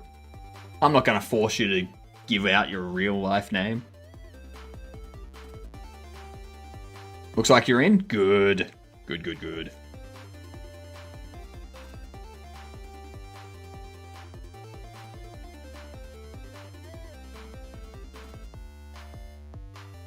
I need to create more emotes too. If you want access to certain things, you can go into the welcome chat and give yourself access to some extra roles. But you also need to manually verify. So, yeah. Thank you for the follow too. Much appreciated. You're fantastic, Gedunt. I have a manual verification process set up at the moment. So whenever someone joins, that you need to go into the verify channel and you need to manually click a verification heart.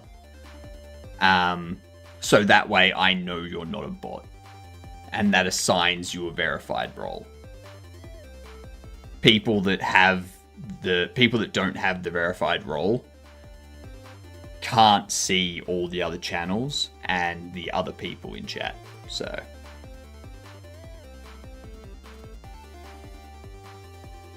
anywho, what's this game? I don't know what this game is. This is the game that we've been stuck on. Isometric Unity single player 2025 comedy business historical. It's gonna be like a traveling salesman type thing. Like a medieval...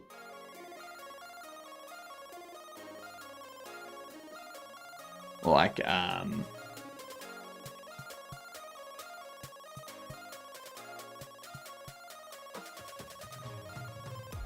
it's isometric though.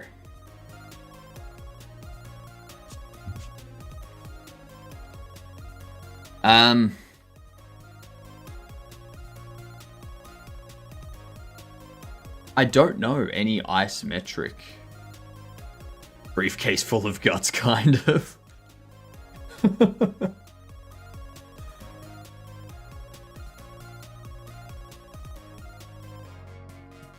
Does that slash mean either or? Yeah, so it's isometric or bird view. Basically, what you take from that perspective is it's top down. Yeah.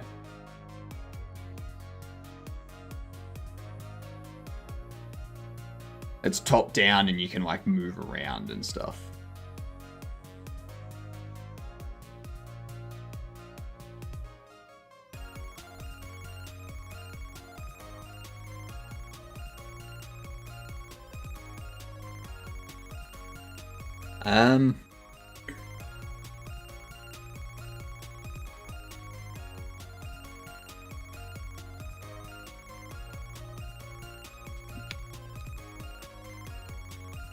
What if it's Fallout Shelter? No, because it's made in Unity and it's not... It's an indie game. We're looking for an indie game. It's not Brotato. Tropico is single player?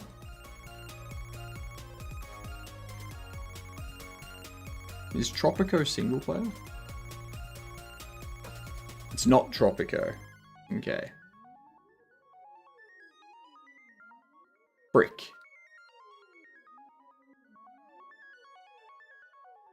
I don't know. You know what? We're on a 0 streak, so it doesn't really matter. Let's just find out what it is. What's the game? 2 Point Museum. Ah.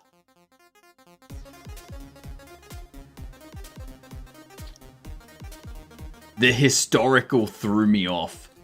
I didn't even think of a museum game being historical.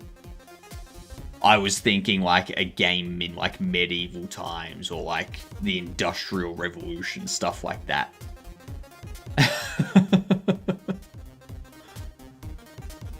Oh, that's, yep. Yep, that's my bad. It's my bad on that one. Can't believe it. Cannot believe it. Alright, so. Actually, that's something I should change. That's 360.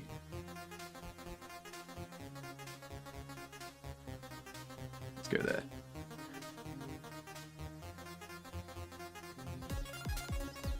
So.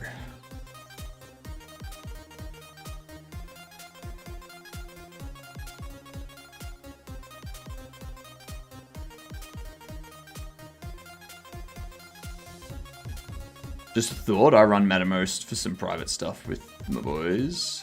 But you have to own the whole thing on your own. And what's Mattermost?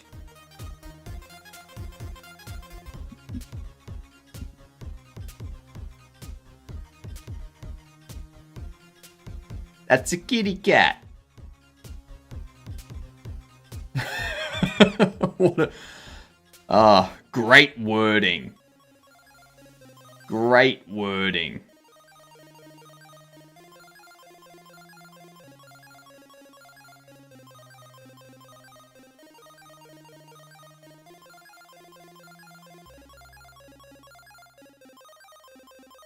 It's pretty much a copy of Discord Slack. Interesting. See, the only thing is I don't want to host the server myself, because if I was to host my own personal Discord and stuff, exactly, full on, exactly. It was very funny. It was very funny.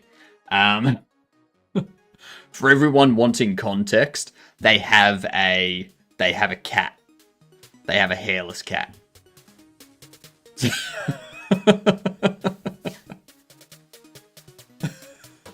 Just so everyone has context.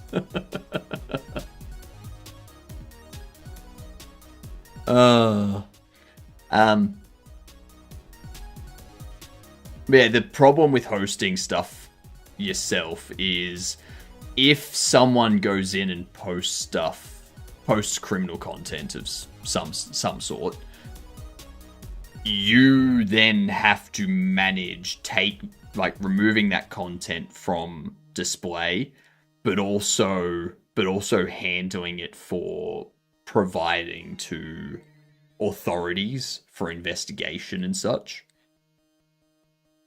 And that becomes a whole shitstorm. So that's why I prefer to use stuff like Stoat and whatnot, where if stuff like that happens, I remove it from the server. But the third, like Stoat, they audit all of that stuff. They log all of that stuff. I can report it to Stoat, and then they have a team that is dedicated to gathering that stuff and handing it over to authorities. So, like, they have trained people to deal with that.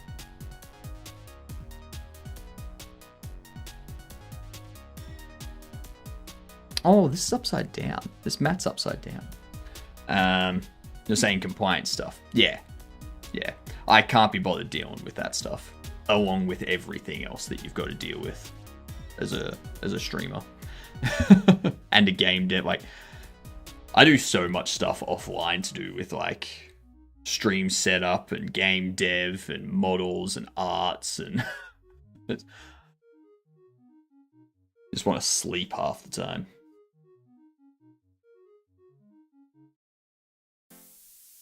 So we get the restock shelf. If the restock shelf is null, we error. Or we set the restock shelf to null. And the restock quid. This is where we need to take the item back.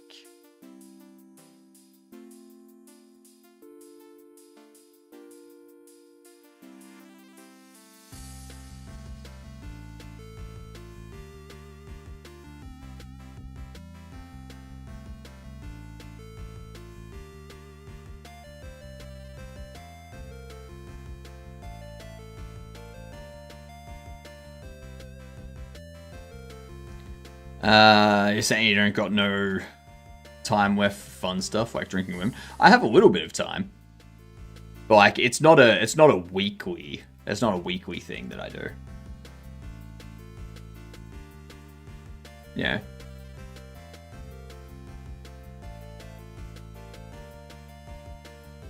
It's more like a bi-weekly thing, like every 2 weeks or something like that. Yeah. When I get to a point where I'm just like exhausted and I need a break, I'll take a day off, and that's when I like have some drinks, go out, whatnot.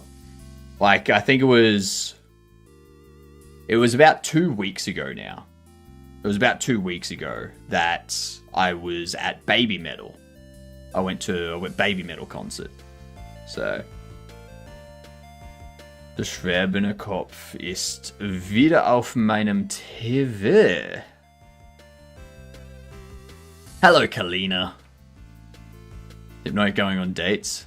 Hey girl, you like bobbleheads and floating hands? No, it wouldn't be like that, Fanny Slam. I'd get to the date and I'd immediately start asking questions to determine their personality. And after the first 3 questions, depending on what their answers are and how they're behaving, I would either continue or I'd be like, yeah, this ain't gonna work, bye.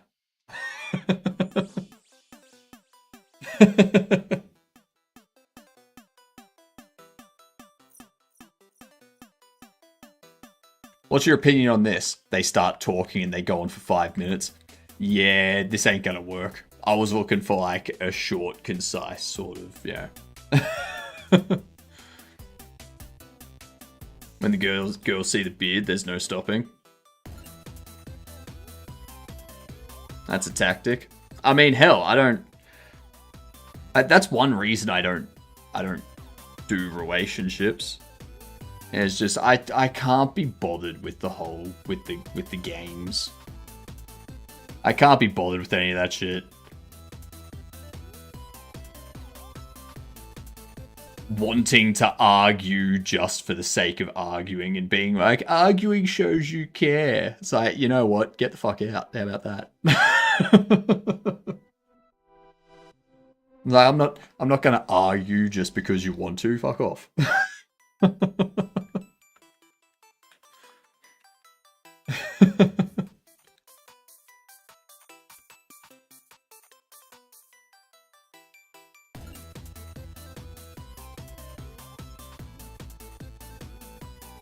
You do the talking part. You let her do the talking part and just wait patiently like Muhammad Ali. No. You see, letting them do the talking part and just sitting there not doing anything, that's a waste of my time. I could be doing something with that time, but instead, no, I have to sit there and listen to bullshit. Don't even dare telling them how to solve the issue. You know, they don't want to know how to solve the issue. Alright?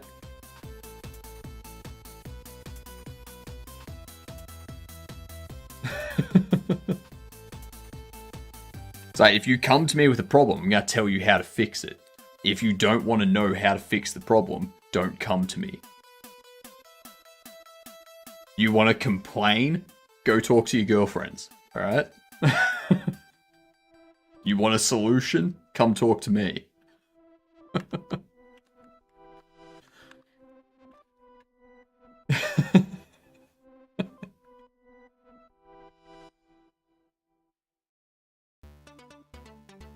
How can we set this up? So, we need to look over all of the storage shelves. Hydrate! Alright.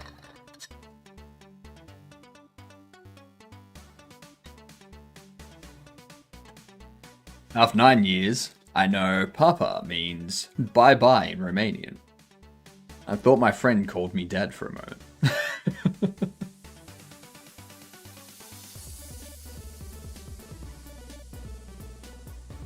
My friend got back into Warframe a little. Got her to farm a bit before we went off.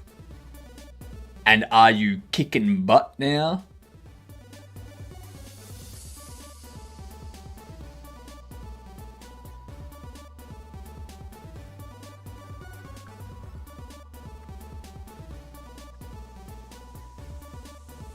Store does not have storage shelves, because the only thing that can be placed out the back is storage shelves.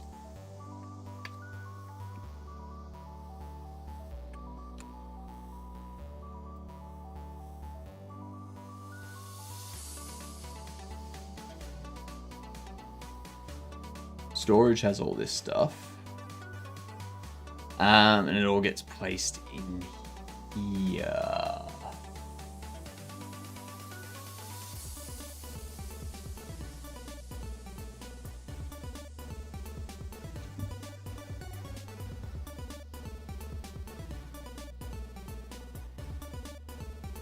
No.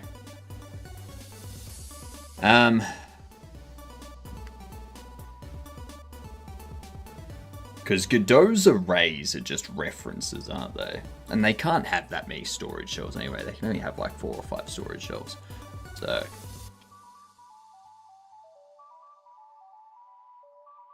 like, these are just references to objects.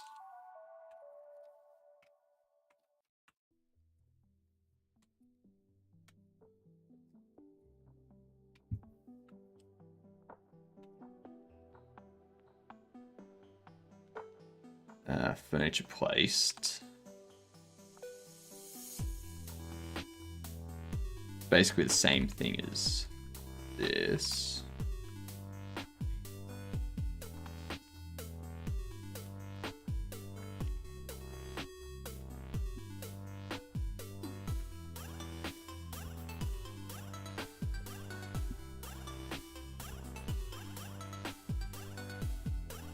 This just saves me doing a loop over nodes and being like, is this a storage shelf? It's not. All right, move on to the next one. Is this a storage shelf? No, it's not. All right, move on to the next one.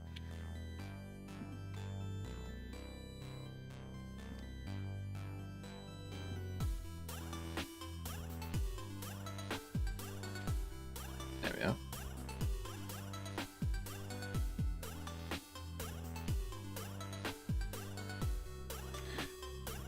What do you mean it can't be a type of...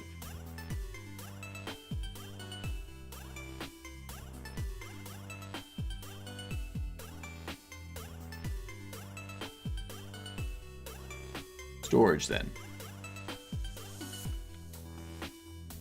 There we are. Because we've already got storage there as the mesh instance. So that'll be that. That'll be an array of storage. Cool. So in here, what we can do is go for storage in storage shelves. If and then I've got to do for shelf in storage shelves.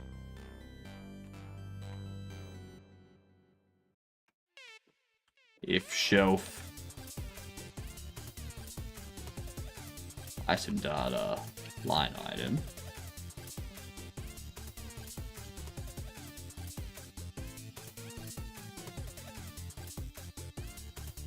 is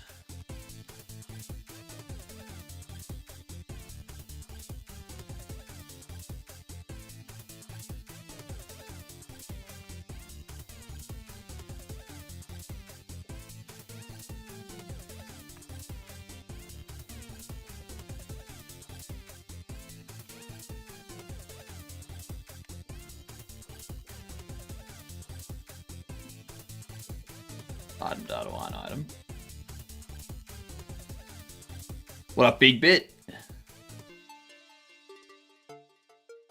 It's a meme quote version of an old movie that they stole directly from the meme quote.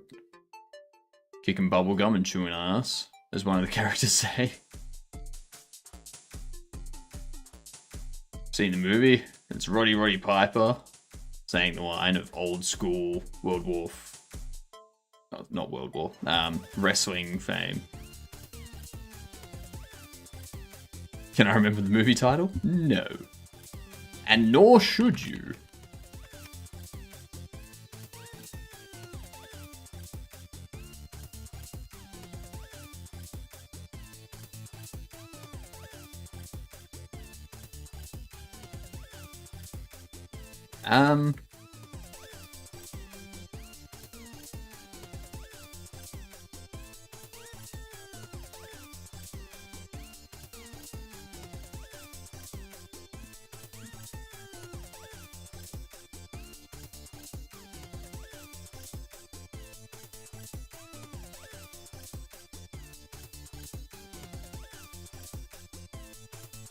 Oh, right.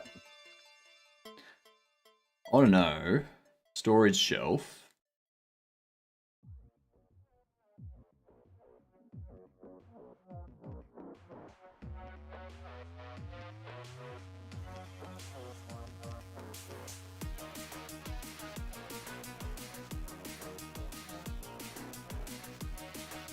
Know exactly what I was after.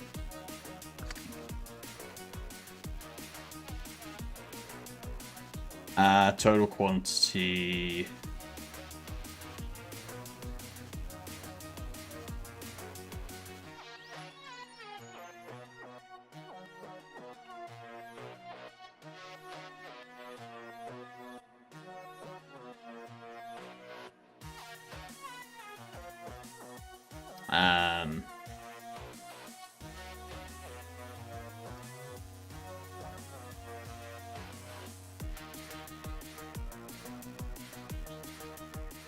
This needs to be a function. No, it doesn't.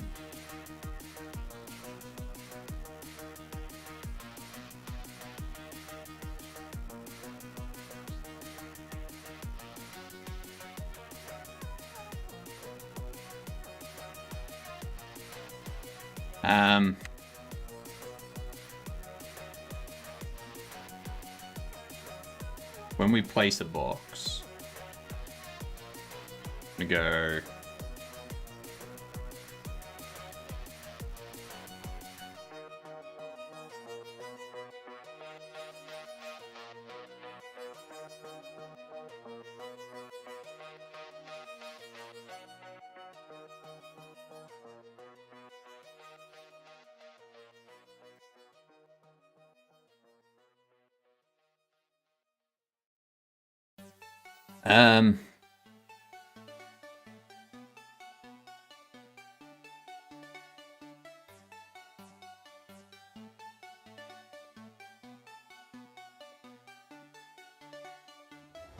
if box size is medium,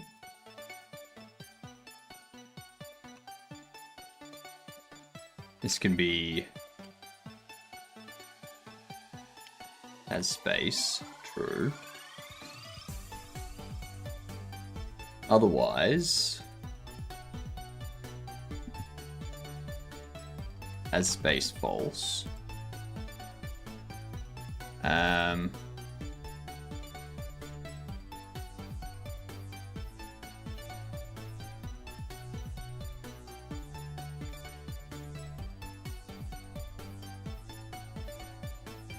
No.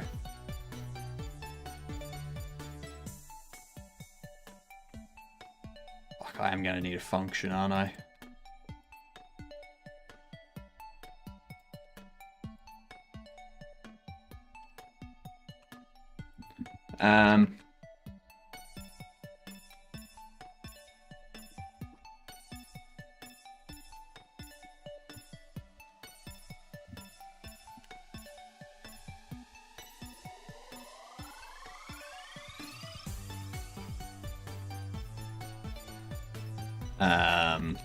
Query size.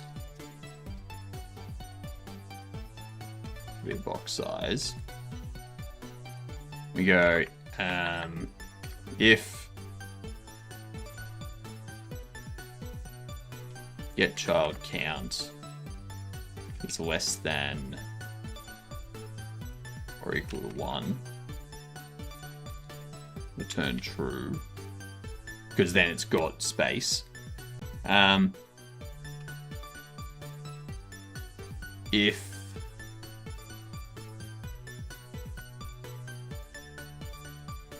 it's less than or equal to 1, or query size is small and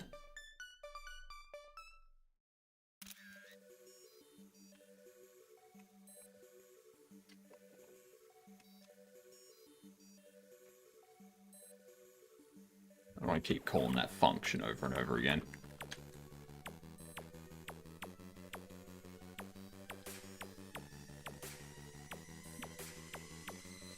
Child count is less than or equal to 2.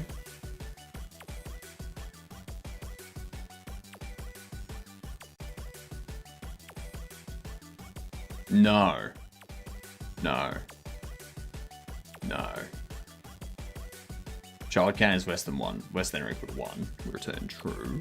Because that means there's only one box placed out of 2 sections. And then we go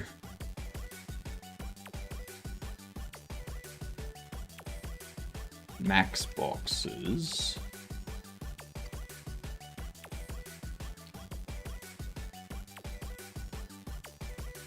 Storage limits. Get query size.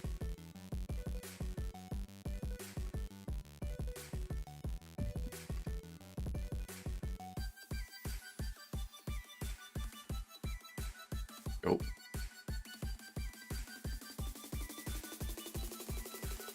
Or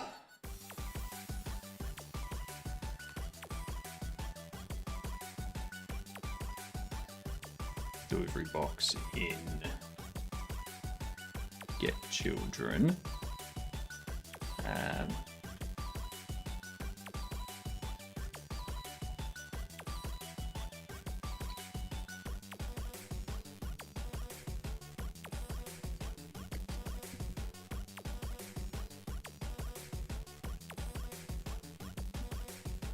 If child box size is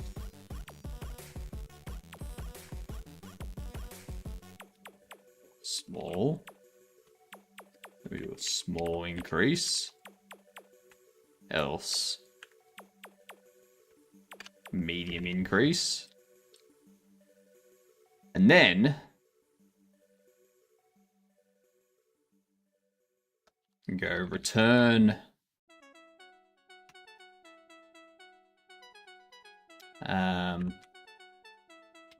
query size is small and medium is less than or equal to 1 and small is less than or equal to 1. So if there's only one medium box and there's one or less small boxes, this small box can be placed on that shelf. If there's no medium boxes,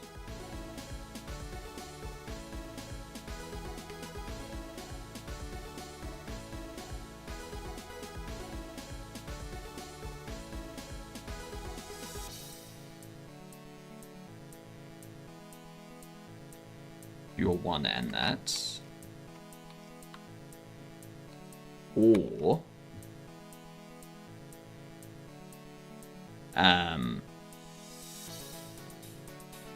medium is 0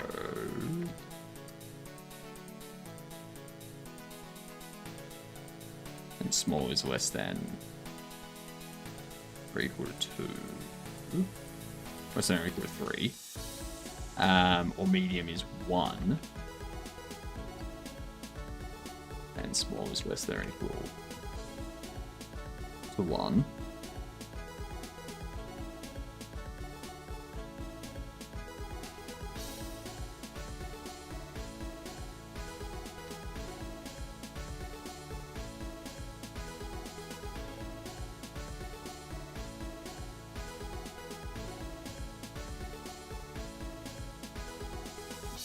just return allowed.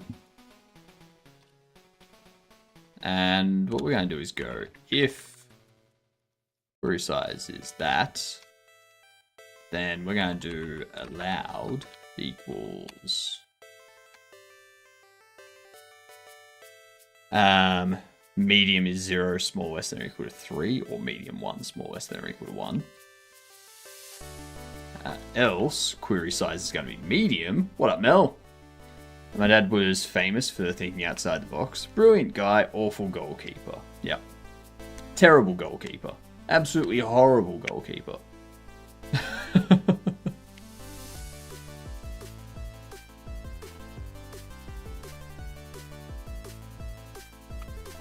They have roguelite games with characters spouting the meme quotes every 20 minutes.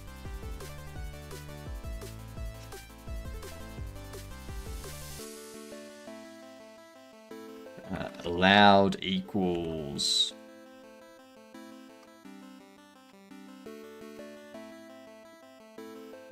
medium is 0 and small is less than or equal to 2, or medium is 1 and small is 0.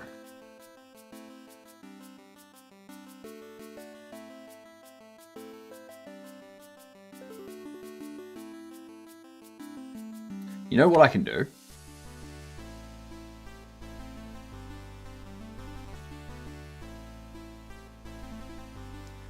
Allowed is small plus medium is less than 4. This can be small plus medium is less than 2.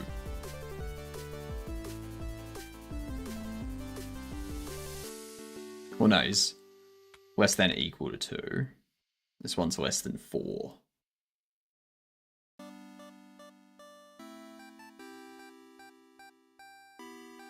So medium is 2 spaces, small is 1 space. So in this case,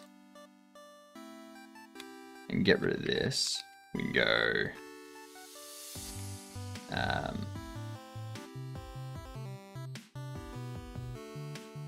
space can be 4. And what we can do is go space minus equal 1, if that, else 2.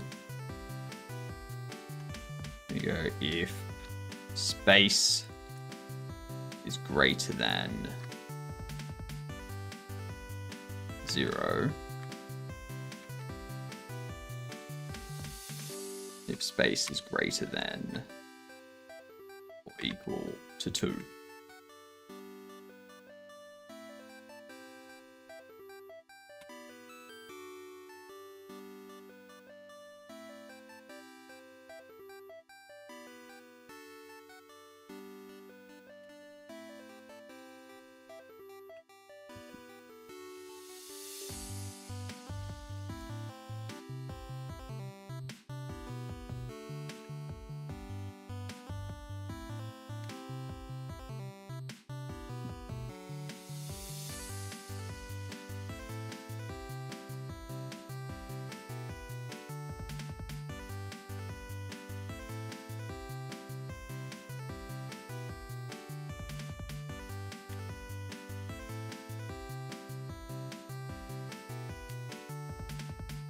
Query size is enums box size small and space is greater than 0, or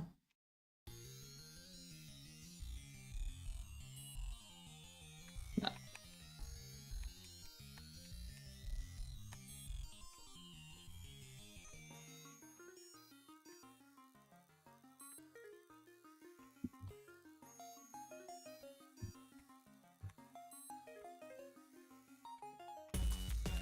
There we are.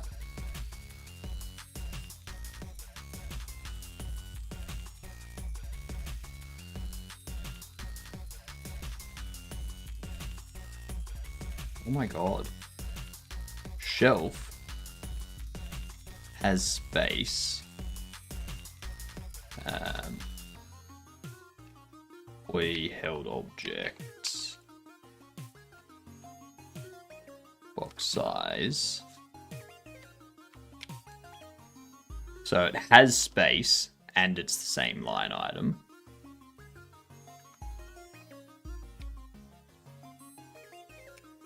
It's the same line item, or line item is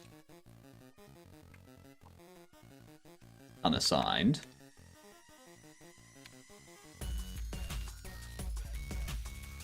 We can go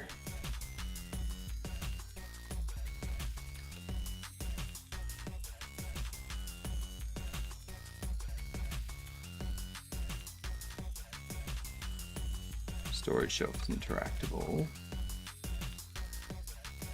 Employee will need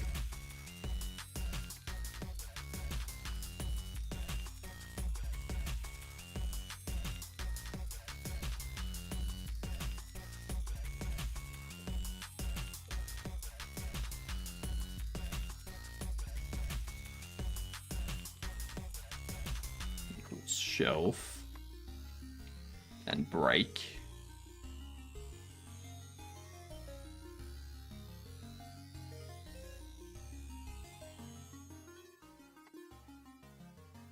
No.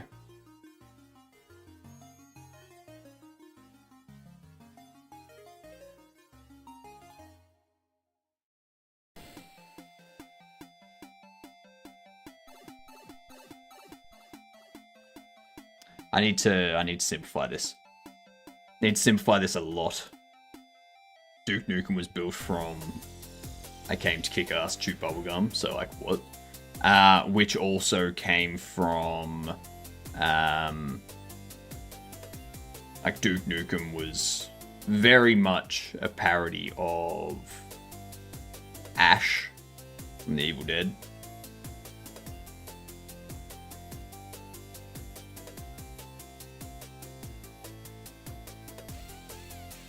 Trying to listen to an interview about the concerns over AI by a YouTube app on my phone, and I swear I had ads every 10 to 15 minutes. It was beyond ridiculous. It was worse than TV.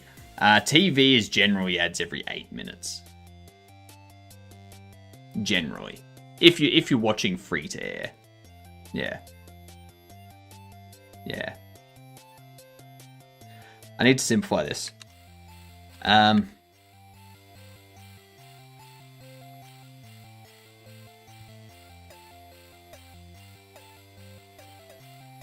Storage. Get free shelf for line item.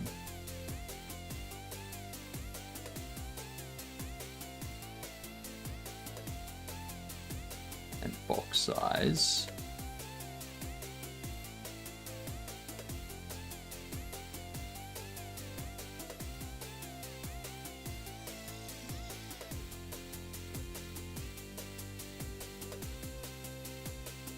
So if we do that,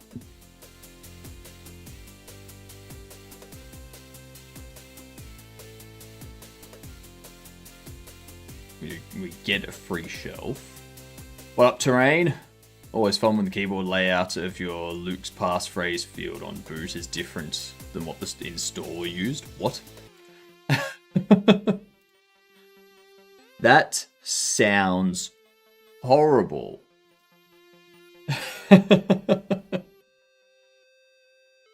Refactoring mentioned. Not refactoring. Refactoring implies that we finished this. This is us just building.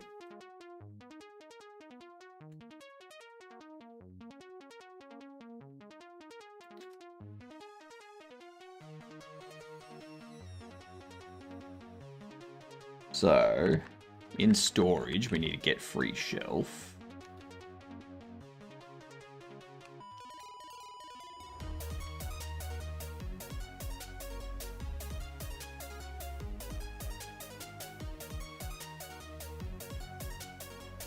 Returns the storage shelf.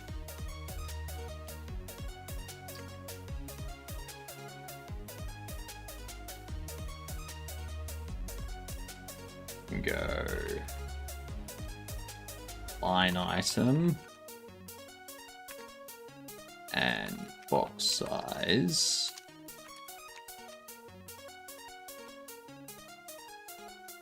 We go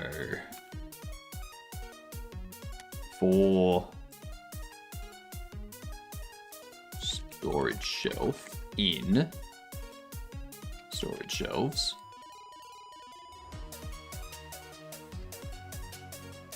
If shelf has space for box size and shelf item data line item is line item, then we return shelf. Otherwise, we return null. Under here, we go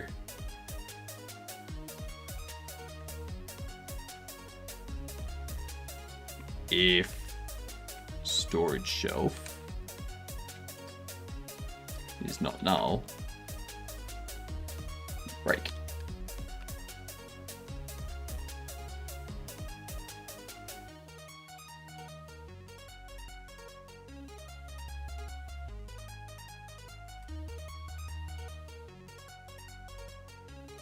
There we go.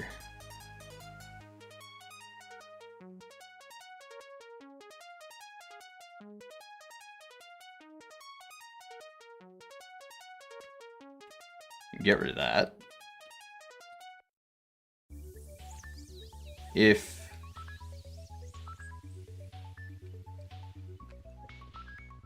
storage shelf is not null, then the nav agent target position. Actually,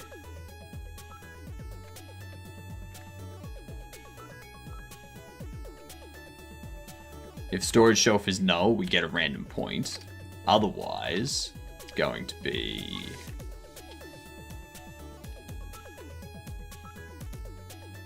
storage shelf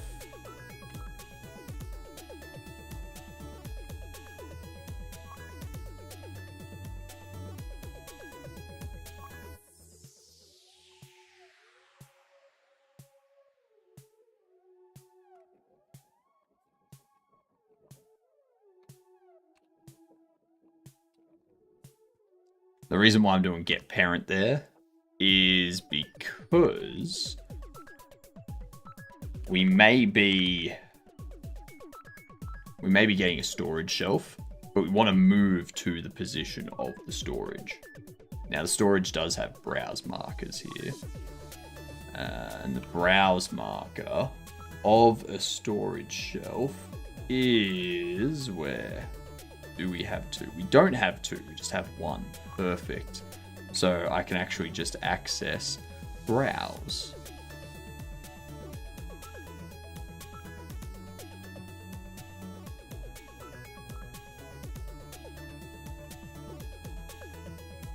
Browse global position.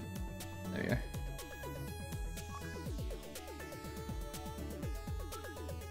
And then when navigation is finished, what I can do is go if employee storage shelf is null and employee held object is not null, then we drop the box wherever they get to out the back. Just drop it on the ground. Otherwise, actually I can get rid of that.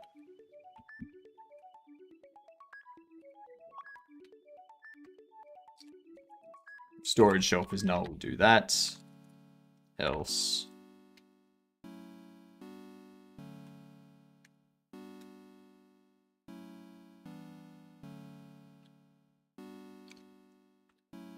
Return box.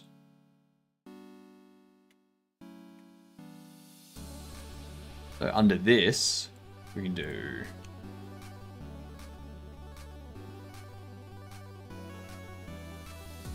return box if storage shelf is null. Then we drop else. Storage shelf.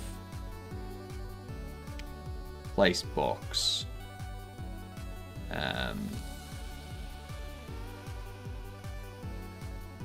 Get held. There we are. Easy.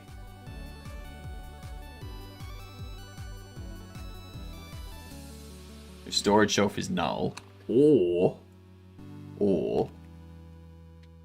storage shelf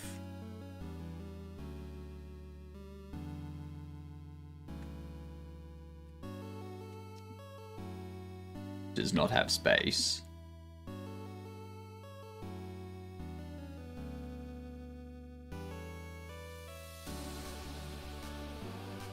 For held object.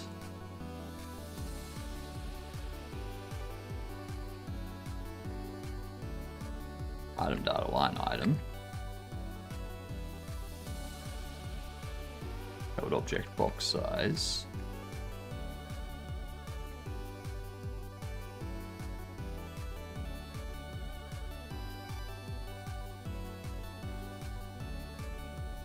It's just box size that we need to pass in.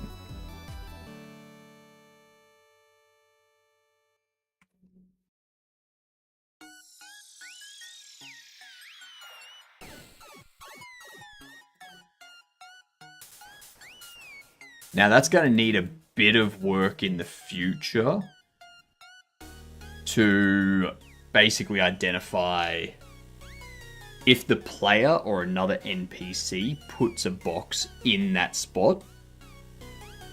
The NPC should find a new storage location.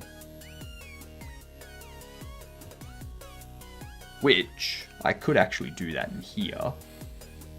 And go... held object is not null. Actually, the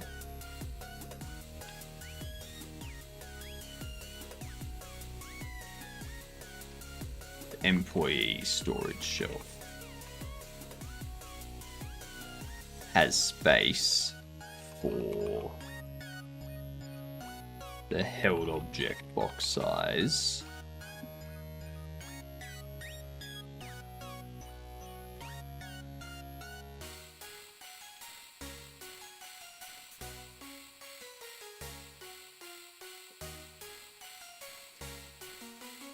If it's not null and it doesn't have space, then what we do is we return status running, but instead we want to set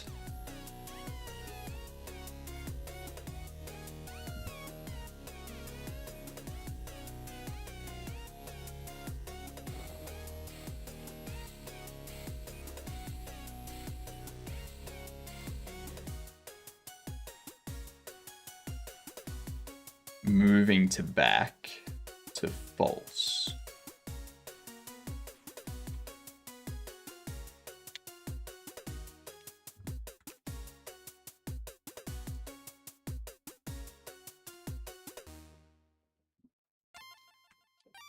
So we do that. So we move, if navigation finishes, we set moving back to false.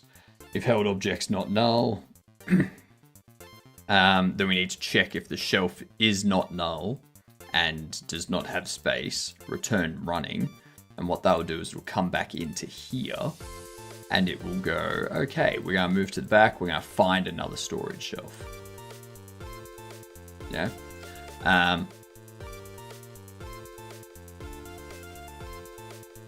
And I feel like doing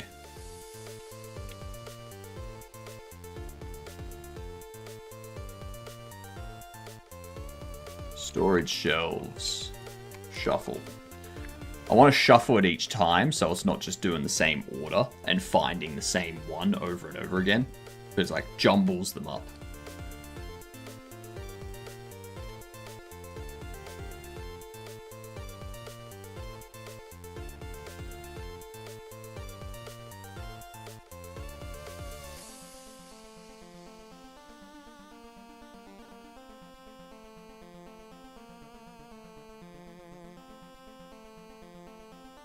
And then eventually it will get to a point if you keep like filling up the shelves while the employee's trying to put stuff back, eventually all the shelves will be full and the employee will just have no storage shelf assigned and they will just go to a random point out the back and just drop the box there. And be like, cool, there's nowhere for me to put this.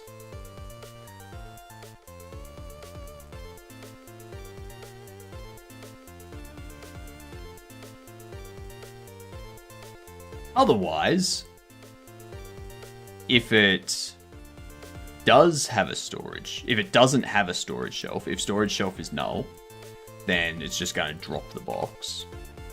It will come into here and it'll just drop it.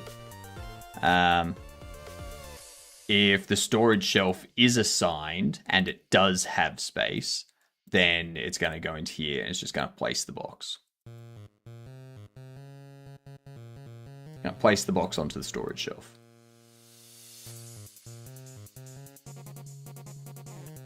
And we go employee storage shelf is null. To make sure that that's all cleared out.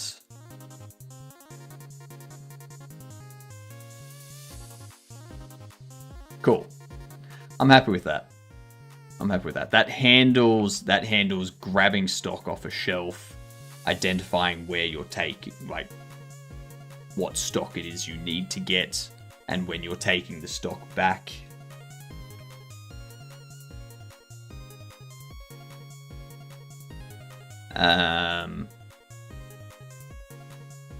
This one here, grab stock. So pick a restock shelf. Okay, so through here. So we've handled what happens if you need to return, like if the employee needs to return out back, or when the employee needs to return out back. Now we need to actually take a box from a matching storage shelf. Alright, we'll do that tonight. Because we do not have time to do that right now. I need to disappear. Where are we going? That's where we're going.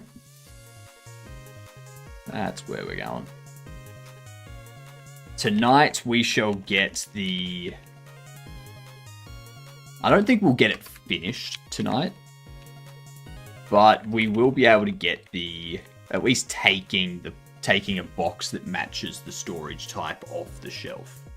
So we'll pick up a box off the shelf for the employee and start navigating towards the shelf that needs restocking. And then after that, we need to set up the restock and the end restock, which we've already got this check restock cleanup stuff handling the end of this loop. This one, I think we've already got place item function that we can call, which easy to do. I will see you all in 5 hours. In 5 hours time, we are back here doing more game dev. Have a good one. I'm going to get some exercise and some food and a shower and whatnot. Toodles, you dunce.